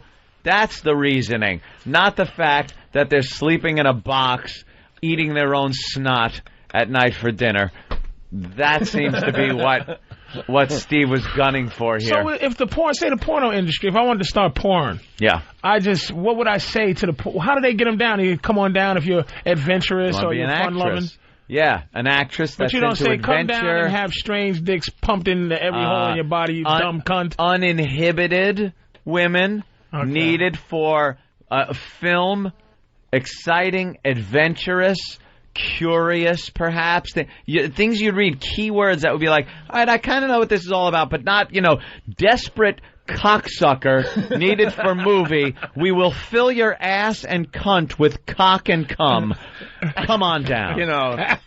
Make your daddy proud. Right. And, shit like that. Basically, we're looking for women that have had so much cum that they're now allergic to it. Yeah. you always hear about we those want people. what we're calling hive pornography, right. Where girls get cum on them and break out in hives because so much cum has been pumped. So much at this point the body's saying enough. It's rejecting cum like a bad kidney. It's just through osmosis. They've gotten so many male hormones they have balls just from the cum on their skin seeping in. That's how much jism. That's who we're looking for. Yes, that's basically what we're saying out there. There's a way to word these things where women will come down. Exciting, adventure, curiosity, uninhibited. Yeah. Words like that. Well, here's Steve C. live from Las Vegas, Nevada. Steve. Yeah. Hold on. I'm writing down what Ant just said. That's going to make a good promo. Oh, is it? Good morning, boys. Hi, Steve. Sleep well? Yeah. I'm never going to get myself on a normal sleep schedule, but 6:30 over there now. Yeah, it's like 6:30. 6:30. But I'm sorry you guys don't like the promo. Well, now as far as a Steve type production thing goes, I like it because it's so brutal and vicious and really captures your personality and hatred toward women. But yeah, well, it's not about capturing my personality. It's trying to entice people down there. Entice people down here. That was a bad word, Steve. Enticing is not. That was a bad word to use. Entice. Sorry, Patrice. We'd have better luck with a van going with a couch and a broken arm prop, trying to get girls to help us load it in, and then we just punch them in the face. You're a big fat woman. Throw them all in a well, and we'll have our contest down there. Yeah. Rich from Kansas City makes a great point, by the way. Put the fucking money in your pussy. Yeah. Rich from Kansas City makes a great point. You're looking for women that can't afford XM, basically. That's true, too. Yeah. You're looking for the poorest of the poor. We're going to blow around some money. That consider cum part of the daily requirement of protein. Apparently I was the only person with my eyes open the last time we did this money snatch thing, because they weren't exactly super. Well, we don't want to always state the obvious. Let me tell you something. You're not going to get an argument that maybe the girls that came down did fit the bill of your promo. They were a bit on the skanky side, yes. But their self-image is not what you're asking for. Right. See, they think, it's fun, it's for the radio, it's exciting, which it's all of those things for us. And the second they walk through the room, all right, get naked, here's a rubber, right. Money in it, yeah. Go. Take your clothes off, jam some money in you. There you go. Hey, how's Vegas there, Steve? It's you know what? It's top notch. Hot Movies is flying me out here to do to go to the AVNs and do what I usually do, which is ask humiliating questions and get called a faggot. Yeah, you're collecting a lot of audio for the show for next week. Yeah, well, not today's going to be the first forum into the first entry into the expo, and I'll head down there with Jimmy later on. Well, one of my favorites from last year was the bear. Remember the gay gentlemen that are big and hairy, and they call themselves bears? And Steve talked with one of these gentlemen, and that was where this very clip came from. Grr. The bear wanted Steve to growl like a bear, and grr. That's what Steve did. That's him grr at the AVN. Yeah. Yeah. This is the hardest part of this whole process. It's not. Look, this this porn thing has gotten bigger and bigger every year. I mean, this year the AVNs are at the Mandalay Bay Event Center, which is basically an arena. I mean, it's not in, for up until then, it's been in a large banquet hall, for lack of a better phrase. But it's huge this year. I mean, there's porn people all over the place. I mean, there's CES people, sure, and then within 5 feet of them, of the CES people, is some bleach blonde woman with big fake tits and collagen in her lips. So they're really all over the place, and it's just getting. I hate that look. That collagen has fucked so many women up. You know who got it recently? It was hysterical. It's going through the channels, and that Smallville was on. And I guess is one of these gimmicky, gimmick episodes. They had Lois Lane from the original Superman movie playing some character. So it was, what the hell's her name? Kidder? Yeah, Margot Kidder was on. She had, you remember how she had 0 lips? And no lips at all? She is a duck now. She couldn't even talk. She's trying to deliver her lines and they're coming out like this, like her mouth is paralyzed. She couldn't speak. It's like, what? Do these women think that looks good? Well, they're trying to make it look like a swollen pussy. I would gather, but it doesn't look good on all the ladies out there. Like good plastic surgery, you just don't know the people that have had it done. So perhaps there are girls with collagen lips that you just walk by and think, oh, that's a pretty girl. Yeah. But I have not seen many like that. I don't think I have anyway. You see big duck build, and the porn stars overdo it like they do everything else. Their tits, their fucking ass, their lips, the makeup. They just are disgusting, Steve. No, I was reading an article recently. They said high def is ruining a lot of pornos. Yeah, well, because now you can see the pimples on the ass in high def. You can see the scars. You can see the stretch marks. You can see the cellulite. The same way high def is fucking up the news and a lot of network television is fucking up the porn because all of a sudden you're seeing all of the imperfections and pockmarks on the. Don't fucking film it in high def. Yeah. What are they, crazy? What are you looking at? Wow, I really enjoy the lines of resolution on this. You can really see the cum flying into her face. Like it's almost like I'm there. It makes it more appealing to me. Like really, I enjoy. You want to see regular? Well, I enjoy the reality of whatever. Bump might be there. Mm-hmm. I enjoy regular porno, like regular people porno. Aside from like the stripper with the fake tits, and the guy. Huge cock, he's fucking for 8 hours straight. Did I tell you what, this Asian video I saw that I jerked off to? Where I got this new thing where I enjoy women doing like sex stuff, but it's very non-sexual. And I saw this 2 Asian girls, they were just squirting each other with each other's titty milk, And they weren't going, ooh, titty milk. One was squirt the other one in the face. Sorority sisters goofing around. One was squirt, they were in the bathtub, and one was squirt one in the face, and the milk would get in her mouth, and she would taste it and go, hey. And then the other one would squirt the other one in the face, and she would go, And it was just so creepy, but it just I couldn't stop jerking off to it because it was just jacking to it. Because it was so creepy and just 2 girls like just being dirty and creepy. And so this high def talk here, it's not turning me off. You know what I mean? Yeah. But I think again, bring it back to racial shit. White guys are very into that perfect quote unquote 10 thing you got going with the size 2. I'd rather have girl next door shit. Like I remember. When I would get like Hustler, I think it was. Yeah, nothing. Who did the beaver hunt?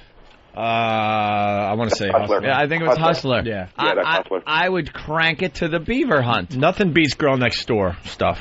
And Girl Next Door, things like that. They'd have those sections. And then you'd look at the models that they had for the magazine, and I'd be like, all right, they're all right and stuff. But I'd go right to the beaver hunt, just find like Girl Next Door thing, crank away.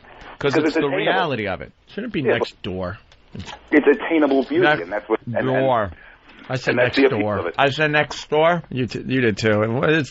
It's next door, I guess. Whatever. I've corrected finger. Fuck yourselves. All right, hey, we got the clip where the grrr clip came from. This is from last year's Porn Awards. Hi, I'm Jim. Hi, Jim. How you doing, Tiger? Hi, Tiger. And this is Steve. Pleasure to meet you, Steve. Hey, how are you, man? Let me ask you a question. Yes, sir. I've been taking a poll.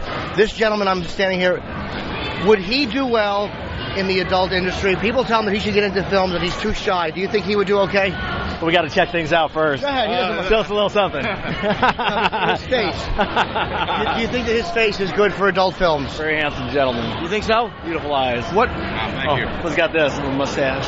He has beautiful eyes? Yeah. What market do you think he would do well in? Like, what niche would he fit? Is there like a... Bear. Can you please say that again? Bear. You'd be a bear. Yeah, great. See, he doesn't think he has bear qualities, but everyone tells him the same thing. You're like the third person to tell him that. Growl for us. No thanks. Hey, growl for him. Grr. Thank you very much. It's like a bear cub. We'll bring out the bear in you. And there's That's where the that famous grr. That's where it was born. Grr. I was feeling pretty good up until about 5 seconds ago. So, hotmovies.com, Steve? Yeah, hotmovies.com really, really hooked me up for this one. First class all the way out, and the room is great at Mandalay. And I'm going to hit the expo later on and get more of that wonderful audio. Has Jimmy been turned down for any photos yet, or anything happened? Any drama? Any Jimmy stories? No. Jimmy flies out. Jimmy's actually on a plane right now, I think. Oh, okay. And I'll be hooking up with him in a little bit, and I'm sure there will be plenty because there's supposed to be a lot more celebrities, like regular celebrities at this AVN show. All right, it was pretty good. Kenny was pointing out all the locations that Jimmy got turned down for a photo. We saw the actual Gene Simmons location outside that men's room. Gene Simmons. It was like, ooh, that's where it happened. That's like a famous spot now. Yeah. In Opie and Anthony land. Oh, yeah. Well, Gene's going to be here this year, and I'm very curious to see if he even knows who the hell we are. Who gives a shit? I know you don't. Hey, Steve, before we let you go, any news, anything you want to talk about? No. All right. No. A little gossip, a little chat, razzle-dazzle. Oh, shit. No? All right. No, maybe later. This is uncomfortable. I love it. What? Oh, is this uncomfortable? Wait, what was Steve saying? Maybe what? Maybe later on today I'll have some. All right. What are you doing in my house? What are you doing in my house? We're just hearing things. What are you doing in my house? We're hearing things. That's terrible. I'm sorry. Yeah. No, nothing's wrong. Just stay in the living room. I'll handle it. What's my problem? You're in my fucking house. We're just hearing things. Why not? Get the fuck out now. Get the fuck out now. A message for Whackbag and go. Grr. And go. That's terrible. I'm sorry. Who's gonna start it? No. No.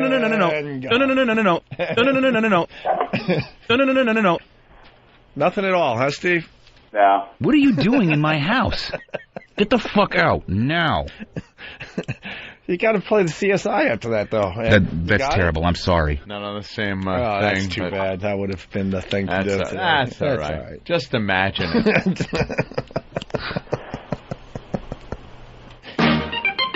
What? Oh, I thought that was Dan. Did Steve hang up? Steve? Oh, no. In a panicking. Oh, what happened? Boy. It's Steve's story, man.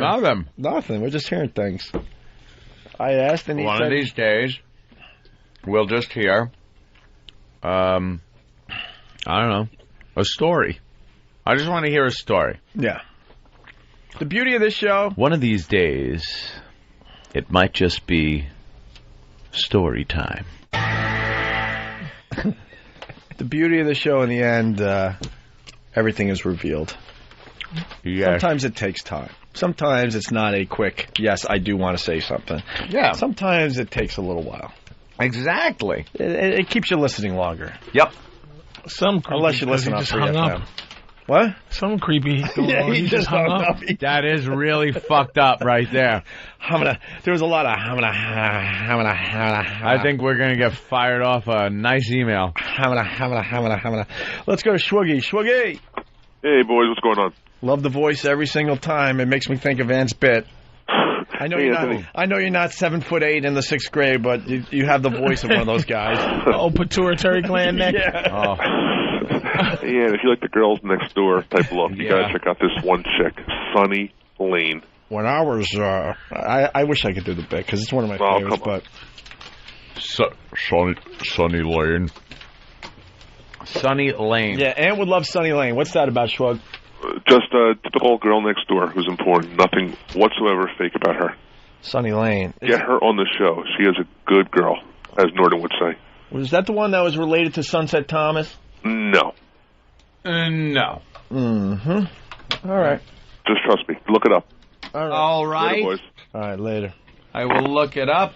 Let's go to Eric in Nebraska as Anthony Googles Sunny Lane. Eric. How's it going? What's up?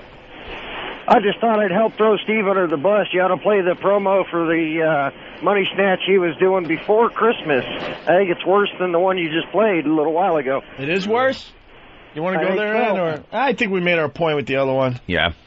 Oh, yeah, Sunny Lane's very girl next door-ish. Bit on the chubby side. Really? Well, I think she's Which got one are you looking at? Well, the picture that Than threw up. When she was bent over there. The bent over one? Yeah, she could lose about 5 pounds. Really? Yeah. I didn't notice. Look at Patrice's shaking his head. Oh, there's a nice shot. All right. Oh, she does the Hitler mustache and spreads her legs, though. Ladies, Hitler mustache is fine as long as you're keeping your legs together. The second you spread them apart, it looks like a big thing of weeds that aren't supposed to be there because everything else is fleshy, and then about an inch or so above anything is just this tuft of hair that doesn't make any sense. All right. Stop it. You know, Steve has no choice. He has to call back because he's sponsored by hotmovies.com. Hotmovies.com. So he'll be calling back either later today or tomorrow, certainly. Oh, little gossip, a little chat. Razzle dazzle. He hung up though. That's what's strange. Yeah, he hung up. He never has Steve done that before. Has never done that. You're right. He went into hamana mode. Hamana, Mr. Marshall. Hamana. All right. We'll do this and then we'll come back and do something else. How about a little variety? Greg Hughes and Anthony Cumia have announced we hate women and we butt sex each other. No, we shan't be doing that. The Opie and Anthony Show. One of you guys could eat my ass right now. It's fantastic.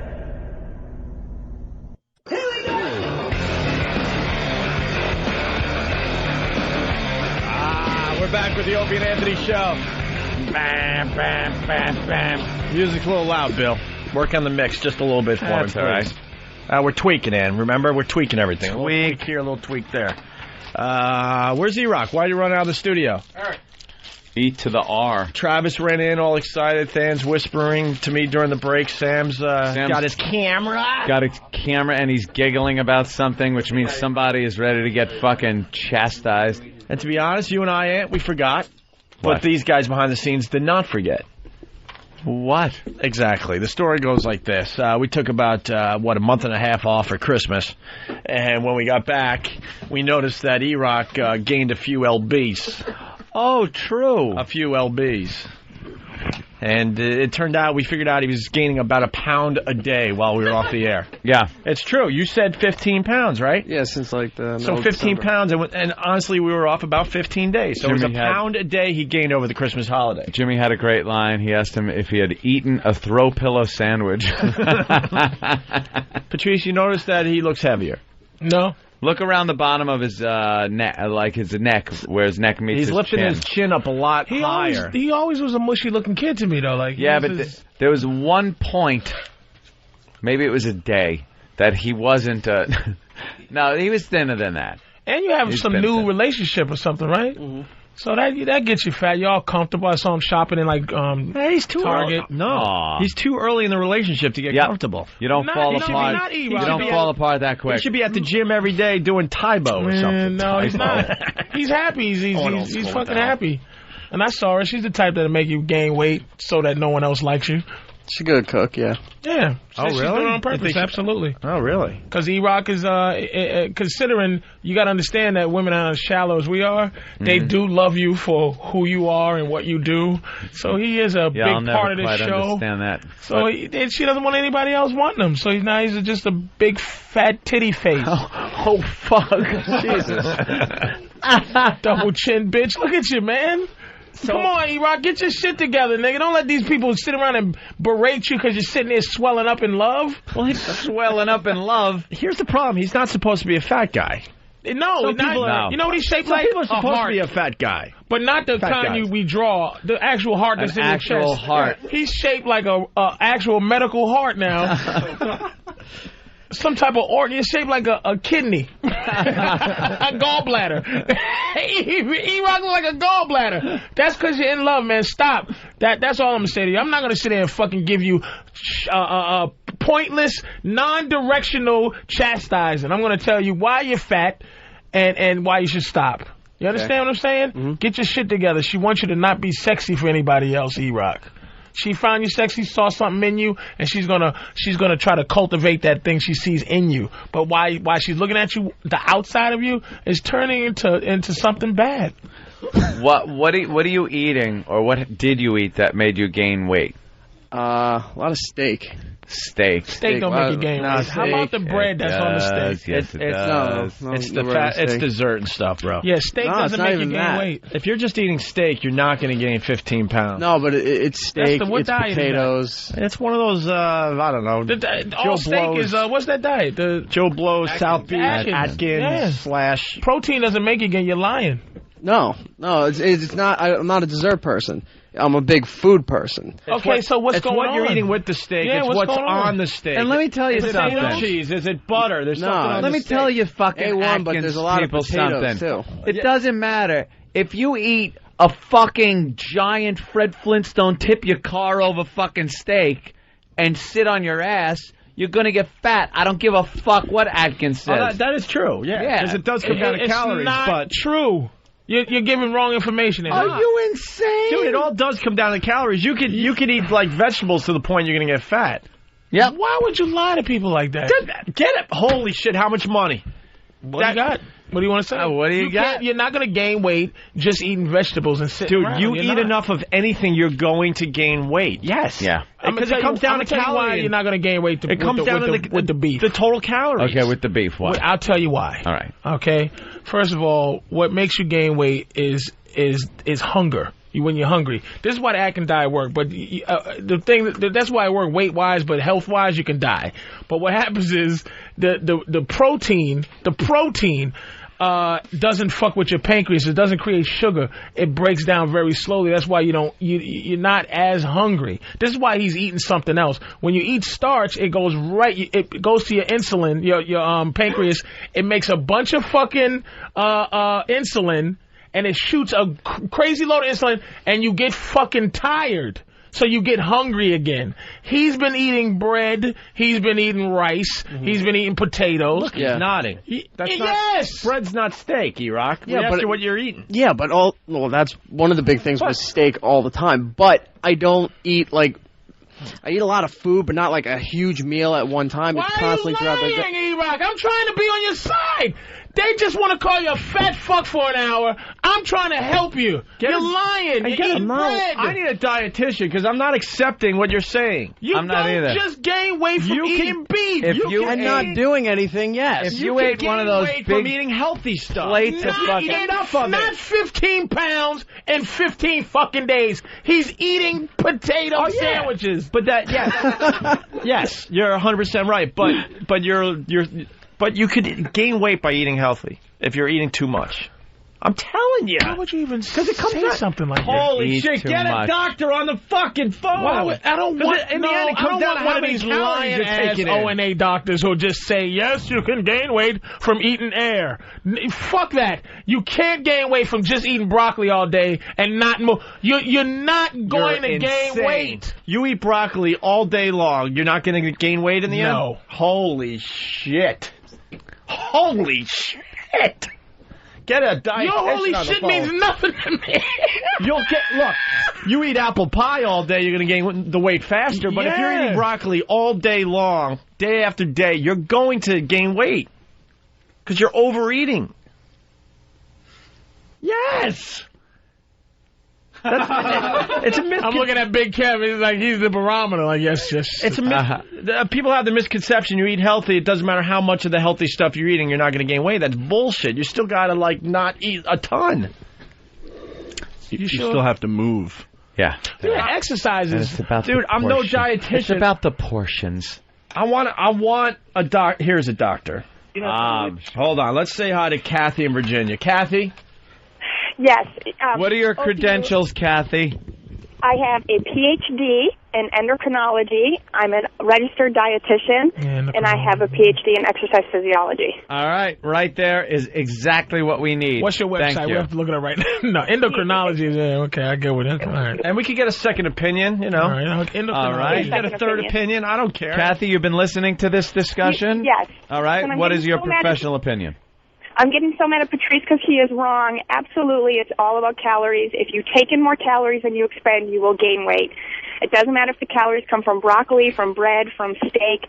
Absolutely, if you take in more calories. But the fact that remains, you would have to eat a shitload of broccoli. There you go. All right. Preface it with that. But it is possible. You have to gain weight amount of broccoli. How much fucking? It's a tree full of broccoli. You have to fucking eat to gain it. Stop just. That's why people don't gain weight when making healthy diets, because you're not going to eat 2,000 calories worth of broccoli. Why wouldn't you say that first instead of, I'm still mad at you, Patrice. When you add that you eat 2 steaks, you will gain the weight. You have to eat an entire forest full of carrots for you to fucking gain weight eating vegetables. But it's possible. Because the initial thing was brought up was steak. And the fact is, if you eat a lot of steak, which is a lot different than broccoli, you're going to pack on some pounds. But don't you get ketosis, ma'am, from eating? No, ketosis. Doesn't your body eat your own fat when you eat that kind of shit? No. Your body prefers carbohydrates.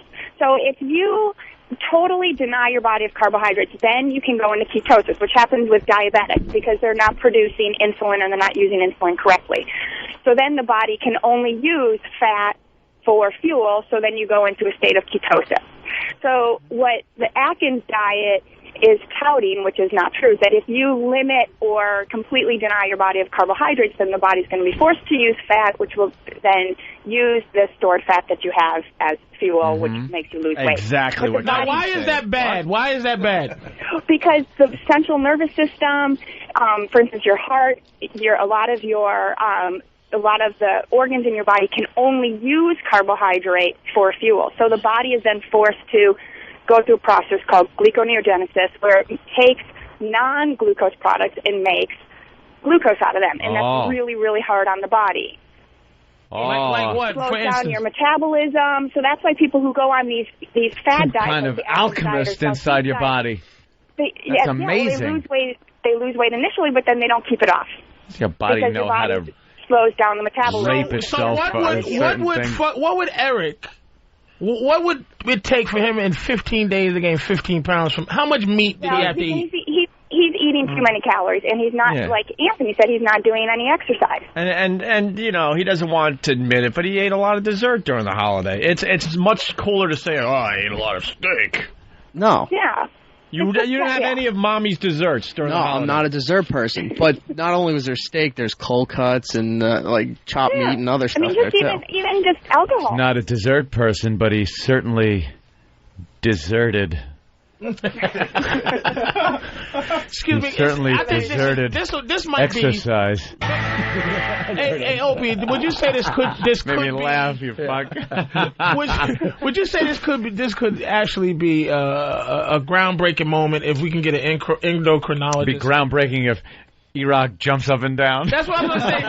Can you please, ma'am, could you just please call E-Rock a fat fuck? Just I want to hear a medical person. Could you say, E-Rock, stop eating steak or you're going to be just a fat fuck? Please, could you do that? I can't do that. Oh, so she's a professional. You're a fucking dietitian, not a politician. Say E-Rock, you're fucking fat. Jesus. Just don't eat as much, or just move more. You fat fuck, right? Say you fat fuck. Or, you fat fuck. You're going to be a fat fuck. Absolutely. If you don't start eating less. All right, E-Rock's been moving to the refrigerator.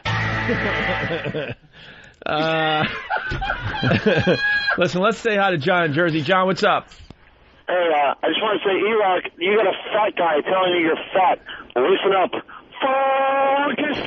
There you go. Not the Francas. All right, anyway, we forgot about the little thing. We said we were going to, weigh E-Rock every day until he loses the 15 pounds he gained over the holiday. Yeah, and if he puts on a pound... We get to what? Chubby Bunny. Punch him in the face. Oh, No? Do we have marshmallows? He's got to do Chubby Bunny. He has to do Chubby Bunny. Which would be worse because then, even though if you don't eat the marshmallow, the sugar and saliva dissolving goes down and you put on some weight that way. Well, we forgot. We thought, funny for the radio, whatever, we'll move on. But these guys did not move on. I wonder why the rest of the staff didn't forget about putting E-Rock through hell. There were emails going back and forth, wagers. Remember that $50 you ripped up the other day? Yeah. It's part of the contest that they have behind the scenes. I know. I thought it was going to be for a nice lunch for the boys, and they decided to wager it on E-Rock, knowing he would be a complete failure. Dan, what's going on? Yeah, we each picked a weight, and whoever's closest to Eric's actual weight wins the $50 from us. Nice. We got the scale. So, E-Rock, how much did you weigh before the holidays? Probably around 200. And no, before the holidays.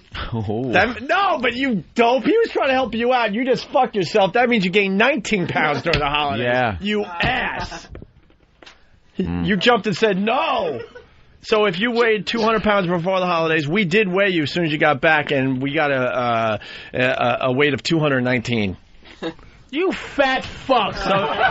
So you are now admitting that it's closer to 20 pounds than the 15 we gave you. So that seems a little bit much. Excessive. Well, now we're 20 talking pounds, now man, we're in talking 15 over a days. pound a day you were gaining while we're all on vacation. You tub of lard motherfucker. What is one of the fat? All right. You big fat fuck. Could you take It's funny just to say Could you that. take the mic out of the hot dog bun? Could you just wait? And we know 219. We know 219 is not fat. It's just that he doesn't look like he should be fat. Guy. Well, he's only 4'10". 219 pounds. All right, so E-Rock, you seem to have he's more upper body fat content than lower. Is that it?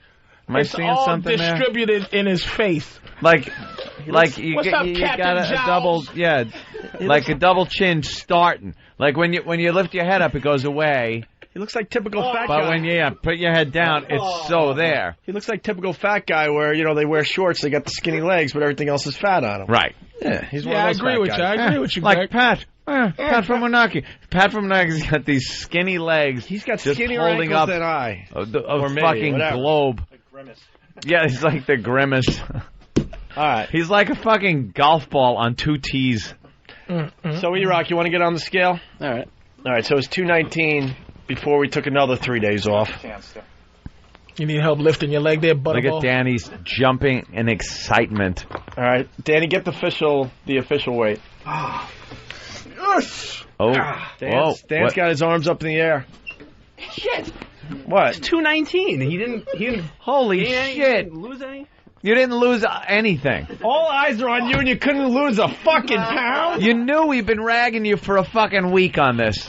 Dude, if I'm you, and this guy takes more abuse on this show than anyone. I couldn't even tell you who's in second place as far as getting beat up on this show. You would think we took the long weekend, like 5-6 days between the last time we talked to our fine fans here. That he'd lose something. You would think just for the hell of it, you'd lose a pound to get these guys off your back.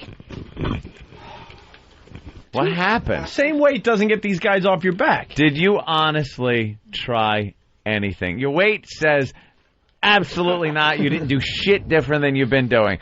Did you try eating less of something? Yeah. Did you what? No beef, but chicken. switch to that. Yeah, Okay. yeah, chicken. Chicken wings? Chicken. No, entire chickens. Buffalo chicken A wings? chicken stuffed inside of what? Turducken.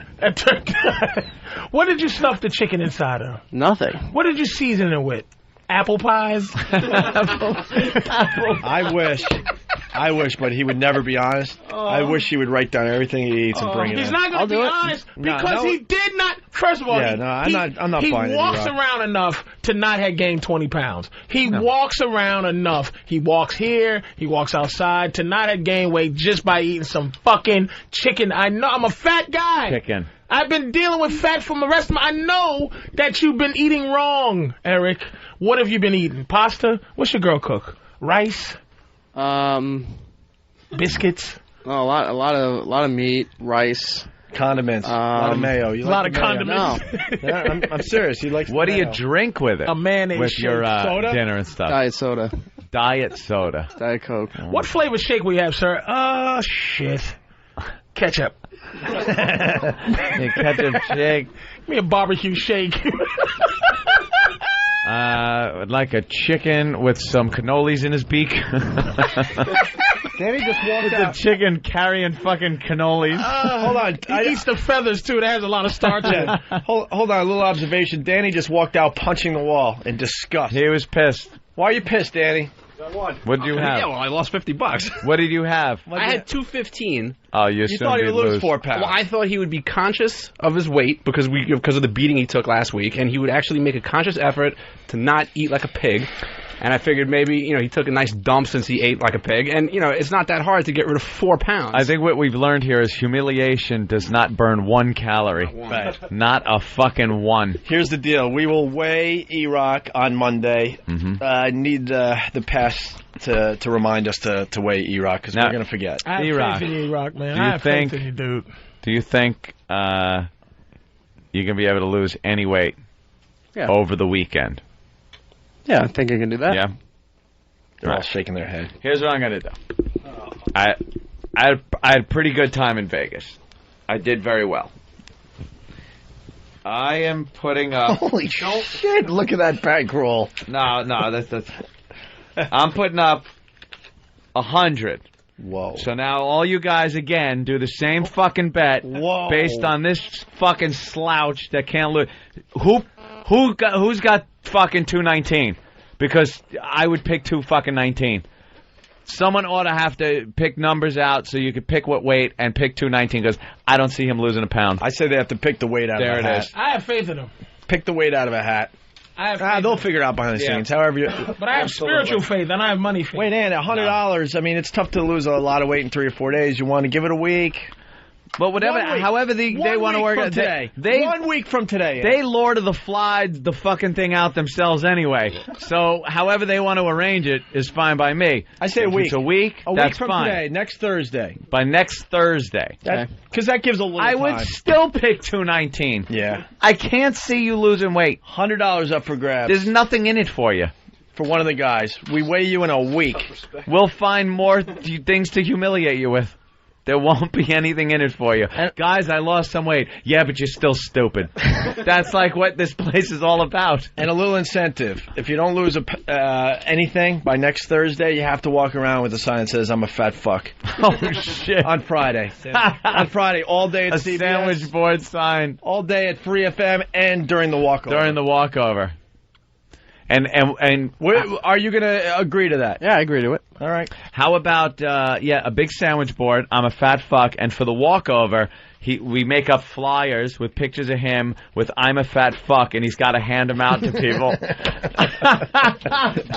And knowing these guys, there's going to be a lot of candy and shit. Oh, I know. They're just going to tempt him and taunt him. All right. There you go. All right. Well, all the best, D-Rock, and I really hope that you can. And not so much for the bit, but you're a young guy. Just for your health. For the love of God. Yeah. What do you...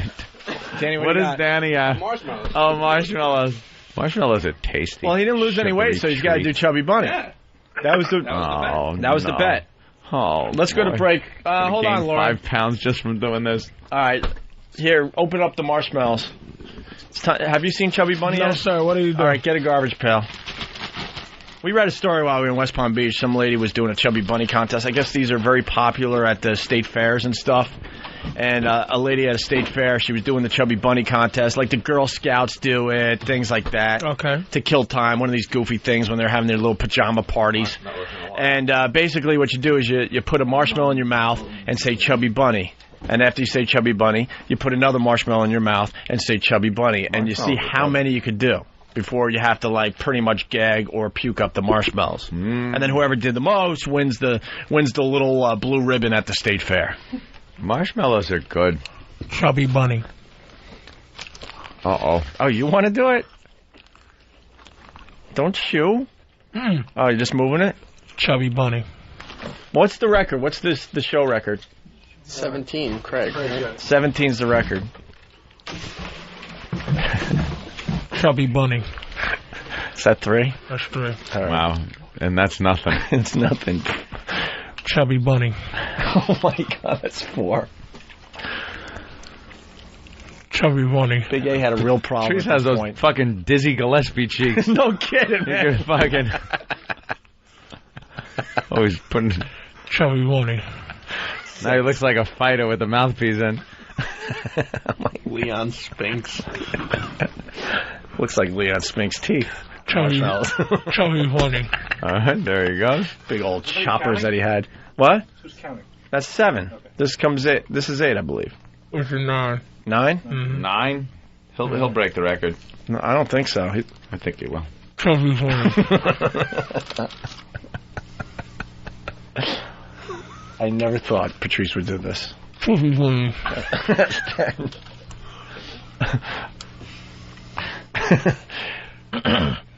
Chubby Bunny. Wow. I like his technique, by the way. Keeping the mouth open.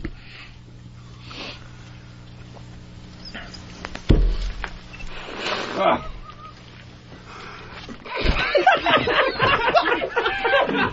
got it just before he lost it. Couldn't do it. God damn it. Shit. I don't even know why I started doing it. It just seemed interesting, right? See how many you can do. Holy shit. I want to go at that again. You had a lot of confidence, too. It catches up delicious. on you. All right. E-Rock, your punishment for not losing any weight is you have to do the Chubby Bunny going in a break here. Here's you. He's placing. Chubby Bunny. 1. Got to get him a bunny suit, too. Chubby Bunny. 2. Christmas story. Yeah. That would be funny. Yeah. Chubby Bunny. 3. Chubby Bunny. 4. We should make him just do fat fuck.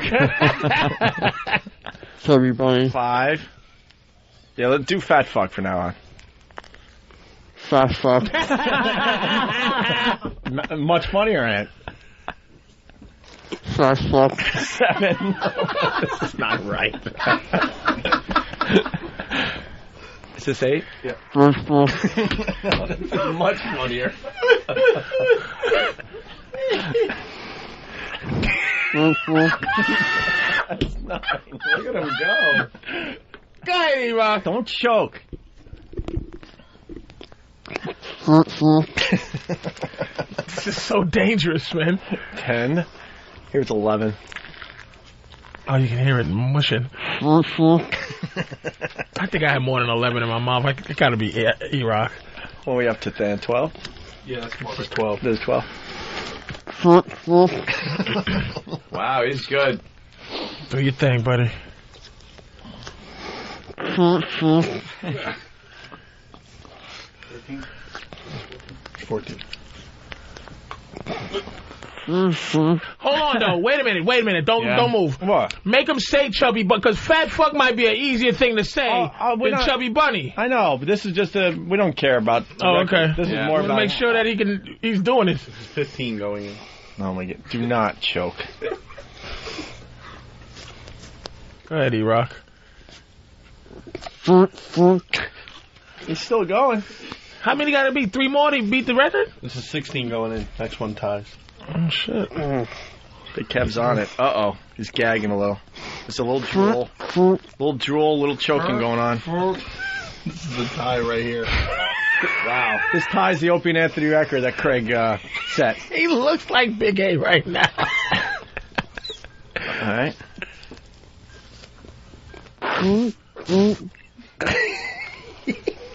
Is this for the record, Big Kev? This is for the record. He's turning red.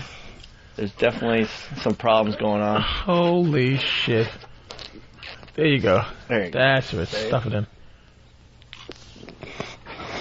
Wow. You beat the record. Wow. Oh, 19 going in. 19 going in. Oh, my God. That's he's gagging. He's gagging.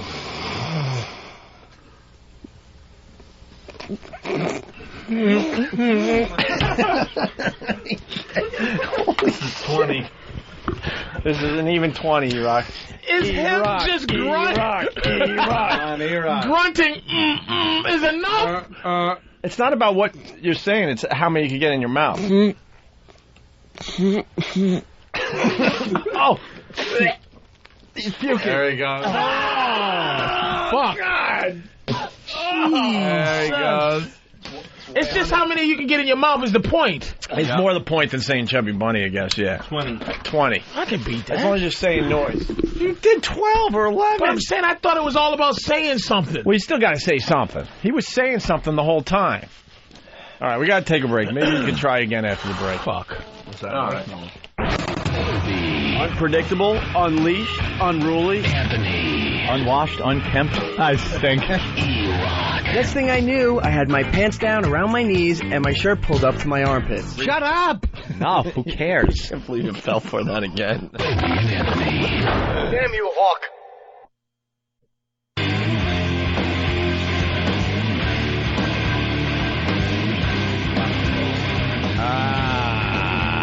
We're back.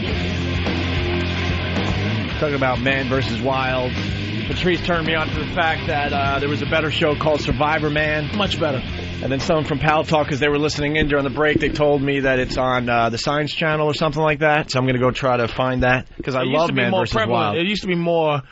You used to bump into Survivor Man a lot more. Like I would turn and always see Survivor Man on the the TV guide part of the cable, and it was, I watched it a couple of times. He was in the Canadian wilderness, and evidently it's fucked up in the Canadian wilderness. I mean, he go out there and he's figuring out how to, he's lighting fires, of course, and doing all the caveman shit. He got to figure out what things to eat for protein. He has to figure out what things he's catching snails. Yeah, the show's great. Man vs. Wild. They just drop him in the wilderness somewhere crazy. Like there's been a desert, there's been a volcano area, there's been the Alps, the mountains, all that shit. I don't want to trash the guy though. And then he has to find a way out to civilization. Survivor Man's the same thing. He's got like 5 days or so. Survivor Man is the same thing. But in Man vs. Wild, I'm not going to fucking talk that much shit about him, because even if this was a movie, what he does requires a stuntman. It requires a professional to even do it if it was fake. But I was talking to Patrice about Man vs. Wild, and he goes, that's nothing, because they sent a camera crew with Man vs. Wild, dude. And that's the problem I had with the show, because all of a sudden they're talking about this rock face or whatever that he has to get down to survive, and you're like, oh my God, how's he going to do that? And then it's time for Man vs. Wild dude to do it, and there's the camera crew, because they got an angle from below as he's doing it, and you're like, fuck, man, you're taking me out of this, because I know the camera people got down. They made it. They made it. It's not like one of those. And they don't even have the skills of the other dude. It's not like a Spike Lee camera where they tie the camera to your chest as you're walking. It seems like you're floating or something. Yeah. It's like they're like, he crawls up in a tree to overlook the jungle, and there's a camera at the same level height in the tree with him. Well, he does on another fucking tree. Well, he does have a handheld at times that he's holding out in front of him. Not the one I saw when he was in another tree. Yeah, not in another tree, where it's like and it's cinematography. It's done well. Yeah, well, Man vs. Wild, they took Survivor Man and made a better quote for TV, because Survivor Man, what you told me, I haven't seen it yet, it was just the dude with his own camera. And you know, he would do things like, okay, it's raining, and then the camera would go, and you're like, oh shit, this nigga's getting ready to die. And then it'll come on tomorrow where like, I'm sorry, battery and something happened, and who knows, they could have flew in and gave him a new camera. Exactly. But the cocksucker is giving off the thing like he's by himself, and the whole thing is, if he doesn't meet them where they're supposed to meet at the end of the week, then they come looking for him. He's supposed to get to the highway at the end of the week. But there's other people with him. Survivor Man doesn't give the impression that other people with him. Man vs. Wild. Yeah. There's you can see at some point somebody said and cut. It's very movie like. Yeah. You know, he's very movie like. And what sucks with Man vs. Wild, he finds civilization every time, and it's supposed to be in a 5-day period. And it has a happy ending every time. Someone on the instant feedback is telling me that there was one time they had to rescue Survivor Man. He's in deep shit. See, that would be cool because I'm a big fan of Man vs. Wild. One damn time he's like, fuck, I can't figure this out. Put him in enough shit where he needs help. And then they show what happens if he can't figure shit out, because there's been a few scenarios where he couldn't figure out shit. What does he do? Does he have like a satellite phone or whatever? Exactly, a very special cell phone episode of Man vs. Wild. Like I thought this river was going to lead to something, but instead it leads to a 500-foot fucking waterfall. I'm screwed. Guess what, guys? I gotta send in the chopper. Where you at?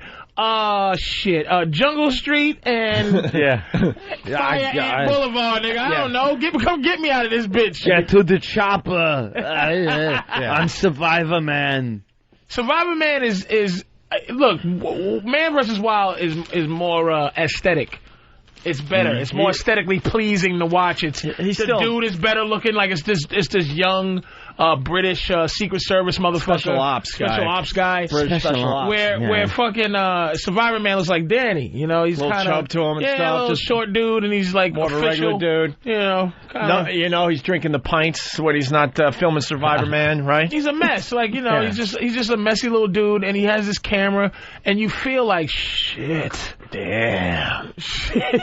But Man vs. Wild, you don't feel like. God, I'm still impressed. I like watching that show because it's different. It's impressive for what. And it then is. the shit he figures out, like he was in. I forgot what location he was in, and he was screwed. He needed food, and he's trying to catch fish, and he's like, fuck, it's not working. I saw that one. And then he discovers or sees a plant that you and I would be like, yeah, it's a fucking plant. Yep. And he goes, oh my God, this is the plant the Indians used to use to catch fish. And you're like, what? So then he takes the leaves of the plant and he mashes them down with a stupid rock, throws it in a pool of water, and the fish instantly die.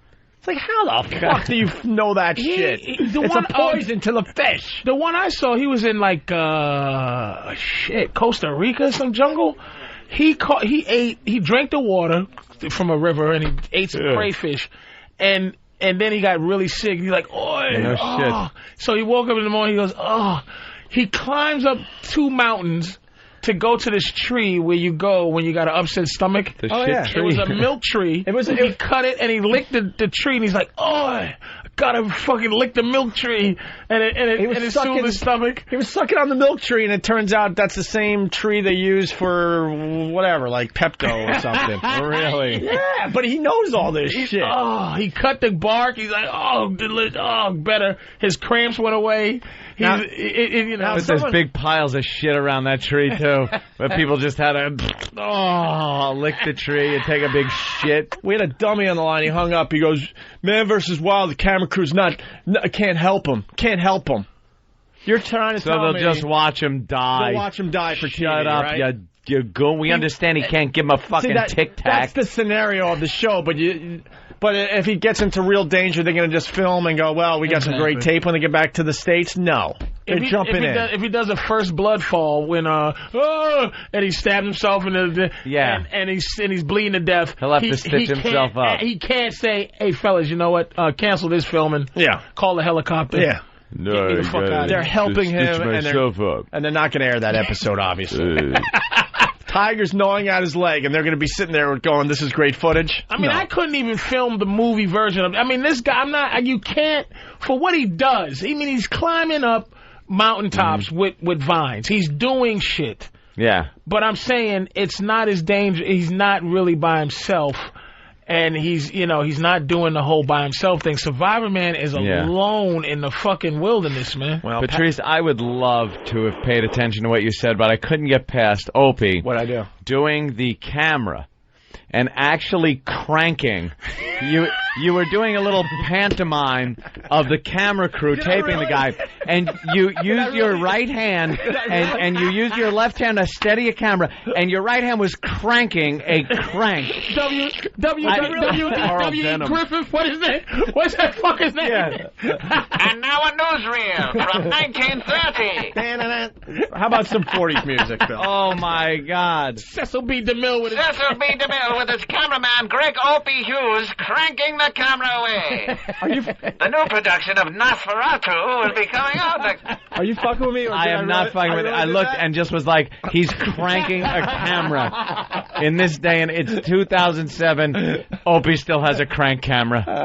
You can't disrespect the guy because what he fucking does. Yeah. I mean, when you film a movie, motherfuckers got to go cut, and then there's a guy that comes in and takes your place to do shit. Right. He's doing shit. He's climbing up trees with vines. He's starting fires. He's doing. Yeah, he's really doing. He's doing shit. Yeah. But he's just not by himself, which is, Believe me, any one of us would be dead. Hold on, in a day. Greg from Jersey, they say he's climbing with vines, but you can see the ropes and harness on TiVo. Really? I don't know if that's true. I'm going to look closely for that shit, though. Hey, Patrick in Chicago is saying Survivor Man's a pussy. Patrick? Man, Survivor Man is such a pussy. He's got, like, all these little cameras, like, he's trying to position them like he's trying to make his own little porno for YouTube. And Man vs. Wild, man, he's like drinking the liquid out of elephant poop, man. This guy, he's hardcore. Yeah, he squeezes the elephant poop to get some refreshment. Some liquid out of it. Drink the freaking liquid out of elephant poop. The guy's crazy. And then I went like this to show that he was squeezing. Yeah, I saw that. Thank you. I mean, that was accurate. He's got Survivor Man. He's like positioning his cameras like, ooh, is my button shot? Ooh, does this look good? Does that look good? Screw that guy. And then he's always got some fake injury. Ooh, I broke my arm. Ooh, how am I going to get by with a broken arm? What does he have? What is he allowed to have besides the camera? As far as he's always got some prop. He's always got like, oh, this is my broke down snowmobile. So he's got like gasoline. And so he's got like that. How does he start a fire? Well, but this guy's not being fair, though. Hold on. He's got like a leftover battery. And Man vs. Wild, the dude's got a knife. That's all he got is a knife. The Man vs. Wild dude's got a knife, and they give him a flint. Sometimes they give him. And other times you do watch him just start a fire. Hold on. He's misrepresenting too, because the guy. Here's what Survivor Man does. He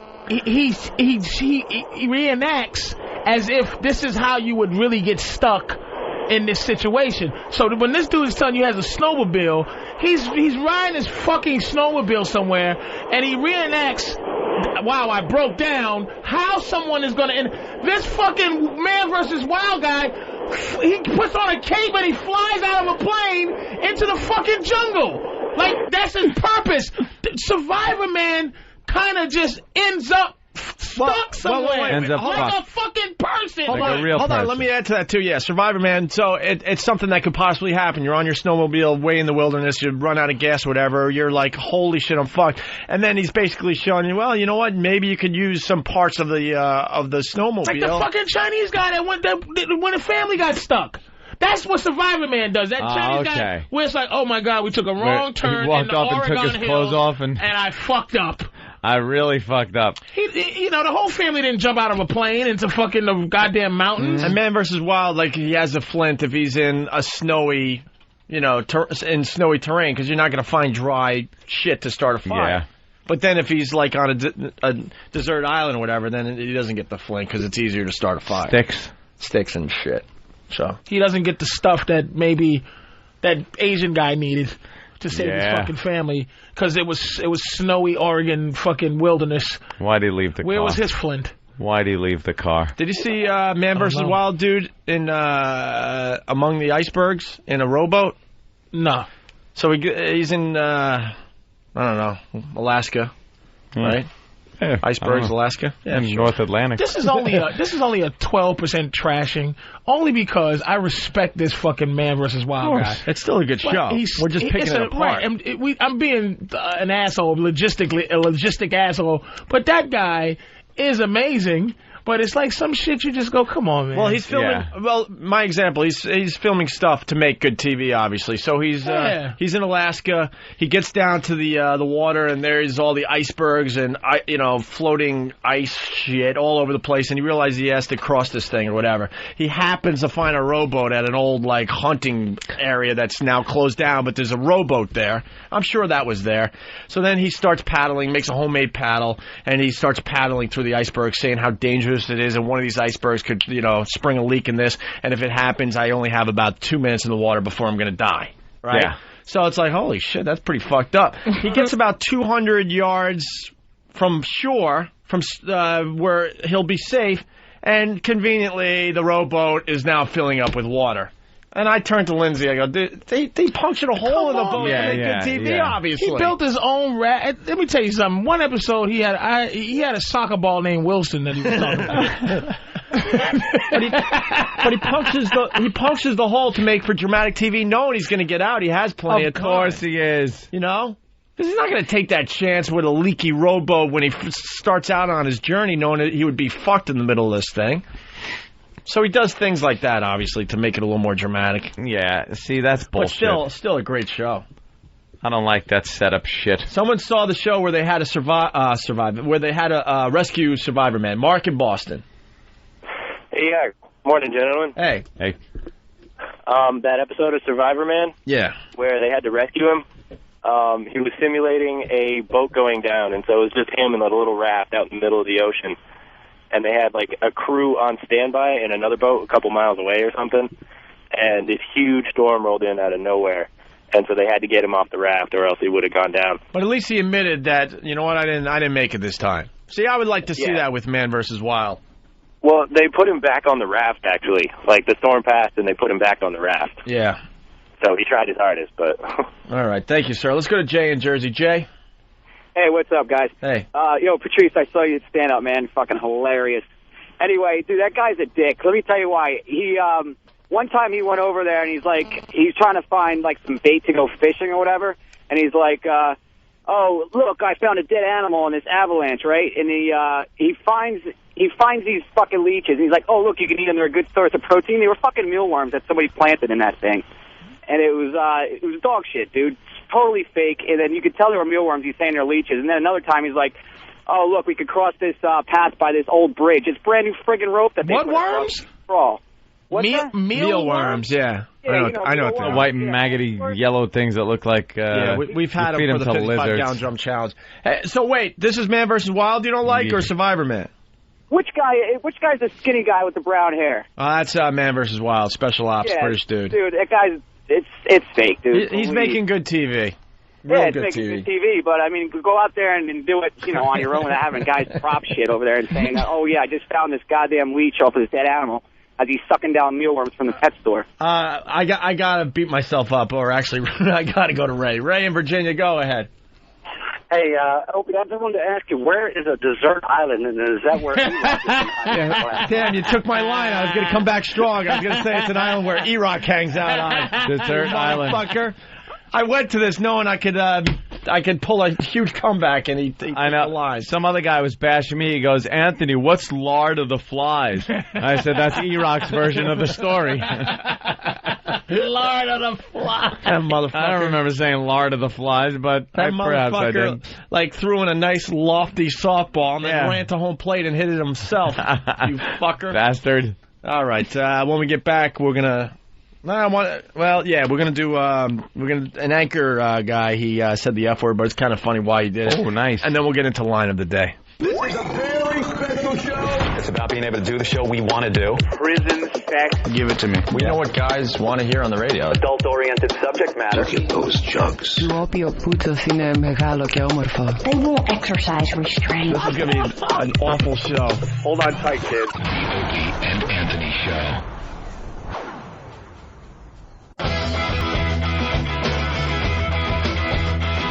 We're back with the Opie and Anthony Show. Having a fine time today with Patrice O'Neill in studio. Always fun when Patrice drops in. That's right. Just like it. Anyway, we got some audio. We haven't done anything today, really, but... Anything? But goof off. What a great show we've had. I think it was a fine show. Just babbling. Wichita anchor shouts F word. Who gives a shit, right? What did he do? But it's kind of funny. How did he get away with that? KSN TV Wichita sports director Jim Cobb had become frustrated with technical problems during the 6 p.m. newscast and shouted the F word at a technical director as a pre-recorded feature was being played on the air. Uh-oh, and it got thrown behind the... Well, I guess he's playing maybe a highlight reel or something. He wants to talk over it. It probably fucked up, and he was like, fuck. He got frustrated. Tomorrow will be their first game of the new year, and Casey Walkup tells us their resolution is to toughen up. Cover the Thunder enters 2007 with an 11-14-2 record. That's 20 games out of Hey, place. fuck off, Buzz. So their New Year's resolution is to simply win more games. Hey, fuck off, Buzz. I guess I was wrong. Wow, and he yelled that. He thought they turned his mic off while the tape piece was playing, and this guy pissed him off somehow. But his mic was live. Oh, that's great. I got to hear that again. Tomorrow will be their first game of the new year, and Casey Walkup tells us their resolution is to toughen up. Cover the Thunder enters 2007 with an 11-14-2 record. That's 20 games out of place. Hey, fuck off, Buzz. So their New Year's resolution is to simply win more games. And the reporter heard it. You can tell because he pauses. He hears like, oh. He pauses and just goes, oh boy. I better keep going. Oh. That's pretty good, huh? Like I think when he said, "Hey, fuck off, Buzz," he then realized what he said and went like, "Oh."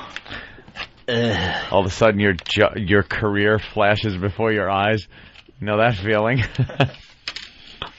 All right. Wow. What consequences? Anything? Fired? Fired. Fired. Bill, you know? No, Bill doesn't know. Bill, No. do you know anything? Bill doesn't. Do you know your last name? Bill knows bangs. Bill's got some banging bangs now, motherfucker. What happened to the swoop cut? My Armenian haircut guy decided to cut my bangs shorter. Armenian? Yes. What does that have to do with I don't know, the he's fact a that he's slick a character. faggot? I really can't direct him when he cuts my hair. You just go to a barber shop with an Armenian guy there. Yeah. And he went straight across and cut him kind of short. Yeah.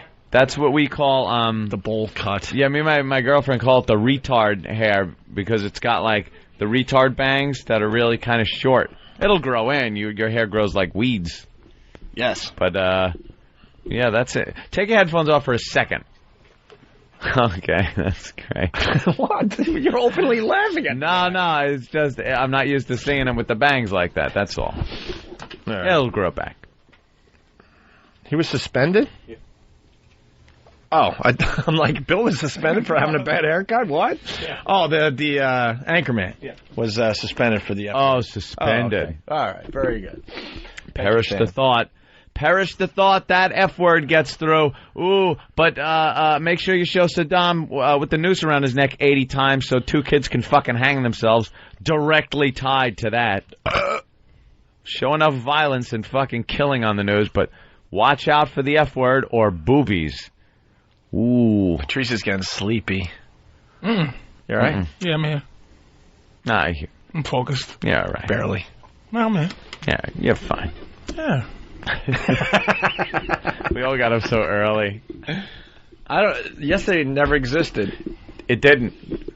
Got home, went right to sleep. When the history of Greg Opie Hughes is written, it's going to be noted that January 10th, 2007 never existed.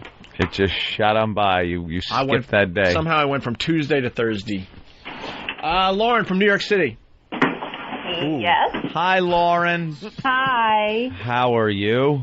I'm tired today. Wow. Excuse me 2 seconds. What's the problem, Opie? I ran out of deodorant about a month ago. A month ago? I said, you know what? I don't need deodorant. Fuck that. And I swear to God, I just smelled an odor. And no offense, Dan. I'm like, wow, Dan is barking today. And then I realize it's me. Wow. When was that shirt laundered? Why, is it stained? No, I'm just wondering. I keep my laundry up to date. It's one of the things I do. Oh, okay. You do. You know what? You know what I've learned to do? I keep deodorant everywhere. Yeah. Everywhere.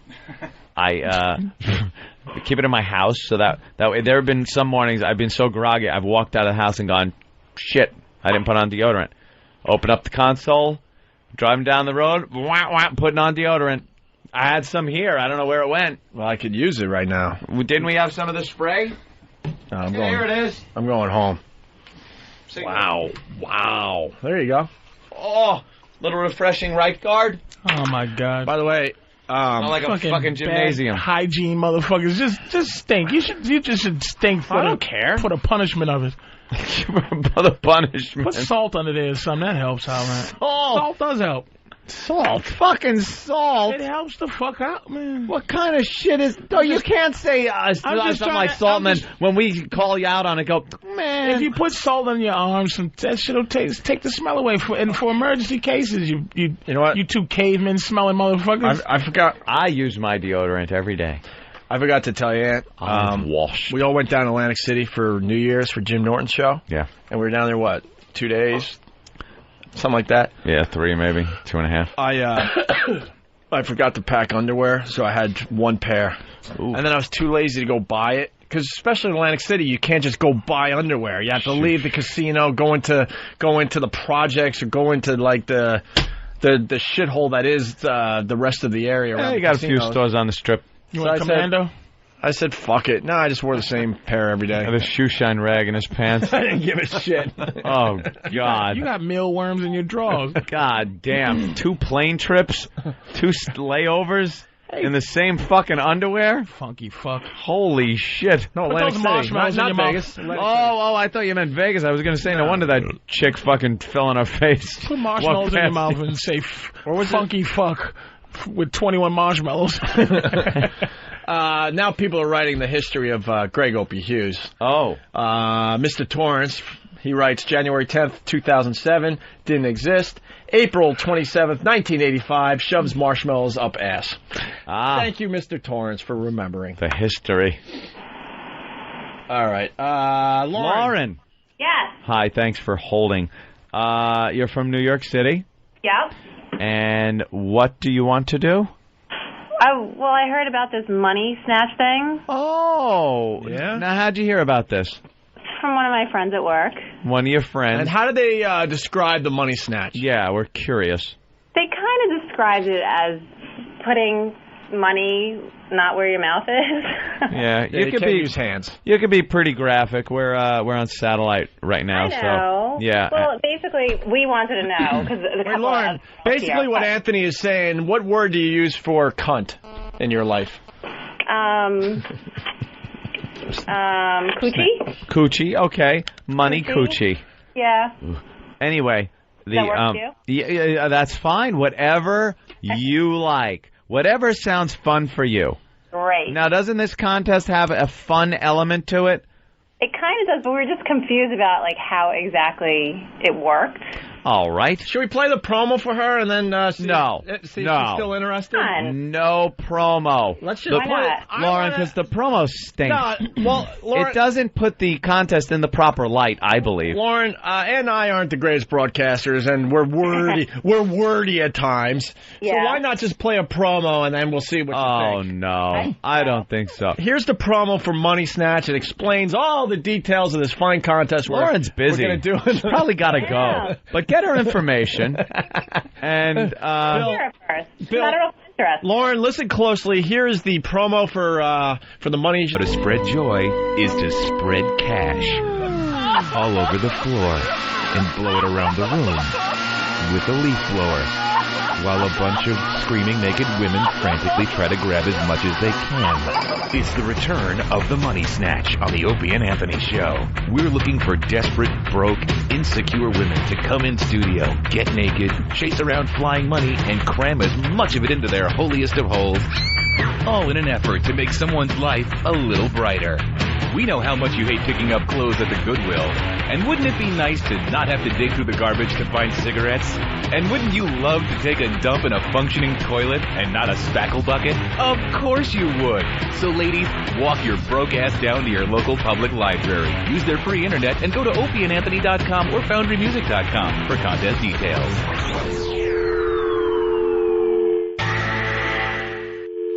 Lauren? Lauren? Yeah. Lauren? See?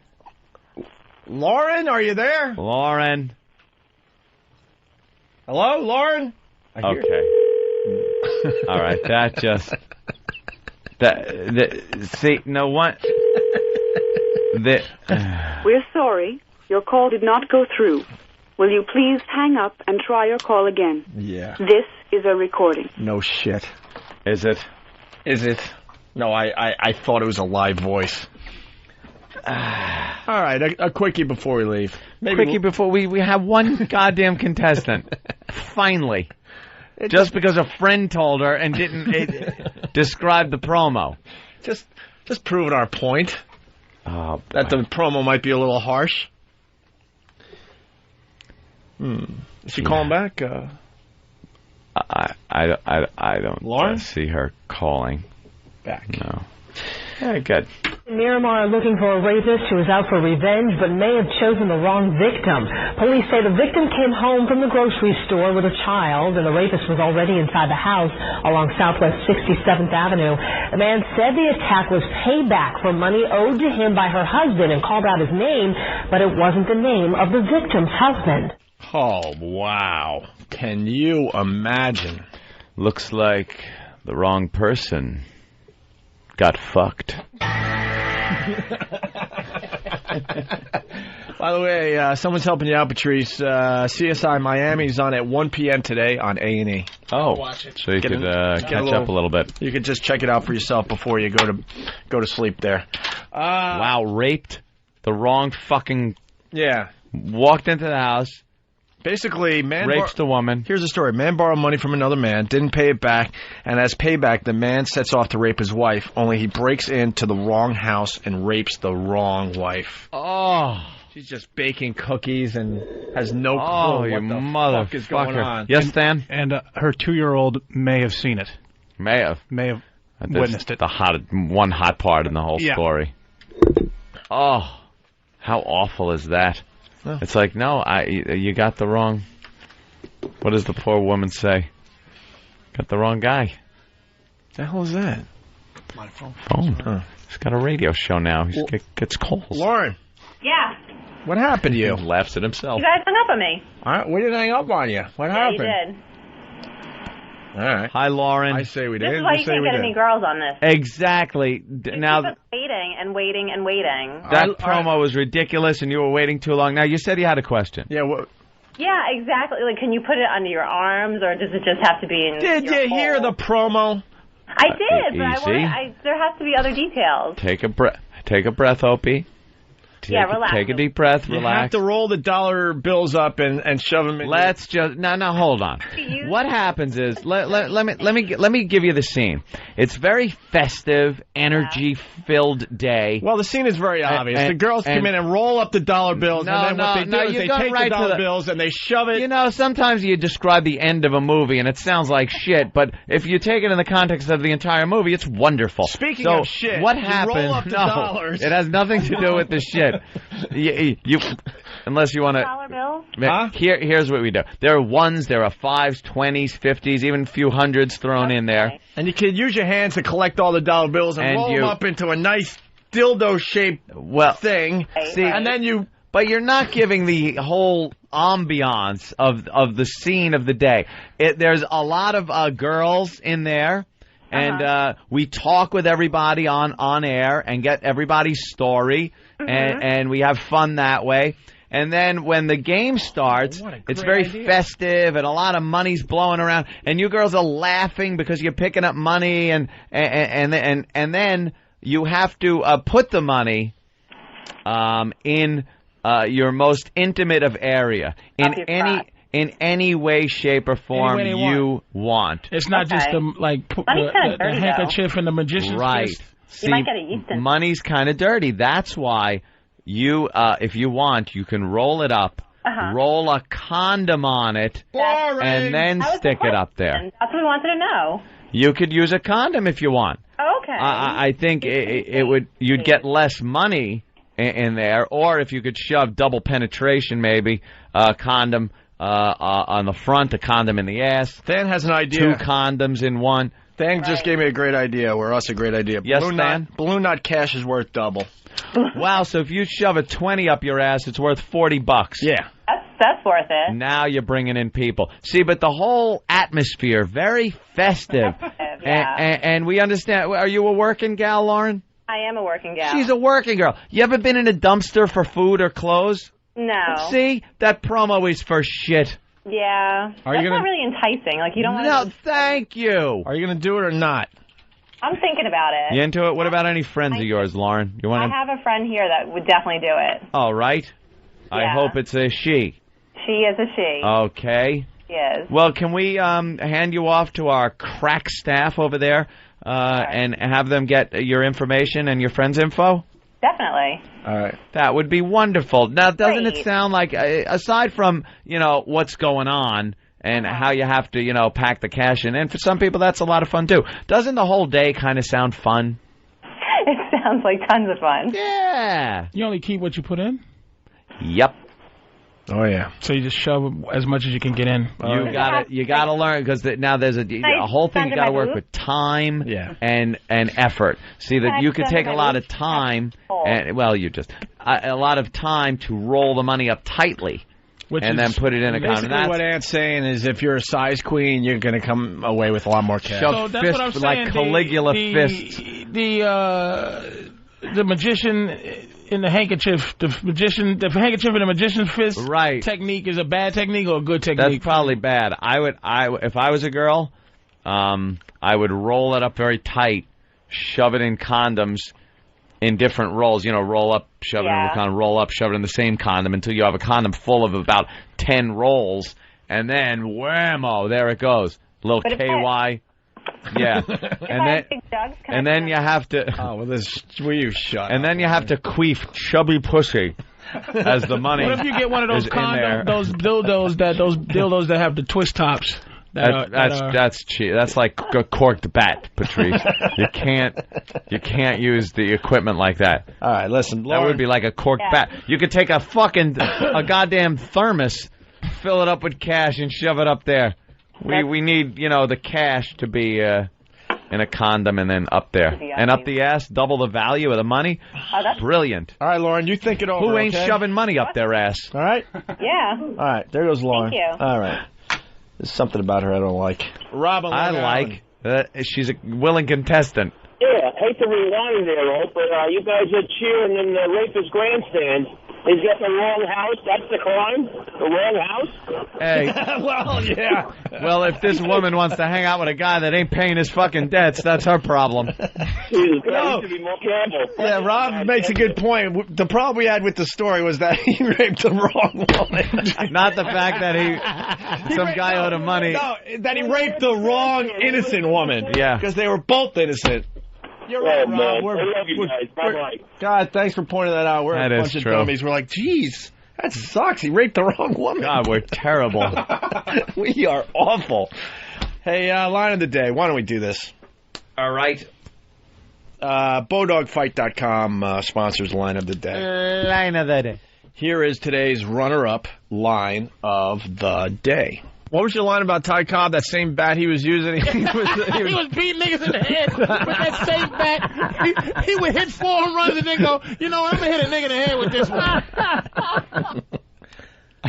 Oh, what happened to our music? Only on the winner? Yes. Oh, yes. All right. Makes it special. Yeah, well, now everyone sees it coming. Yeah. Bodogfight.com. Go to their website, see what they're all about. They're doing that ultimate fighting thing and living in a house and beating each other up. Russians and Americans, I think. Some kind of thing like that. Go to Bodogfight.com, a fine sponsor of the Opie and Anthony Show. Here is today's line of the day. Here comes Line of the day. Line of the day.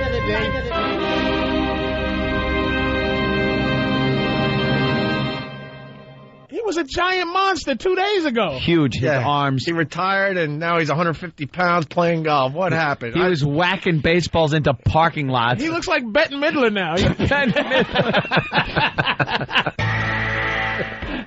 Yes, of course. All right, well. Everything's more course. dramatic with that. We were talking about Mark McGuire there. Oh, yeah. If you're just tuning in. Poor guy, he's not going to be in the Hall of Fame. No. Now that Skinny. he's skinny. All those drugs for nothing. Skinny white golf guy. Bobby Big Rigger. Hey, what's going on, guys? Happy New Year. Yeah, you too. Yeah, I got what I learned today. Yeah. I learned that if I only got 5 cans of beer, I'm 1 can short of a 6-pack. Thank you. Thank you, Bobby Big Rigger. Yeah, he talked over the dramatic music, the dramatic sting. Short. Patrice, thanks a lot. Yeah. Hey, no problem. Can I give you a... If you want. The little punch. The little, hey, thank you, punch. trooper. Hey, yeah, I'll take You're a good egg, Noonan. All right. Yep. That was a lot of fun. Ooh. God, this week's flying by, man. I can't believe tomorrow's Friday. Wow. You know? But we can feel good because we gave everyone a great week of radio. I think we gave him a great week of radio. I think the week was so good that I think we should take Monday off. Well, in it honor is of that a fine holiday. black man, Martin Luther King. And tomorrow is actually Tuesday for you guys, so it's like a midweek show. Oh, yeah. The excitement will be amazing for the people. Actually, because everyone's going to be yelling and screaming. This is Greg Hughes, the actor that plays Opie on the Opie Anthony show. Oh. We will be working on Monday because we don't acknowledge the black man. Well, I wouldn't put it that way. I would say that for years we have just worked on Martin Luther King Day. For some reason, we don't get that off. Pieces of garbage. I would love it off. You know what you motherfuckers get? White people got Coles Day. You get y'all. You know what you get? You get you get the day off when the first white man invented the trolley. You get that day. Yeah. You know. Yep. That's a good bit for Monday because they still haven't made an official day off, right? Martin Luther King. Yes, it's a fucking holiday. It's a federal holiday. Oh, really is finally? But a lot of people don't closed. recognize it. Not radio stations. Not the NYPD. Well, do you recognize Christmas? The fire department doesn't recognize it. The radio stations are every day. I'm not on it. Well, you're not on, but they make you work on. But you know what? You the get important to, people. First of all, you know what? I'm fucking leaving because I'm going to tell you why. Patrice, what happened? Why? First of all, are you mad? No. Nah, I just want to leave. But second of all, I just want to leave because you I'm tired. motherfuckers can work or not work any day you want, and you chose not to work on Christopher Columbus. I think I worked on Columbus we Day. worked there. Yeah, Halloween, you're off. We you do a special fun show on Halloween. Yeah, we did a show. Well, we had to get our costumes. Martin Luther King Day, the guy that tried to uplift the fabric of this fucking country. You're gonna work. They threw and not even acknowledge the shit. They threw the black man a bone. You won't even play James Brown. We'll be on the air acknowledging it. That's now, right. where will the other stations that get the day off and black men and women be on Martin Luther King Day? They'll be home doing what? Reverence. Celebrating his fucking bullshit. They will not even give it a thought. Listening together with a Yule log type of feel. Yule log. Listening to I Have a Dream speech. That's what I'm going to be doing, and that's what I do every Martin Luther King Day. And what we'll be doing, we're going to be allowing the listeners to give shootouts on Monday. Yeah, we're going to do in honor of shootouts. Martin Luther King. You know, what y'all gonna do? Other stations do shout-outs. We're going to do shootouts. Something with a bunch of swigginess in it. And all he did was help this country to be what it is. Help this country to let black men know that it's okay to fuck white women. That was the Scottsboro boys. They don't get a holiday either. Hey, I'm not knocking the guy. Jesus. The That was Nat Turner. He deserves a holiday. I mean, Martin Luther King was a beautiful man. On Monday, I bet we have our biggest audience listening in Boston. He was like, yes. He was like Gandhi for black people. Boston won't even miss a step. I liked his ideology on preaching nonviolence. I like that. Yeah, that so seems to have gone away. Here's my thing. I consider him a saint, and this is true. Saint Martin Luther King. Why don't we wear chains with like little balconies or whatever? Him on the balcony? Yeah, it's like with Jesse Jackson pointing us just as a commemorance. We do with Jesus. We do with Jesus. We have to have some type of commemorative jewelry for Martin Luther King. I like your You thinking understand there. what I'm saying to you? Yeah. He's considered. Well, there's got to be only 5 saints in Mother Teresa, him, Gandhi, Jesus. I would consider him and put him in the same category. Maybe it's too soon. I think his but timing was off. Definitely. So basically, what you're saying is that we should take a page out of the black man's book and take a day off Monday. I didn't even see the black man's book. But the thing is, black people taking days off mean nothing. You have to commemorate the situation. Not in the black community. It's called any day of the week. I'll take KKK day off. You have to work to actually take a day off. When's Ty Cobb's birthday? I'll take that shit off. I'll take off David Duke Day. When's his birthday? I don't give a fuck. I'm looking not to work, but it's commemorating the situation. Just acknowledge the man. We will acknowledge it on the air. People loved each other, man. In our own they put a lot way. of love out there. Ain't a lot of people that pumped love in this country. I enjoyed the nonviolence of Andy the whole Garcia thing. He was able to unite people.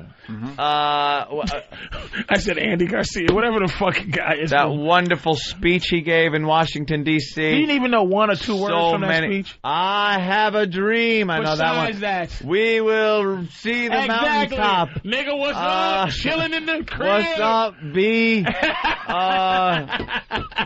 I know it all. Exactly. It's a fucking shame. And we will all get there. It's a shame. And climb that mountaintop. And one small step for nigger, one giant leap for nigger kind. One giant white ass for me. I don't know what he said. What does this mean? He did not fuck white women. What is this? Oh, that's what the FBI files say. That they took as they tapped his phones illegally. That's right. right. I think they sucked his dick. I don't think he actually fucked. Really? All right, then. And it was against the law for a black man to say no to a white woman sucking his dick in the 60s. It was. They could have shot them. I want to suck your dick, sir. I guess you have to. I don't want to go to jail. Patrice, don't read the answer feedback because they got suggestions on what you should wear around your neck for MLK Day. Pieces of shit.